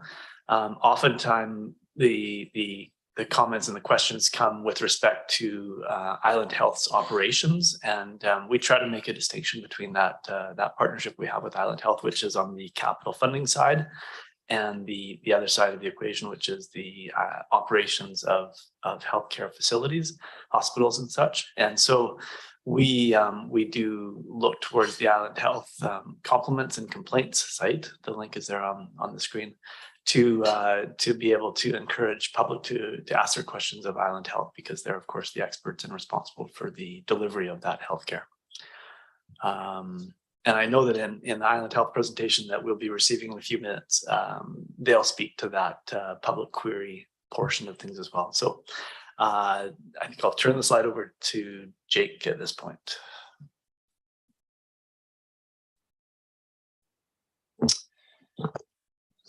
Thank you very much, Chair. Yes, my name is Jake Martins. I'm the General Manager of Corporate Services, and I'll just see if I can get this to advance. There we go. So yeah, I'll speak briefly to some of the board's sort of governing procedures and policies. Given that you've just gone through a 3-hour session with Ellie, I won't be diving deeply into procedures, but we'll just highlight a couple things of note. As James mentioned, all of these policies are available on our website, again, at csrhd.ca, and I would encourage you to take a perusal of that website just to familiarize yourself with it. Myself and Lisa Dennis, the Manager of Legislative Services, do serve as the sort of procedural support for the board and the chair, of course. And so if you do have questions or inquiries about procedural matters, either in the meeting or outside of the meeting, certainly welcome those to come forward. Our procedure bylaw is 8 pages long, not 700 in the case of Robert's Rules, so quite accessible and digestible, which I think is helpful for all of us around the table. And so yeah, I'll leave it there on the procedure side, just again, given how much we've already focused on that today. Bylaw 244 is referenced as the Director's Remuneration and Expenses bylaw, and this bylaw does provide for the chair remuneration, for meeting remuneration for the directors, and for travel expenses and travel time that you spend in getting to these meetings. So a couple things to note with regards to this is that we staff, we process the meeting remuneration after each meeting. So you don't need to fill out a form after this meeting. We will process that again for your meeting remuneration. But what you are required to do is fill out any expense claims associated with your meeting attendance. So if you're traveling from out of town or some distance, certainly the expense form claims are available on our website. They're fillable PDFs. We also have hard copies here today with us as well. And then finally here, I'll note that the board correspondence policy, and this policy is really aligned with our interest around effective meeting management and dealing with correspondence in an expeditious and appropriate manner while still being open and responsive to the public and to stakeholders. The policy generally provides that any correspondence received that's addressed to the chair or the board is posted to our internal site that's accessible to all directors. And so it's really critical that you have that certificate installed on the device that you utilize for these meetings so that you can then access that appropriate link. Staff are following up with a number of directors in regards to getting that link or that certificate installed on your device. So hopefully we'll be able to complete that here shortly. But if you don't have that, or if there's any issues that you encounter with accessing correspondence, please let us know. When a request for board action is within the board's mandate, it will be added to the next agenda. So that's generally the process. However, that correspondence we receive that's outside of your core mandate, that again is posted to the correspondence site for your review, but not added to the agenda unless the chair or a director brings forward a specific request on your letterhead to add it to the agenda. And then that request again gets forwarded on for the board's consideration. So that's the general kind of nuts and bolts of it. Again, I'd emphasize the need for you to have that certificate installed on your device in order to get that. Otherwise, we're going to have to forward PDFs out to each of you that don't have that installed.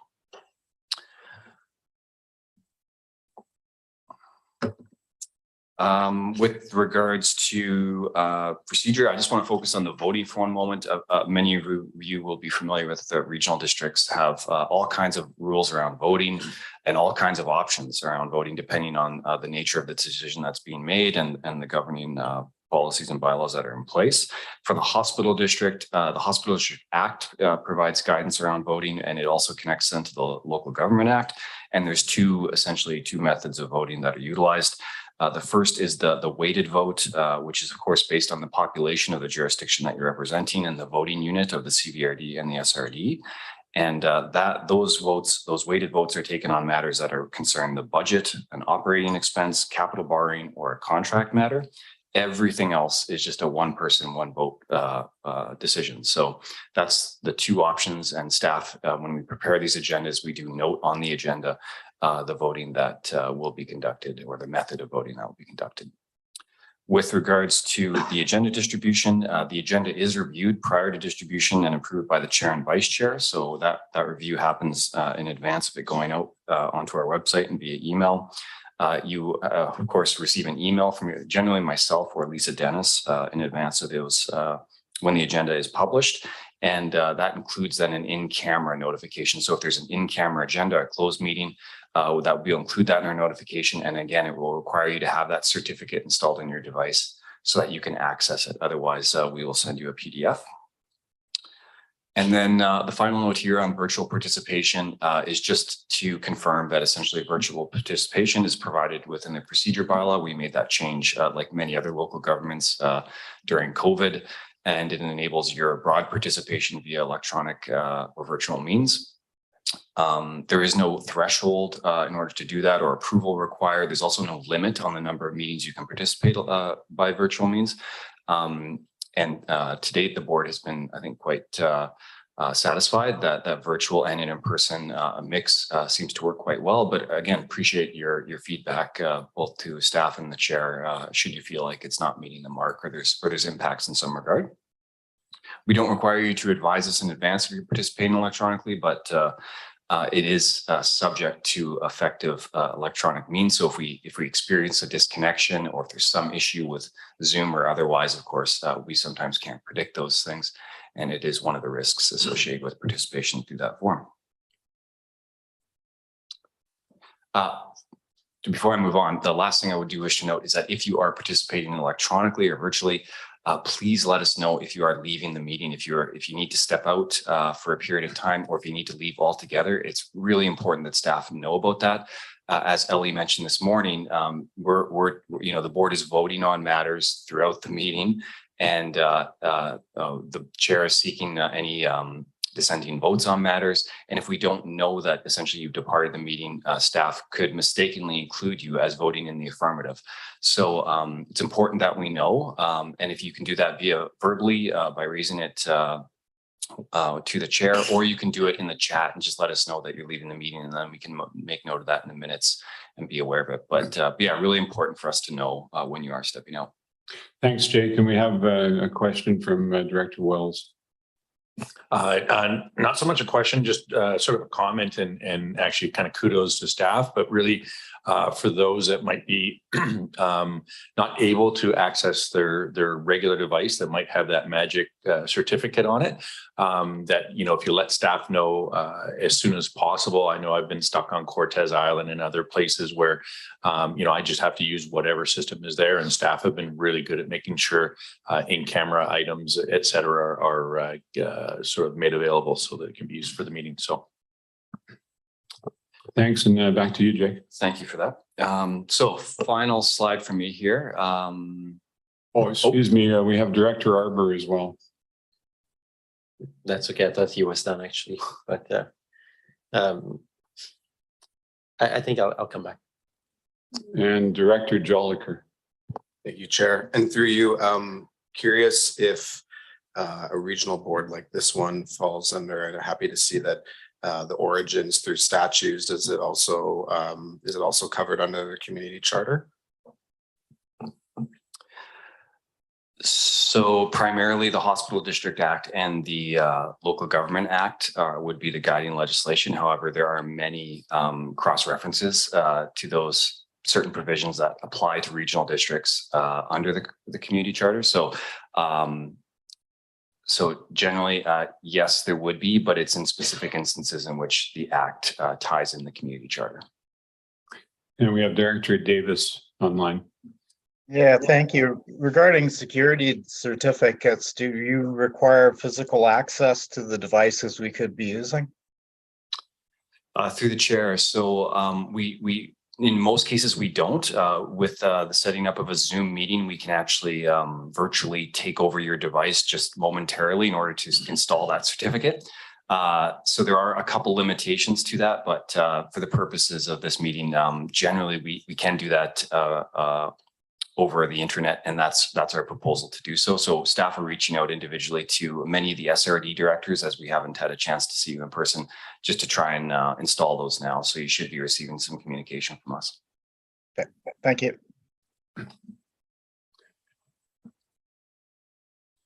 Okay, next slide here. So Lisa, do you mind going back one? For some reason when I click it, it jumps twice. Thanks. So the last slide here is on board advocacy. So of course, this organization's primary mandate is to provide that cost sharing and partnership with Island Health for capital facilities. But part and parcel of this is an advocacy role around the services and jurisdiction that you have. And so in 2021, the board did pass a policy resolution to establish an approach or a framework around advocacy. And this really stemmed from a fair bit of dialogue around the table on matters that sometimes skirted the line on whether they were within the core mandate of the hospital district or not. So this framework is provided under 4 key principles. The first one being to advocate, which again is to primarily to influence Island Health to advance the board's strategic interests and ambitions and to foster broad support for the improvement of healthcare facilities. To cooperate, to seek opportunities and arrangements to build and nurture a positive working relationship with Island Health through meaningful dialogue and the identification and pursuit of mutually beneficial projects and initiatives. Thirdly, to inform, to work to clarify roles, identify and promote ways the public can engage with Island Health, and to inform both the public and Island Health, and to establish an effective two-way communication between the organizations. And lastly, to engage, to explore and address identified issues or interests of the board concerning operational healthcare services or other matters outside of the traditional mandate of the CSRHD. This is really action through the board chair and vice chair meeting with Island Health on a regular intervals throughout the year, and then reporting back to the board on those matters. It doesn't exclude, sort of traditional methods of advocacy in which meetings can be scheduled or delegations can be held from Island Health, as well as letters being sent to senior staff or the board of Island Health. But this is a way in which the board had identified an approach to enable those more fulsome conversations in a way that didn't consume considerable time at the board table. And it was felt it would be more productive to, again, focus that through the chair and vice. So this is the framework that's proposed to kind of be continued on in this term, and certainly we'll work with the chair and vice following the election in January to explore this approach further. With that, unless there's any questions on this last slide, I think I'm turning it back over to James. Thanks, Jake. So as Russell noted previously, the Comox Strathcona Regional Hospital District is a capital funding partner with Island Health primarily. This slide expands on that role and itemizes some of the different topic areas that are relevant to the CSRHD. Historically, the CSRHD has partnered on acute care facilities. So those are the hospitals, the Comox Valley, Campbell River facilities, and assisting with some of the smaller capital items, as well as, of course, the North Islands Hospitals project, which was the construction of those facilities that concluded several years ago. There is a success story worthy of noting in the North Island Hospitals project, and in short, it's that as a result of funds that were in reserve before the construction of those facilities started, and before we had to start contributing the 40% from the CSRHD, those reserve funds enabled a significant cost savings that otherwise would have been going towards interest on long-term debt. So there was a fair amount in reserves prior to that debt had to be entered into. I don't have the exact numbers, but it was in the order of, I think, millions of dollars in savings over the length of that debt term. A little bit more on the projects related to acute care, and certainly the discussion with Island Health later will touch on the acute care facilities. Over the past couple of years, the previous Regional Hospital District Board conducted strategic planning about its role and its partnerships with Island Health. And the end result of that, I feel, is that there's just a greater awareness of how the CSRHD can support healthcare service delivery in your communities. Notably, long-term care was one of those topic areas that the previous board resolved to support and work with Island Health on. There's a strong case for more long-term care spaces in Campbell River, based on a variety of factors that Island Health will get into. And so there's an opportunity for Island Health to submit a proposal for provincial funding, and the CSRHD would then be able to contribute 40% of the capital cost towards that overall project. There was also much discussion on the funding that has been provided to the rural and remote facilities. As Russell mentioned, there are 8 named facilities. 6 of them are those rural and remote facilities, and currently they're in Gold River, Cortez, Cayucot, Sayward, Tassis, and Zambales. During the strategic planning with the board, they identified an interest in expanding the number of facilities as well as increasing the dollar amount that goes to those facilities. And so, currently there's $10,000 annually going towards those facilities to assist with their expenses. As well, we've identified to Island Health 6 additional facilities in remote and rural locations, as well as Indigenous-led facilities. And provided that the Ministry of Health will name those facilities, then I expect in 2023 we should be able to see an annual award of that $10,000 being made to those facilities as well. There's a bit of a process to go through for naming of those facilities. With respect to the Community Services Hub, it's proposed for the Comox Valley, and I'm going to talk a little bit about it here, but I know that Island Health will get into the Community Services Hub also. But it is a location or a facility proposed for the Comox Valley, where currently Island Health is leasing several locations across the communities to provide a range of services. So things like home care, nursing, social work, community rehab, case management, and others. Community health services include a range of healthcare and support services for individuals who have acute, chronic, palliative, or rehabilitative healthcare needs. And these are community-based services that allow clients to remain independent by providing care at home, in assisted living or long-term care, or in a clinical environment. And based on a lot of the work that Island Health has been conducting, there's an opportunity to co-locate those services in a single purpose-built space to better serve the Island Health patients. The CSRHD's role in this could be to borrow the funds, construct the facility, and lease the building back to Island Health for at least the duration of the long-term debt. The financial contribution by the CSRHD would be equivalent to that 40% cost share that we already have built into our relationship for the acute care and for the long-term care situations. Coming up in 2023, we expect to be working more closely with Island Health and the ministry to see the long-term care and the Community Services Hub proposals advance. Island Health has undertaken some functional needs assessments to better describe what that Community Services Hub would look like and the services that would be located. And the RHD would undertake the financial assessments to determine the most cost-effective strategy for contributing its 40% share and better understanding what that construction and leaseback role might look like. James, we do have a question or comment from Director Arbor. Okay.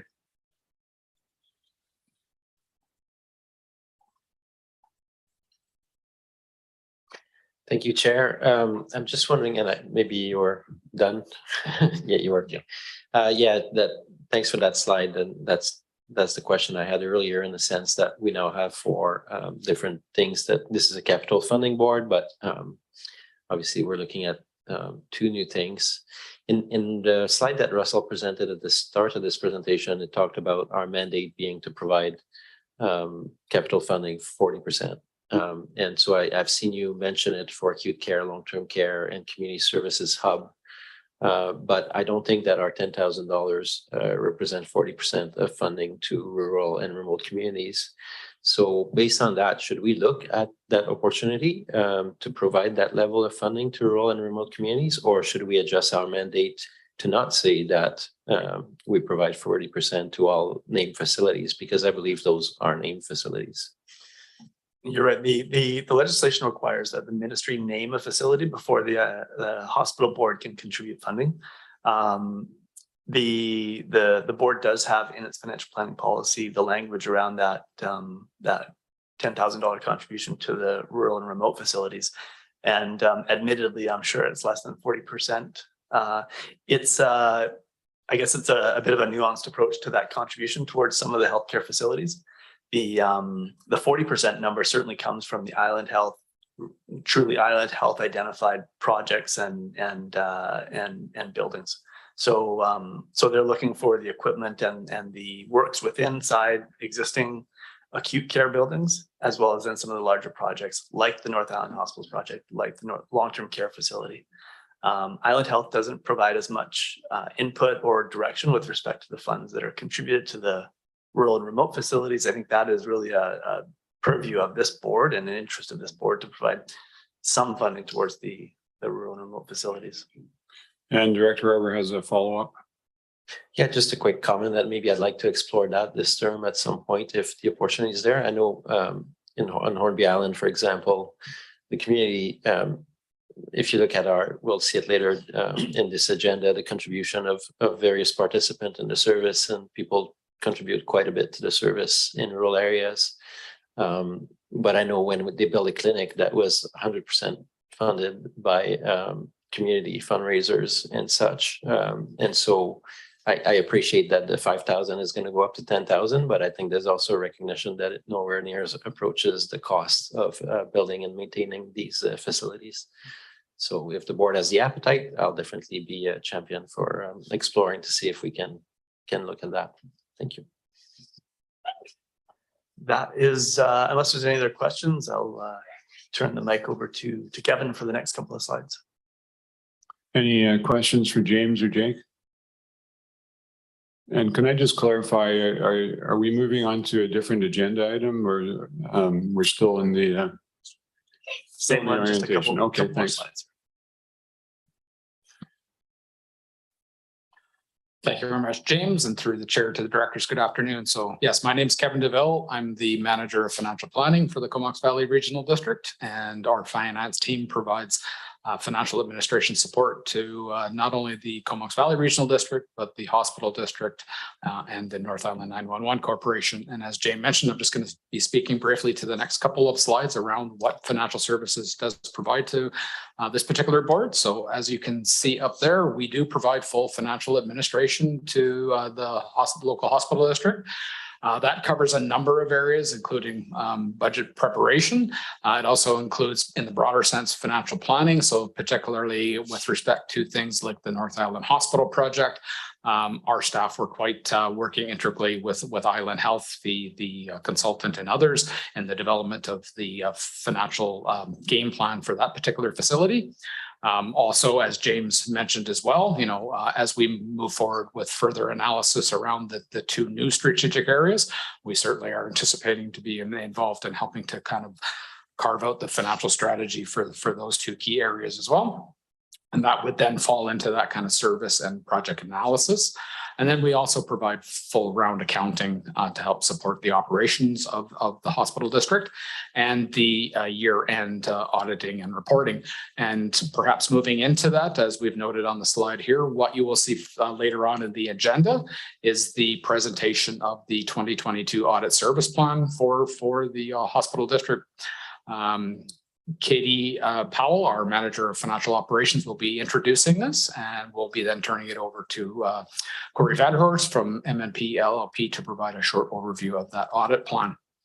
And then subsequent to that, anticipate in April of 2023, that's when we would be bringing forward the audited financial statements for your consideration and approval.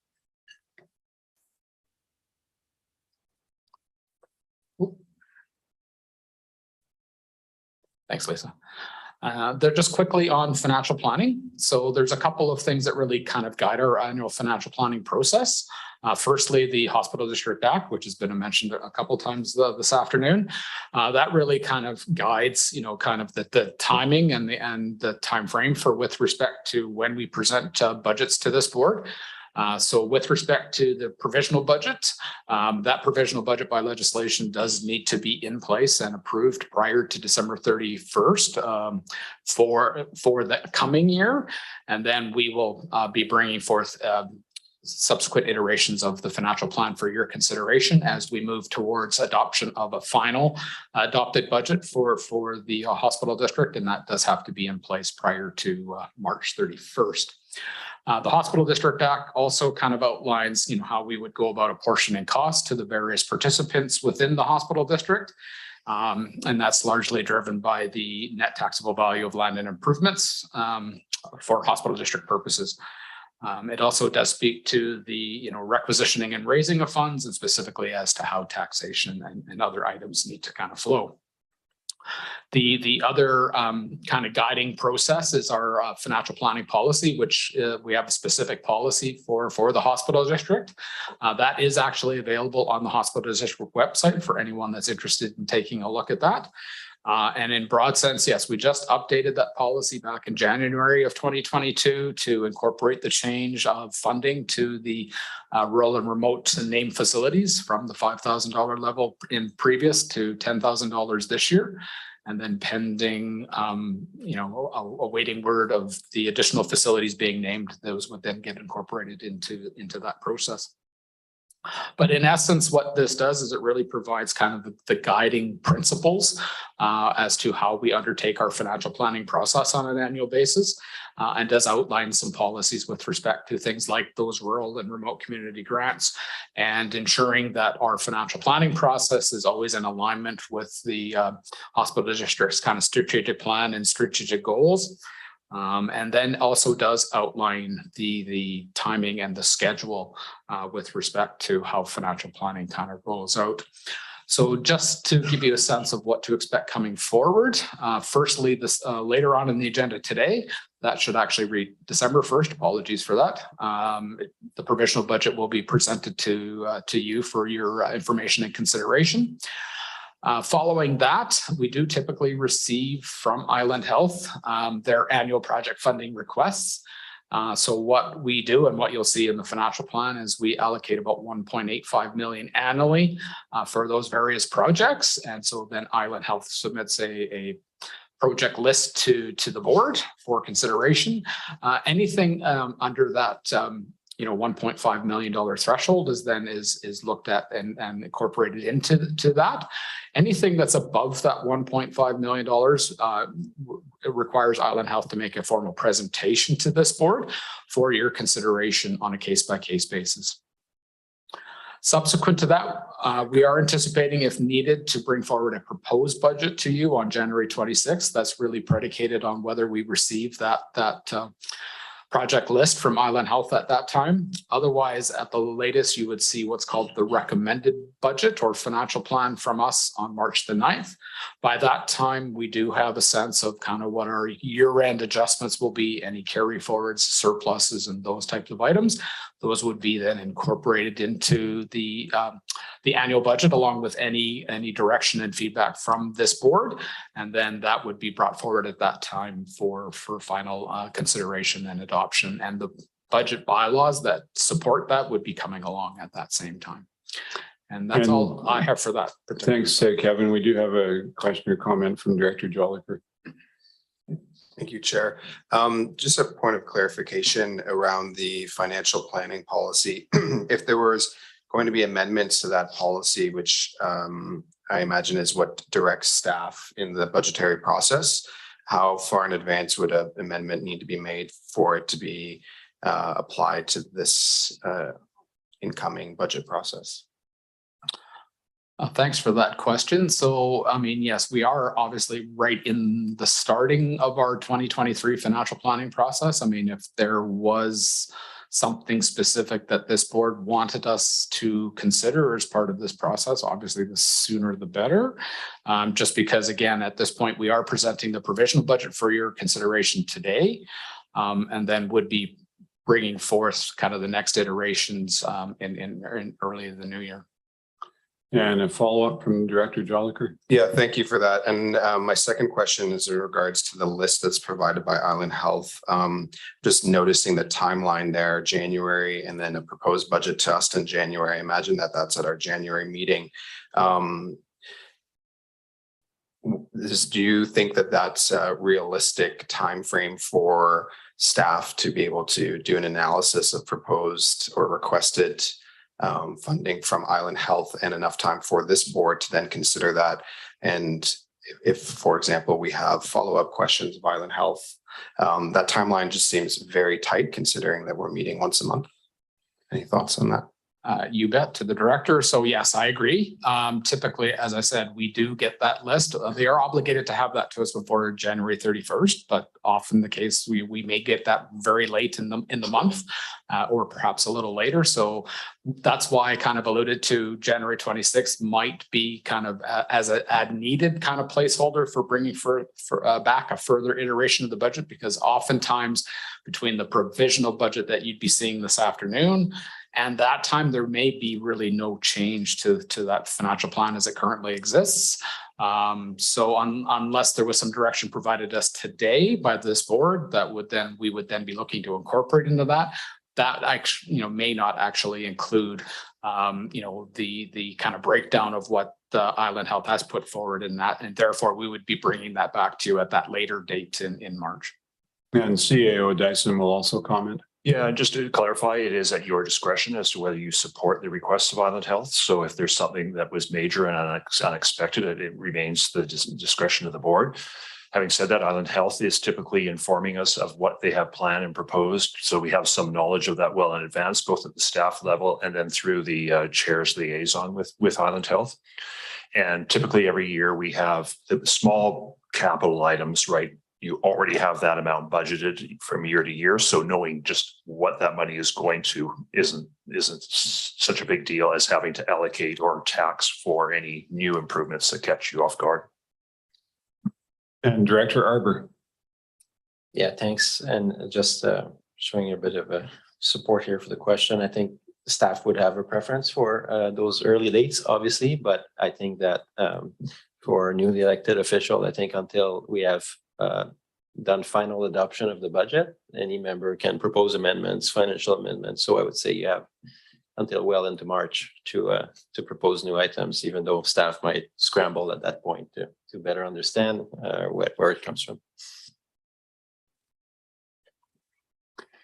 Support, but not necessarily encouragement. And Kevin, did you want to wrap up? Yeah, no, that's all I had on that. So certainly welcome any further questions or maybe on these last couple slides. Questions or comments in the room or online?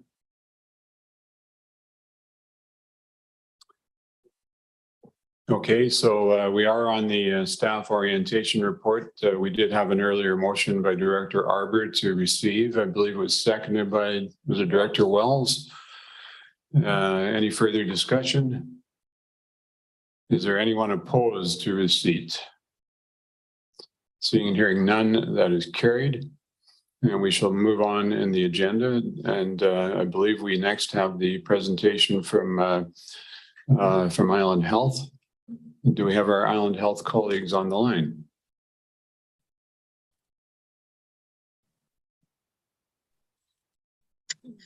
Hi, good afternoon. Can everyone hear us all right? Yes, we can hear you. Hi. If you want to introduce yourself and go ahead, please.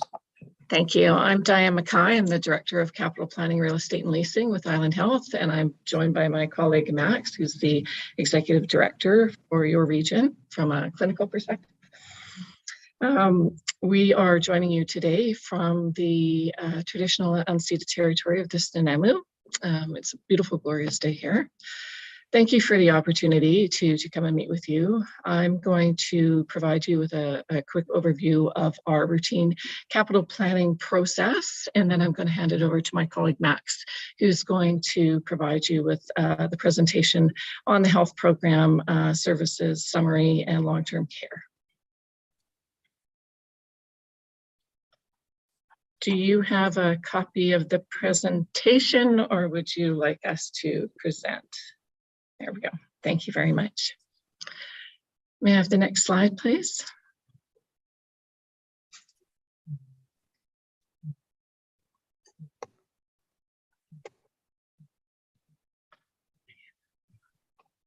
Okay. Bear with us, staff are sorting this out. Thank you very much.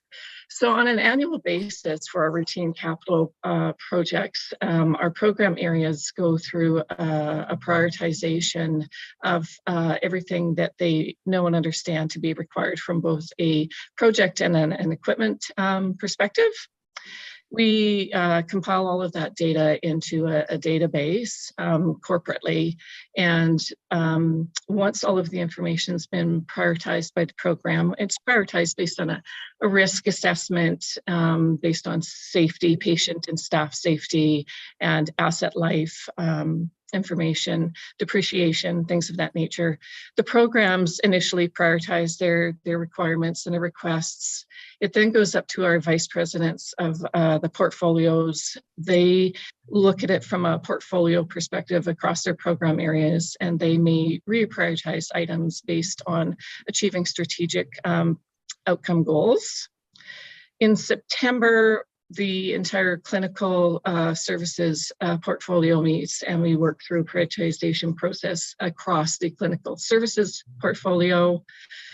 And then in October, we meet with cross-portfolio organizations and do a prioritization. So in addition to our clinical services programs and portfolios, we invite our support services, or facilities management, protection services, biomedical engineering to come together as an organization and ensure that as we're prioritizing, that we're providing, the most important projects for consideration for the funding approvals.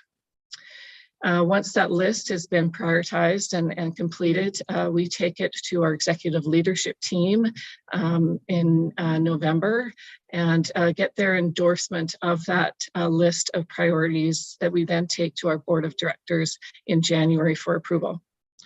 Once we've gone through our board approval, we're then able to share the list of prioritized projects with our regional hospital district and foundation partners. And so we do that. We try to get that done in January, but it depends on when the board meets. So I don't have a date for the board meeting in January yet, but we are working towards trying to get that shared list to all of our partners at the end of January.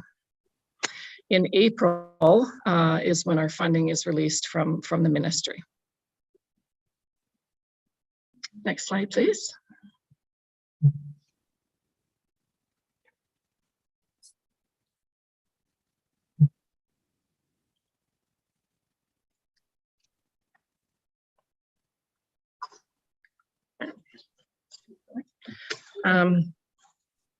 We have primarily two funding sources that we get from the Ministry of Health. The first is the routine capital investment, and that's intended for sustainment of our existing asset base. So it's rehabilitation, equipment replacement, and some minor upgrades, either to spaces or equipment. It is an annual funding source. The breakdown is that for the current fiscal period that we're in, we've got 100% allocation from the ministry. And then for the next fiscal period, we're able to notionally allocate about 75% of that funding against projects. And then for fiscal 3 and 4 after that, about 50%. We're not able to allocate all of it because the ministry does require some capacity to be able to pivot and change based on their need to introduce new policy initiatives into our future fiscal periods. The second funding source that we have from the ministry is what's called priority investment, and that's for our major capital projects. So this is like new construction or major expansion or major facility renovations. This is an ad hoc funding source. We don't get this on an annual basis. Generally, the process is that we provide a list of our priority investment requirements to the ministry, and we seek approval to undertake concept planning. And then once we go through that process, we seek approval to undertake business case planning. And then as part of the business case, we seek approval to implement the projects. The ministry has not undertaken a priority investment intake process for the last 2 fiscal periods because they are facing significant pressure on their 10-year capital plan. We don't anticipate that they will be taking another intake until after the next provincial election.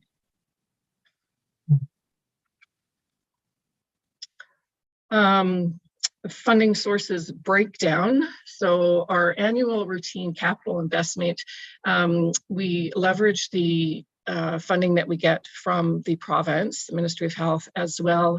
We also try to ascertain how much we'll get from our foundations and our hospital districts. And so we estimate our routine capital investment funding capacity to be about $70 million.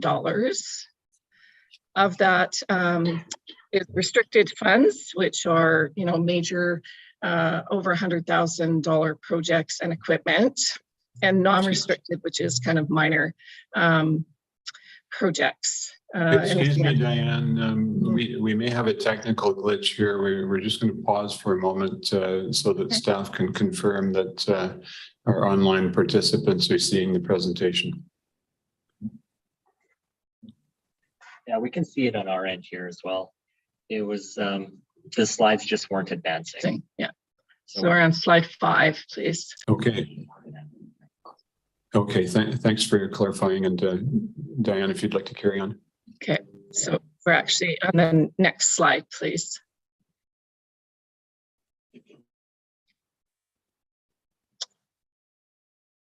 So I don't see the slide is not advancing on our side still.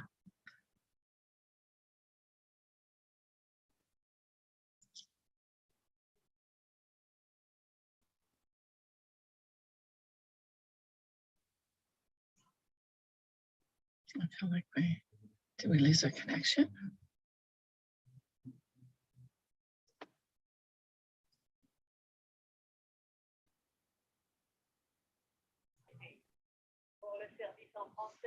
I can still hear you.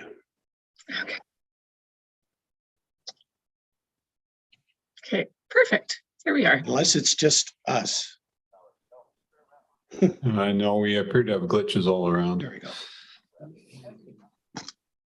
Okay, can everybody see the slide now? We are on the correct slide at present. Perfect, thank you. Okay, our annual routine capital investment is estimated for the fiscal 23-24 period of about $70 million, and that is really the made up of the Ministry of Health funding that we get. Funding that we get from all of the regional hospital districts as well as the foundations. We break it into 2 kind of separate funding sources, restricted and non-restricted capital grants. The restricted is really targeted to projects and equipment that are over $100,000 in estimated costs, and non-restricted is targeted towards minor equipment and projects estimated to be under $100,000. So when we do our ranking methodology, we look at safety and risk management, improving access to our services, aligning to our strategic priorities and outcome goals, and really trying to improve our patient health outcomes. For the restricted, we're estimating about 42 million. That's the funding sources are about 23 million from the ministry, about 15 million from our regional hospital district partners, and approximately 6 million from the foundation. And for our unrestricted, we're seeing about 4 million from the foundation, approximately 13 million from the ministry, and approximately 9 million from our regional hospital districts. Next slide, please. We do have a question here from Director Wells. Thank you, Chair. I'm just looking just the way you have major and minor projects with that 100,000 demarcation. I'm just wondering how current that is, like just looking at cost escalations and stuff. Is that a recent number, or is that sort of a historical number? I'm just wondering, you know, if that needs to be updated at some point, if 100,000 is a reasonable number to use between minor and major projects. Thank you for the question. Through the chair, it's really it's how the ministry identifies how we classify the funding that we get from the ministry. Okay, thanks. You're very welcome.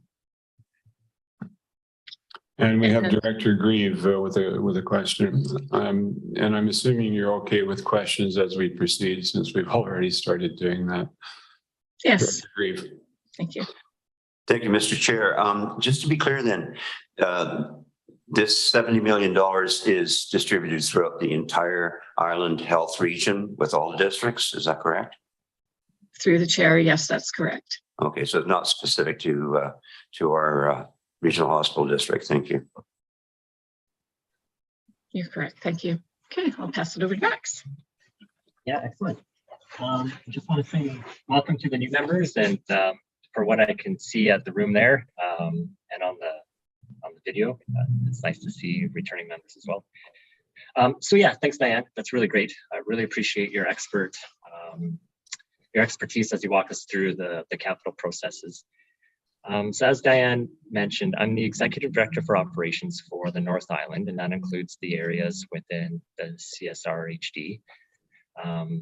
My home base, I reside within the unceded traditional territory of the Comox people within Comox.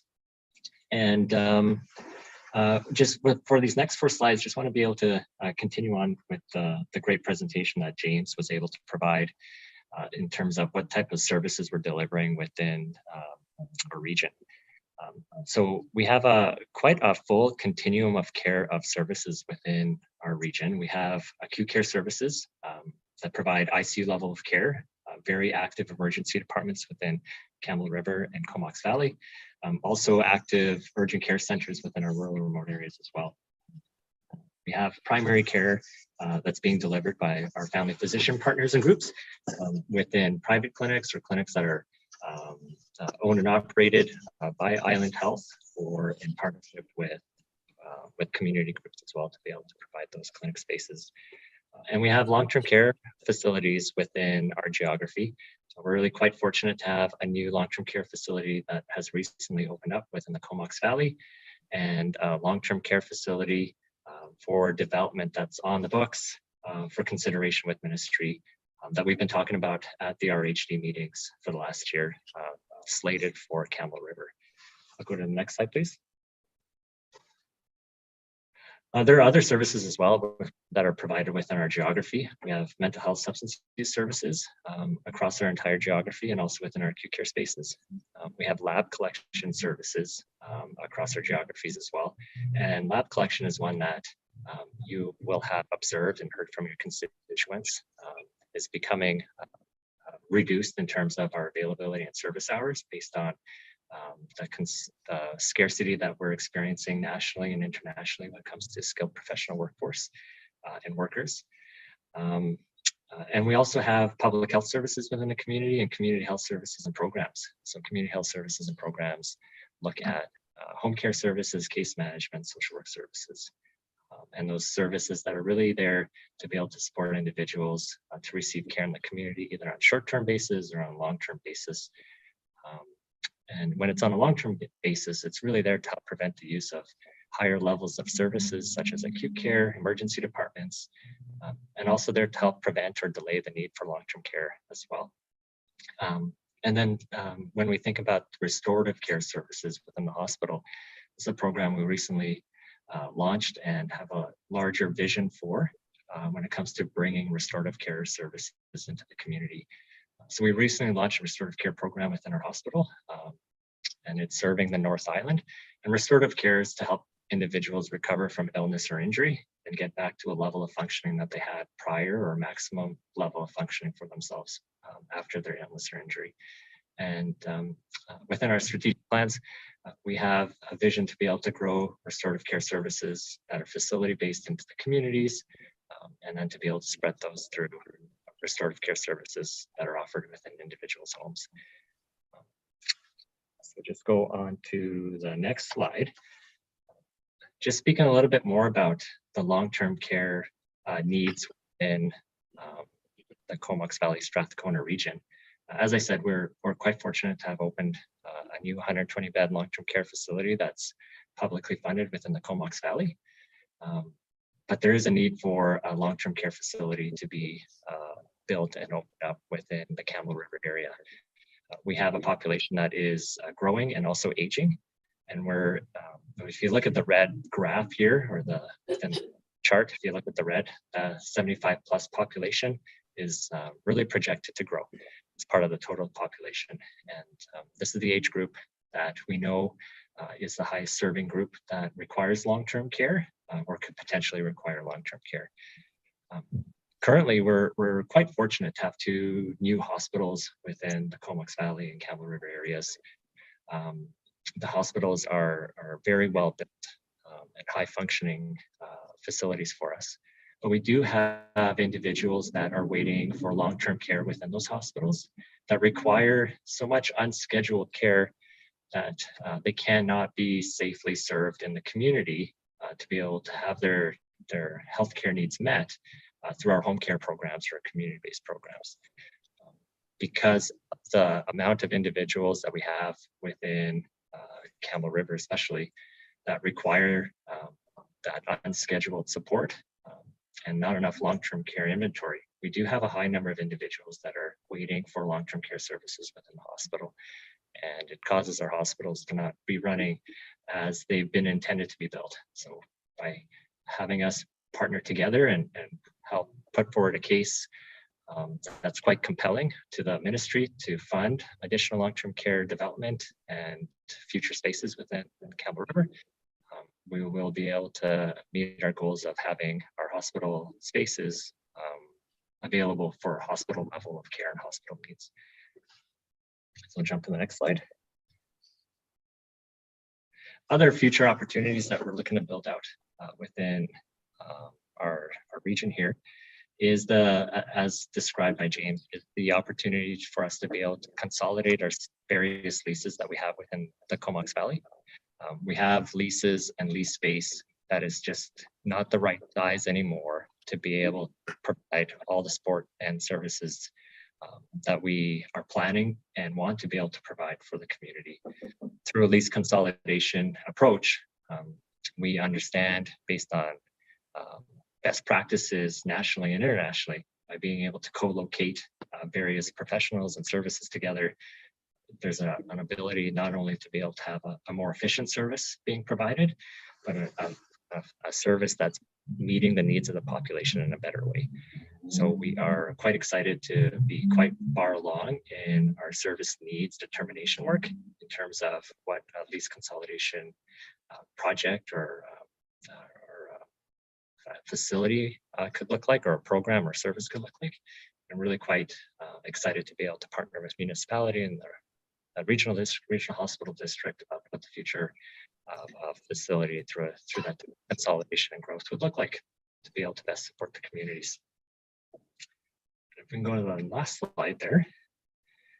And one of the other pieces that's really important for us as Island Health, we have had inquiries come to the regional district through our municipal partners and also through the hospital in terms of concerns or compliments from individuals and constituents and residents who have had optimal or suboptimal experiences within the health service, or through advocacy groups or other type of groups that have concerns or comments or questions.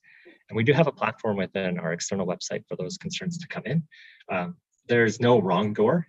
We welcome concerns and compliments from a variety of different sources. But the best way for those concerns to come through is really through our website, so that we can log them and track them and be able to respond formally to them. So a bit to the membership here, where you do hear about comments, concerns, or compliments, just a bit of guidance that to be able to point the public towards our website for individuals to be able to submit those that way.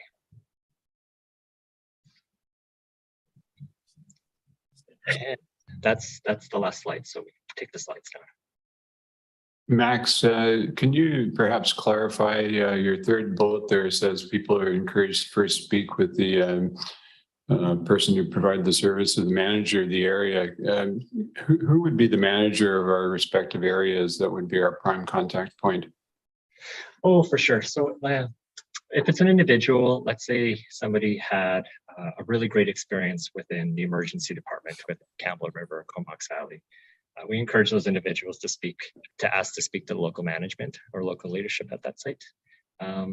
If they so choose, if they do not want to move through that avenue to be able to provide that feedback, they can provide that feedback through the website. So basically,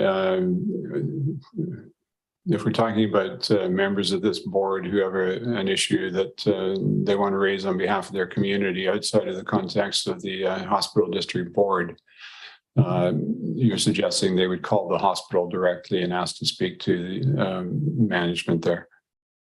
No, I'm sorry. I wasn't providing a clear enough response on that. So for the members of this board, I encourage you to connect with me directly if you have comments, concerns, compliments, or other information that you want to be able to share. I can definitely take those directly.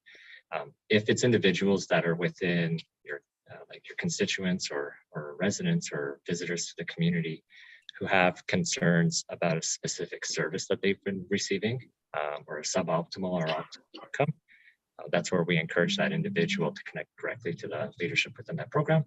Or if they choose not to or don't feel comfortable to be able to do that, to connect through our website. Thanks very much, and my apologies for not being more clear with the question. And we have Director Arbor. I just want to say thanks for the two presentations. I think in the first slide and the financial slide, I was really surprised by the amount of contribution from foundations to the whole equation here, and I think it's I don't know if it's the similar ratios between big cities or smaller regions like us, but that $10 million figure certainly stood out. And the second piece is I really appreciate how you've kind of told the story of what's coming down the pipe in the next number of years. I think last term before COVID, our board was really preoccupied with beds being full at the Comox Valley and Campbell River Hospital. And that was causing great concern because they're pretty new hospitals, but I think you're showing now pursuing long-term care and also integrated services and more holistic approach to services will relieve pressure on our acute care facilities. So I thought you did a great job of telling that story, but maybe if you can comment on whether there is a difference in foundation contributions between small locales and big cities. I'd be interested to hear about that. Thank you for your inquiry. There is, each geographical area, the foundations have differing capacities for philanthropy and fundraising based on the communities that they're providing those services to. And so I would suggest that perhaps some of the larger areas have more opportunities for philanthropy and fundraising simply based on the number of the size of the population. Thanks, and we'll go to Director Kerr, followed by Director Wells, and then Director Morin. Director Kerr. Thanks, Chair. Sorry, my video is not working here. And thanks, Max and Diane, for your presentation and your update.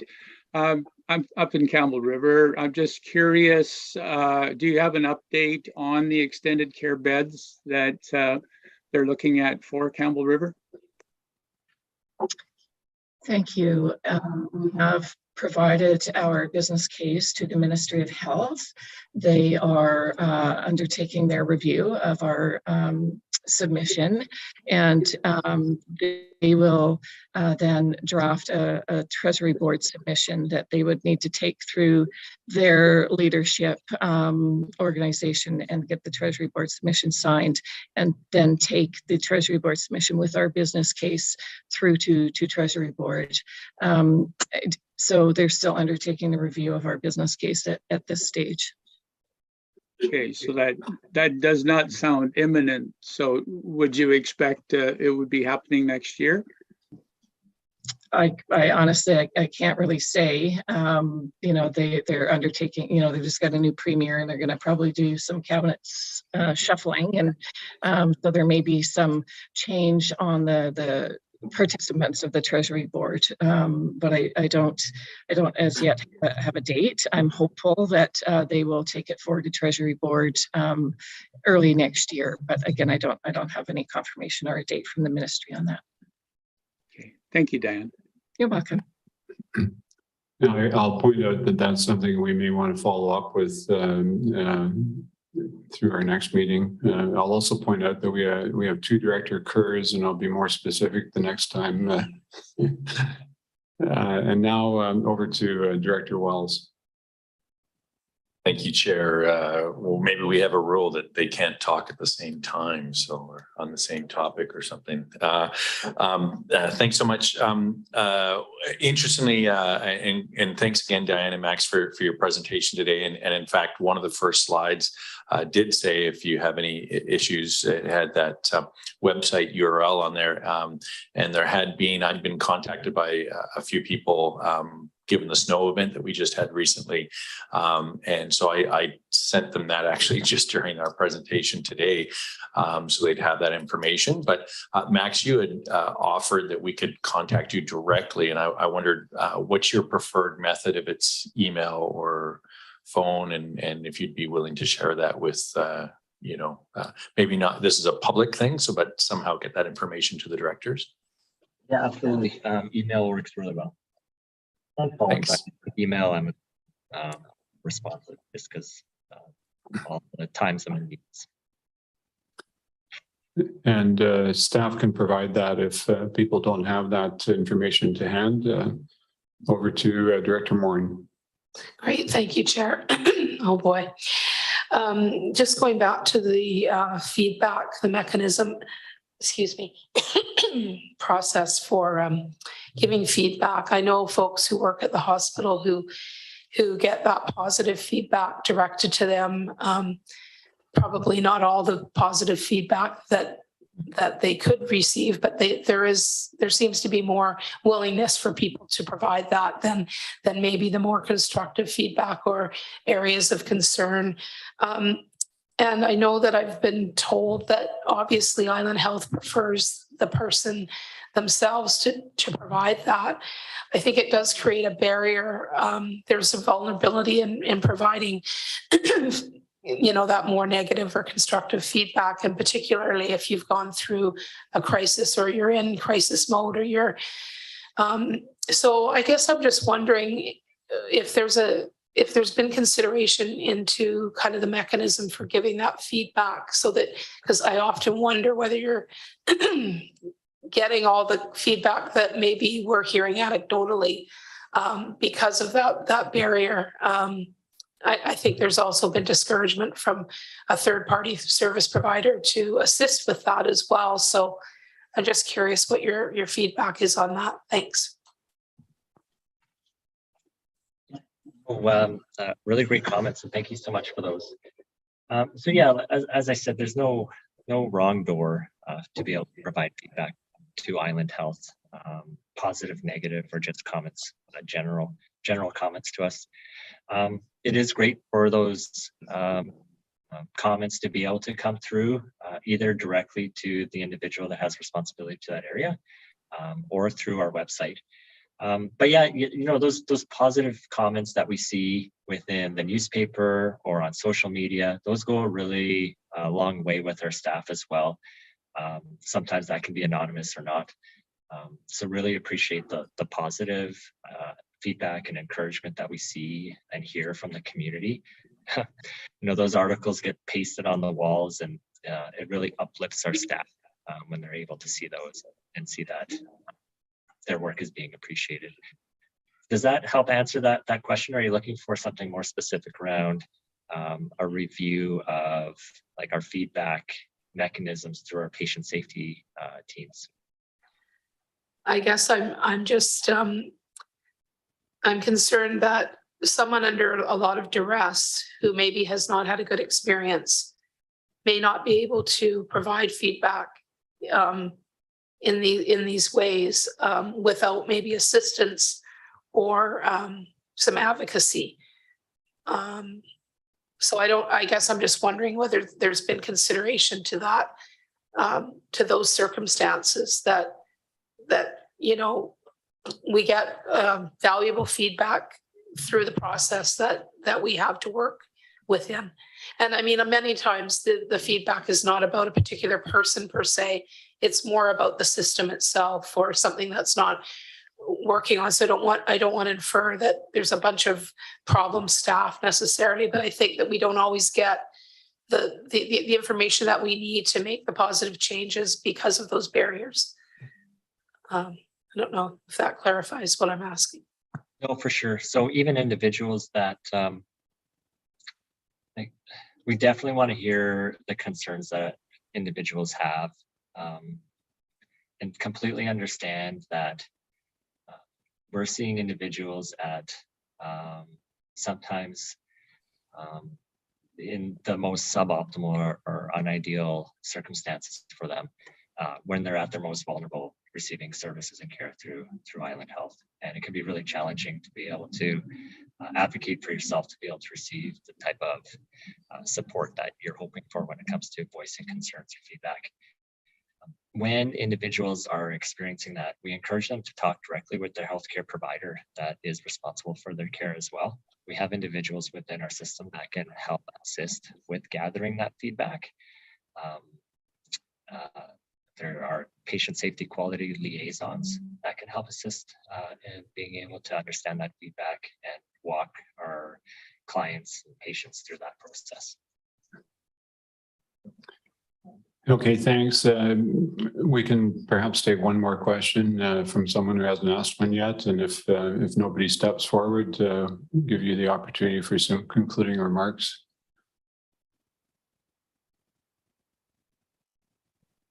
And it looks like nobody is stepping forward. So Max or Diane, any concluding remarks?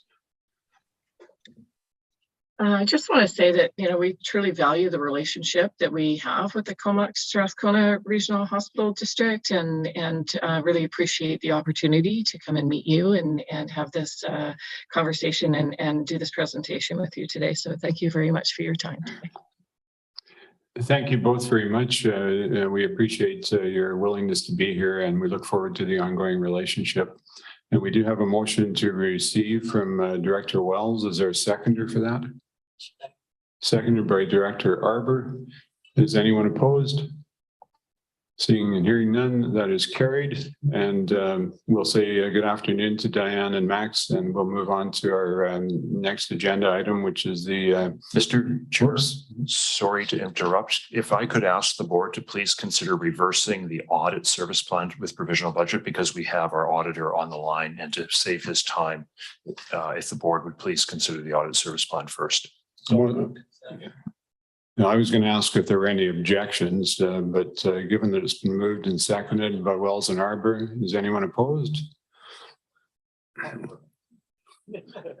Seeing none, the motion is carried, and we will reverse the order, and the audit service plan is next. Thank you very much, Chair and Directors. I introduce to you Katie Powell, who will introduce this as well as your auditor.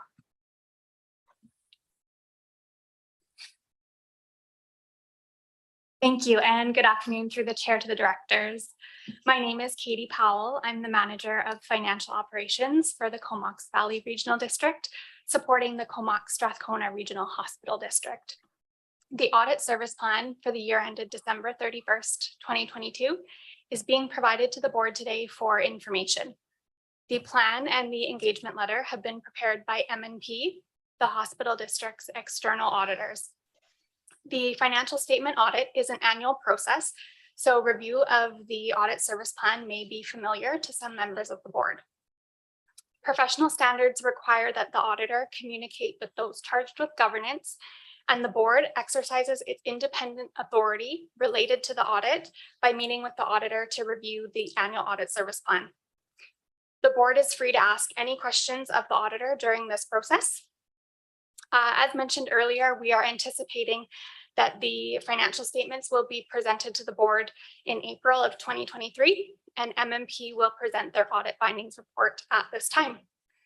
Corey Vanderhorst, the audit partner from MMP, is here today via Zoom to provide an overview of the plan and answer any questions that you might have. And with that, I will hand things over to Corey. Thank you, Katie. Hello, everyone. Thank you for inviting me here to speak today. Thank you to the CAO and Chair for reversing the order. I appreciate that as well. Nice to see returning faces and new faces. You've got our document, as Katie mentioned, in front of you. I'm not going to go line by line through it, but a few key highlights. Maybe to reiterate Katie's comment that our role as the auditor, MMP, as the auditor of the hospital district, is to report to the board on the accuracy of the financial statements. We are engaged by the board. That is the level that we report to. The process of our audit, we are looking at the controls that are operating at the hospital district, again, being a function of the regional district's administration, to ensure that you are getting accurate financial reporting. We will be delivering that audit report along with the statements prepared by staff in April. In addition to looking at controls, we'll look at the main transaction streams and balances. We're looking at what's in cash and investments at the end of December, what's left on debt with the MFA.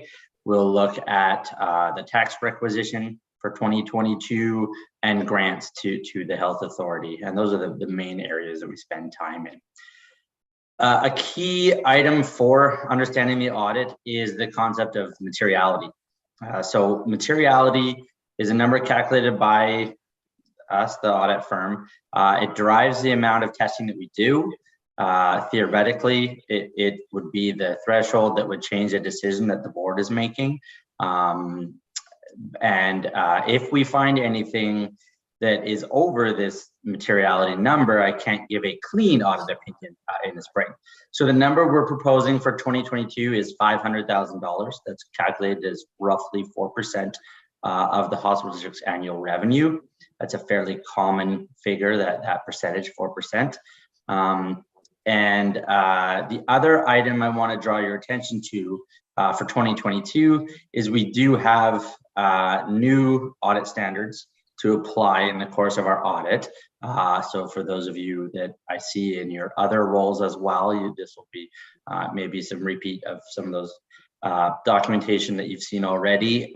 So this new audit standard, we'll refer to it as CAS 315 in some of the documentation, means we have to reassess your controls, your processes around your financial systems.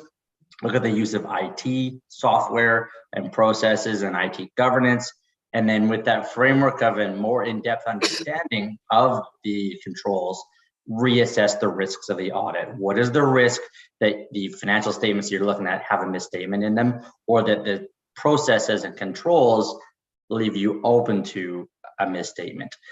So for the hospital district, we're anticipating very minimal impact.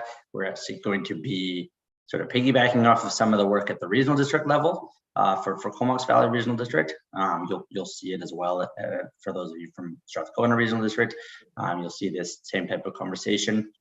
But minimal impact here at the hospital district level, which means we are not anticipating additional fees for the hospital district. We will be using the same fee amount that was in our audit proposal from a few years ago. There's lots of other detail in the document. I'll just pause there. That's everything that I wanted to go through for key items. I'm happy to take any questions from the board. Thanks very much, Corey. Questions or comments for staff or our auditor? And Corey, I was going to say you'll be surprised to say that there are none, but there actually is one. I'll turn the floor to Director Joliker. Thank you, Chair.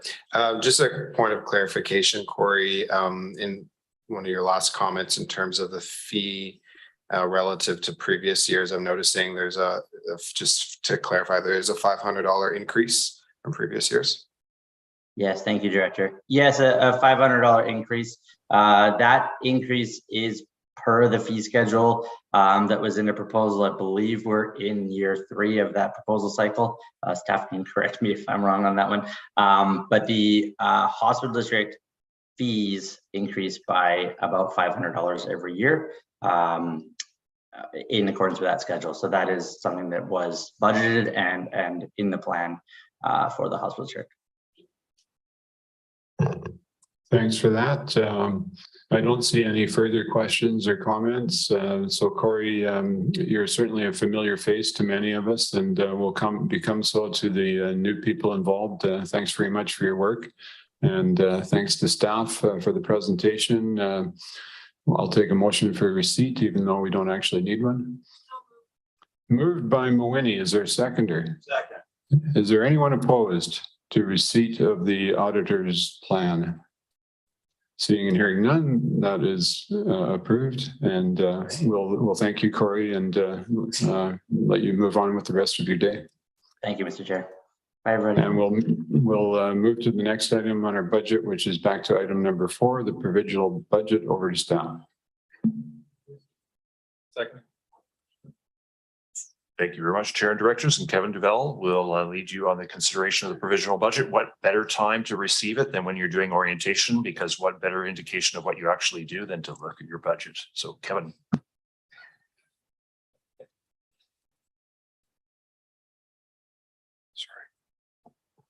Thank you very much, Russell. Again, through the chair to the directors. Absolutely. You want to know what an organization does, then find out what the story is. Just look at the financial plan and that will tell you what you value and what you're doing. So I'll just be providing a short verbal presentation to support the report that's in your agenda package with respect to the 2023 provisional budget. So as you'll note, the provisional budget being presented to you today represents largely a status quo budget.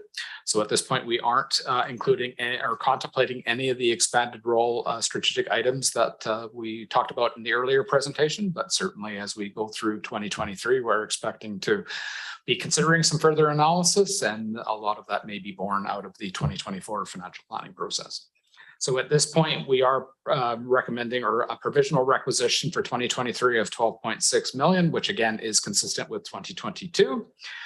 Using 2022 revised assessment roll data, that would equate for would equate to an estimated residential rate per thousand of taxable value of 0.2908.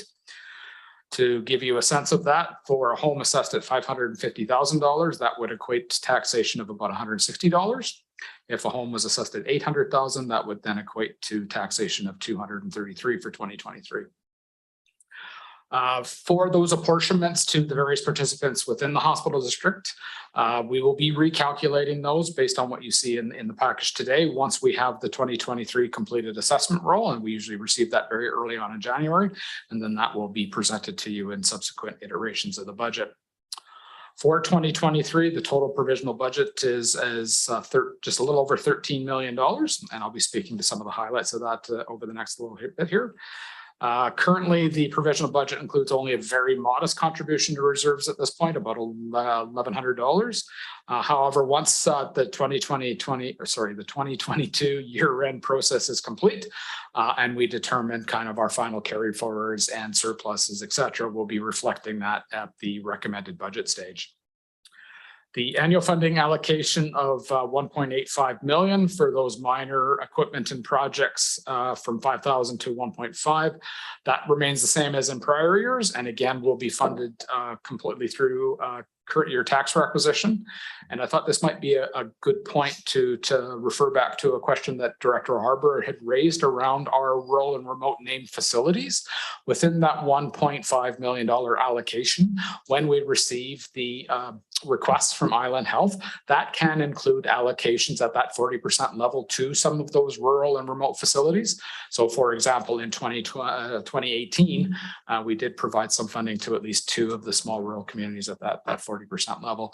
The $10,000 unconditional grants are meant more for those kind of minor capital or quasi type operational type activities that don't get funded by Island Health. So just wanted to provide that additional clarification. So going into those unconditional grants, so right now we have increased those based on the discussions last year to $10,000 per the named health facilities other than hospitals. So we are now allocating for a total of 12 facilities at 10,000, so 120,000 per year, and that was reflected and updated in our financial planning policy, as I noted back in January of this year. So for prior year equipment and projects valued between $5,000 and $100,000, we do have a carry forward in the current financial plan from previous years of about $2.3 million. And for major capital projects greater than 1.5 million, currently, of course, until we receive the request from Island House, we don't have any projects identified at this point for 2023. However, we are carrying forward approximately $1.7 million for the balances of a couple of different projects that were approved in past years. Quickly on the debt side, our annual MFA or Municipal Finance Authority debt servicing consists of $7.9 million in principal payments and $2.9 million in the year for interest. That's broken down into 2 debt issues. The largest one, of course, being for the North Island Hospital project. So specifically for that, the principal payments are $7.8 million and $2.9 million for interest respectively. And the term of that debt, actually, that debt will be retired in 2028. So we are already halfway through the debt issue for that. 2 other further points, the reserve balance as at December 31st, 2021. So that reserve balance coming into 2022 was just a little bit over 25 million. And kind of the breakdown of that is we do have committed funds as part of that of about 4 million. And the balance of that, the uncommitted portion is about 21 million. And then lastly, within the financial plan is an administrative charge to the Comox Valley Regional District for the support piece. That currently is $230,231, which is a modest increase of about $30,000 from 2022. And that's largely to provide some additional support for those strategic initiatives as we move through 2023. So I'll kind of leave it at there and certainly be more than happy to answer any questions. Thanks, Kevin. And we do have a question from Director Harbour. Yeah, thanks for looping back on that question, Kevin. And it's good to know that that process is in place. I'll give an example. I know a couple of years ago, the clinic was looking at maybe extending the emergency room and maybe adding accommodation for workers or locums. And I wasn't sure if this qualified. So it looks like at least those clinics could have a conversation with our staff to see if there's opportunities. I wasn't going to ask a question on that because you answered it really well, but thanks for the feedback. My question was, in the budget, we have a very, not a lot of line items on it, but the one I noticed governance is the same. Travel increases a bit probably because we'll start meeting Campbell River again, I assume. And just a question about the administration expense. I know it's not very big, but it's a 15% increase year over year, and 30 grand would result in a $5,000 allocated to those rural communities. So I'm just wondering the justification for the 15% increase. Thank you very much, Director. So yeah, I can certainly speak to that. So the administrative expense was actually increased from its previous level of, I believe, 151,000 a year and a half ago. And that was largely because it hadn't been raised from that level since, I believe, about 2011. So that was just to deal with some of the inflationary pressures there. With respect to the additional 30,000, we are allocating some additional time of our manager strategic initiatives to help support some of the work that we were anticipating as we move through the analysis and kind of review of some of the strategic initiative items, specifically the long-term care and the community services hub. So we really felt we needed some additional support in this budget to kind of reflect the time that's going to be involved in helping to support that work. And we have Director Joliker first, and then Director Jonathan Kerr. Thank you, Chair. In the staff report under global grants, there's reference to the 12 named facilities. And in the sentence right before, probably 4 or 5 lines down, it talks about moving from 6 to 10. And then in the actual budget, it's 120. So that's probably 10 each at 12. So can you clarify? It's Absolutely. 6, 10, 12. And apologies for that. Yeah. So originally it was 6. We are looking at adding an additional 6. Originally it was adding additional 4. So that's our error. So it is actually supposed to be 12. Okay, thank you. Very good. Under in the budget, could you describe what would fall under? I'm just going back to it. I believe it said something to do with staff work here under expenses, professional fees, allowance for liaison or study work. Line item 165. Okay. So yeah, within professional fees, we do allocate for a number of different items.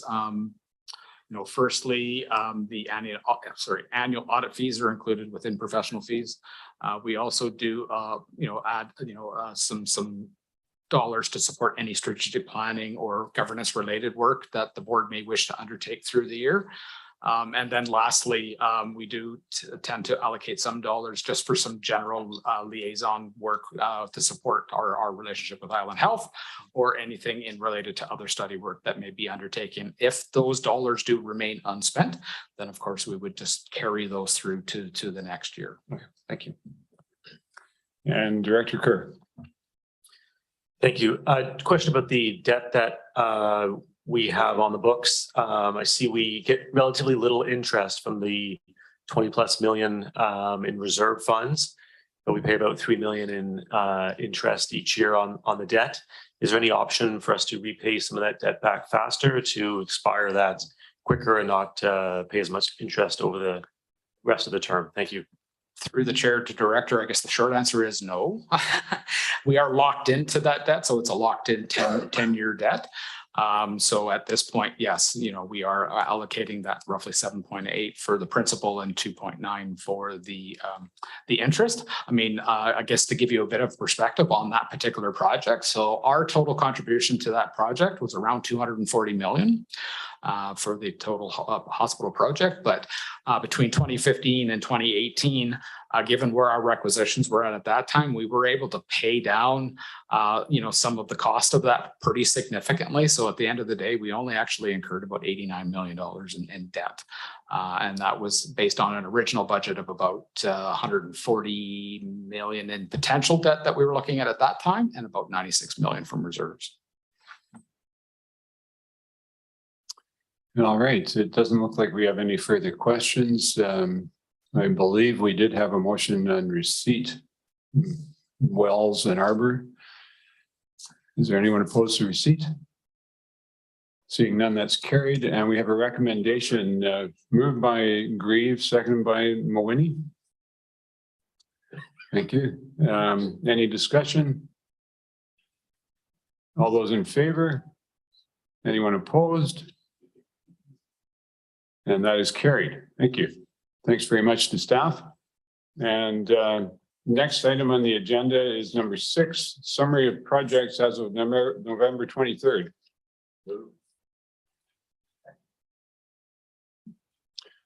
Thank you, Chair and Directors. I'll just ask Kevin to introduce this piece of information for you and answer any of your questions. Thank you, Russell, again through the chair to the director. So yes, this is just represents a quarterly report that we do provide the board that just gives you a sense of the summary of projects that the hospital district has supported over the years. So I don't really have a whole lot of anything to add to that, but certainly can take any questions. And Director Jolicoeur. Yeah, thank you, Chair. Again, being the new person, one of the new people here, just a point of clarification through the chair. I noticed in the budget as well, it's referred to some of these projects and the carryovers from year to year. Are we relying on Island Health to dictate the amounts that are carried over year to year based on each project?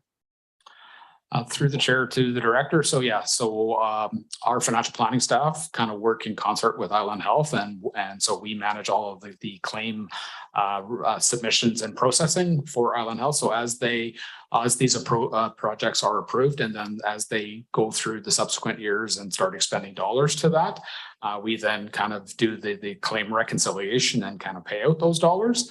And so then we're really relying on kind of the status of where those projects are to determine at the end of every year what amounts get carried forward.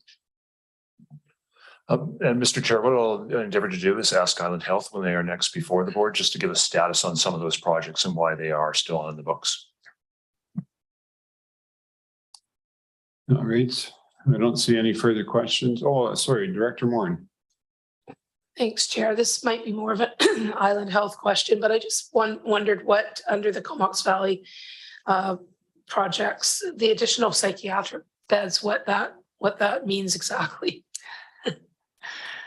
Through the chair to director, you're absolutely correct. That may be an Island Health Okay. question, because I won't be able to answer it. Maybe that's something that could go to the meeting just to get clarification on what that means. Thanks. I see staff making a note of that. Thanks very much. Any further questions or comments? And I believe we did have Director Jolicoeur. Yeah, just on that point, and thanks to Director Morin, I think through the chair, if it would be possible to get a document with a short descriptor for each of the projects to understand exactly what they are, who they're serving, what the scope and the lifespan for each of the products, the capital assets themselves. Thanks. Thanks for that. And I see enthusiastic nods on behalf of both staff members involved. So I'm sure that will be forthcoming. All right, we do have a motion for receipt. All those in favor, any opposed? That's carried. And next item is the management report. Director Sullivan, would you like to move receipt of the management report? And Director Grant, would you like to second it? Second. Director Grant seconded. We're just attempting to remove the monopoly that Arbor and Wells may have in the minutes. Thank you very much, Chair. Over to staff. The management report is something that you'll see at every meeting. And what it is it's those special resolutions or direction that the board provides. It's just the status of those and where they're at. So typically the management report provides that to you, and then we're just available to ask any of your questions about those particular projects and where they're at. And then items get removed once completed. Thanks for that. We do have a question from Director Arbor. Yeah, it seems like that issue was discussed profusely for 3 years. So on item 2, I know it says just general progress on the item around the lab and the rest of it. So is there any update since the election, or basically it's status quo?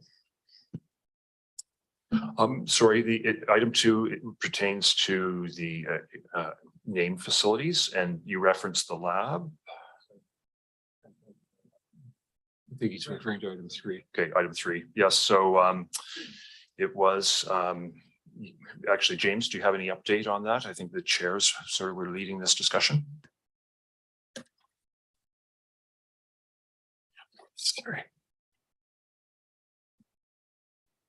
For those who don't know, there's a little shift button here that I sometimes forget to press. Thank you, Chair. You're correct, Russell. This is a topic that the chair and the vice chair were having on a regular basis with the Island Health staff and representatives. And Island Health has routinely and consistently been working with the clinical pathology services, and they've come to this board on several occasions to speak to the service levels and the arrangements that exist there. And I think they would be available to provide the similar information if needed. We haven't had any updates since the election or since the most recent liaison meeting, but I believe we have one scheduled in December. So we can look to bring through that report back to the board. We can look to update the board at that time. Yeah, thanks for the question, Director Arbor. I know that there remain people in the community who have significant interest in this, and it has been discussed extensively, but we'll certainly ask for an update and bring that back to the next meeting. And I believe next we have Director Jolicoeur. Thank you, Chair. Item 2. Is there, other than in progress, do we have can we get a little bit more of a qualitative update around maybe where the ministry is at, if they've provided us a timeline around the naming of the facilities? Thank you. So my understanding is that that the Island Health needs to recommend the facilities to be named to the ministry, and so we've submitted those the facilities, the rationale. There's a few different parameters they need for each. We've submitted those all to Island Health, and we haven't received word back yet on just how far along the track it is made with Ministry of Health, but we can look for a follow-up on that as well. If I have a follow-up, Chair. I think given my comments earlier around timing of our budgetary process, and this is our last meeting for a while until the new year, in terms of hearing back from the ministry before we have an approved budget so that we can plan accordingly, I think would be useful. So I would be supportive of at least hearing if they can provide us a time frame for that.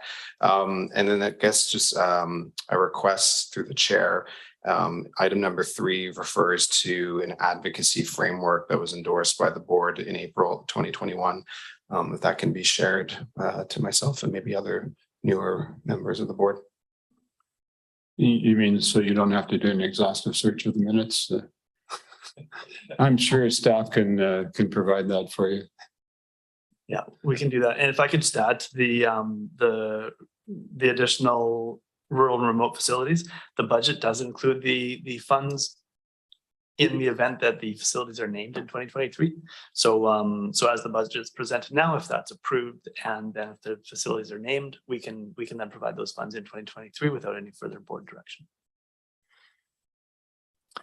Thanks very much to staff for that. Any further comments or questions from directors? Anyone online? Seeing and hearing none, I believe that we've come to the end of our agenda for today. I'd like to thank everyone for being here. I'd like to thank staff and Island Health personnel for their support in providing us with information. And What about the in-camera? Don't we do a vote? oh, sorry, a vote on the management report. All in favor? Any opposed? That is carried. Good job, Mr. Chair. Tough crowd here. I believe we are at the end of our agenda. Second. We have Wells and Arbor and Wells moving termination. I'm going to assume all are in favor, and I'm going to thank you all once again and look forward to seeing you all in the new year as we carry on this incredible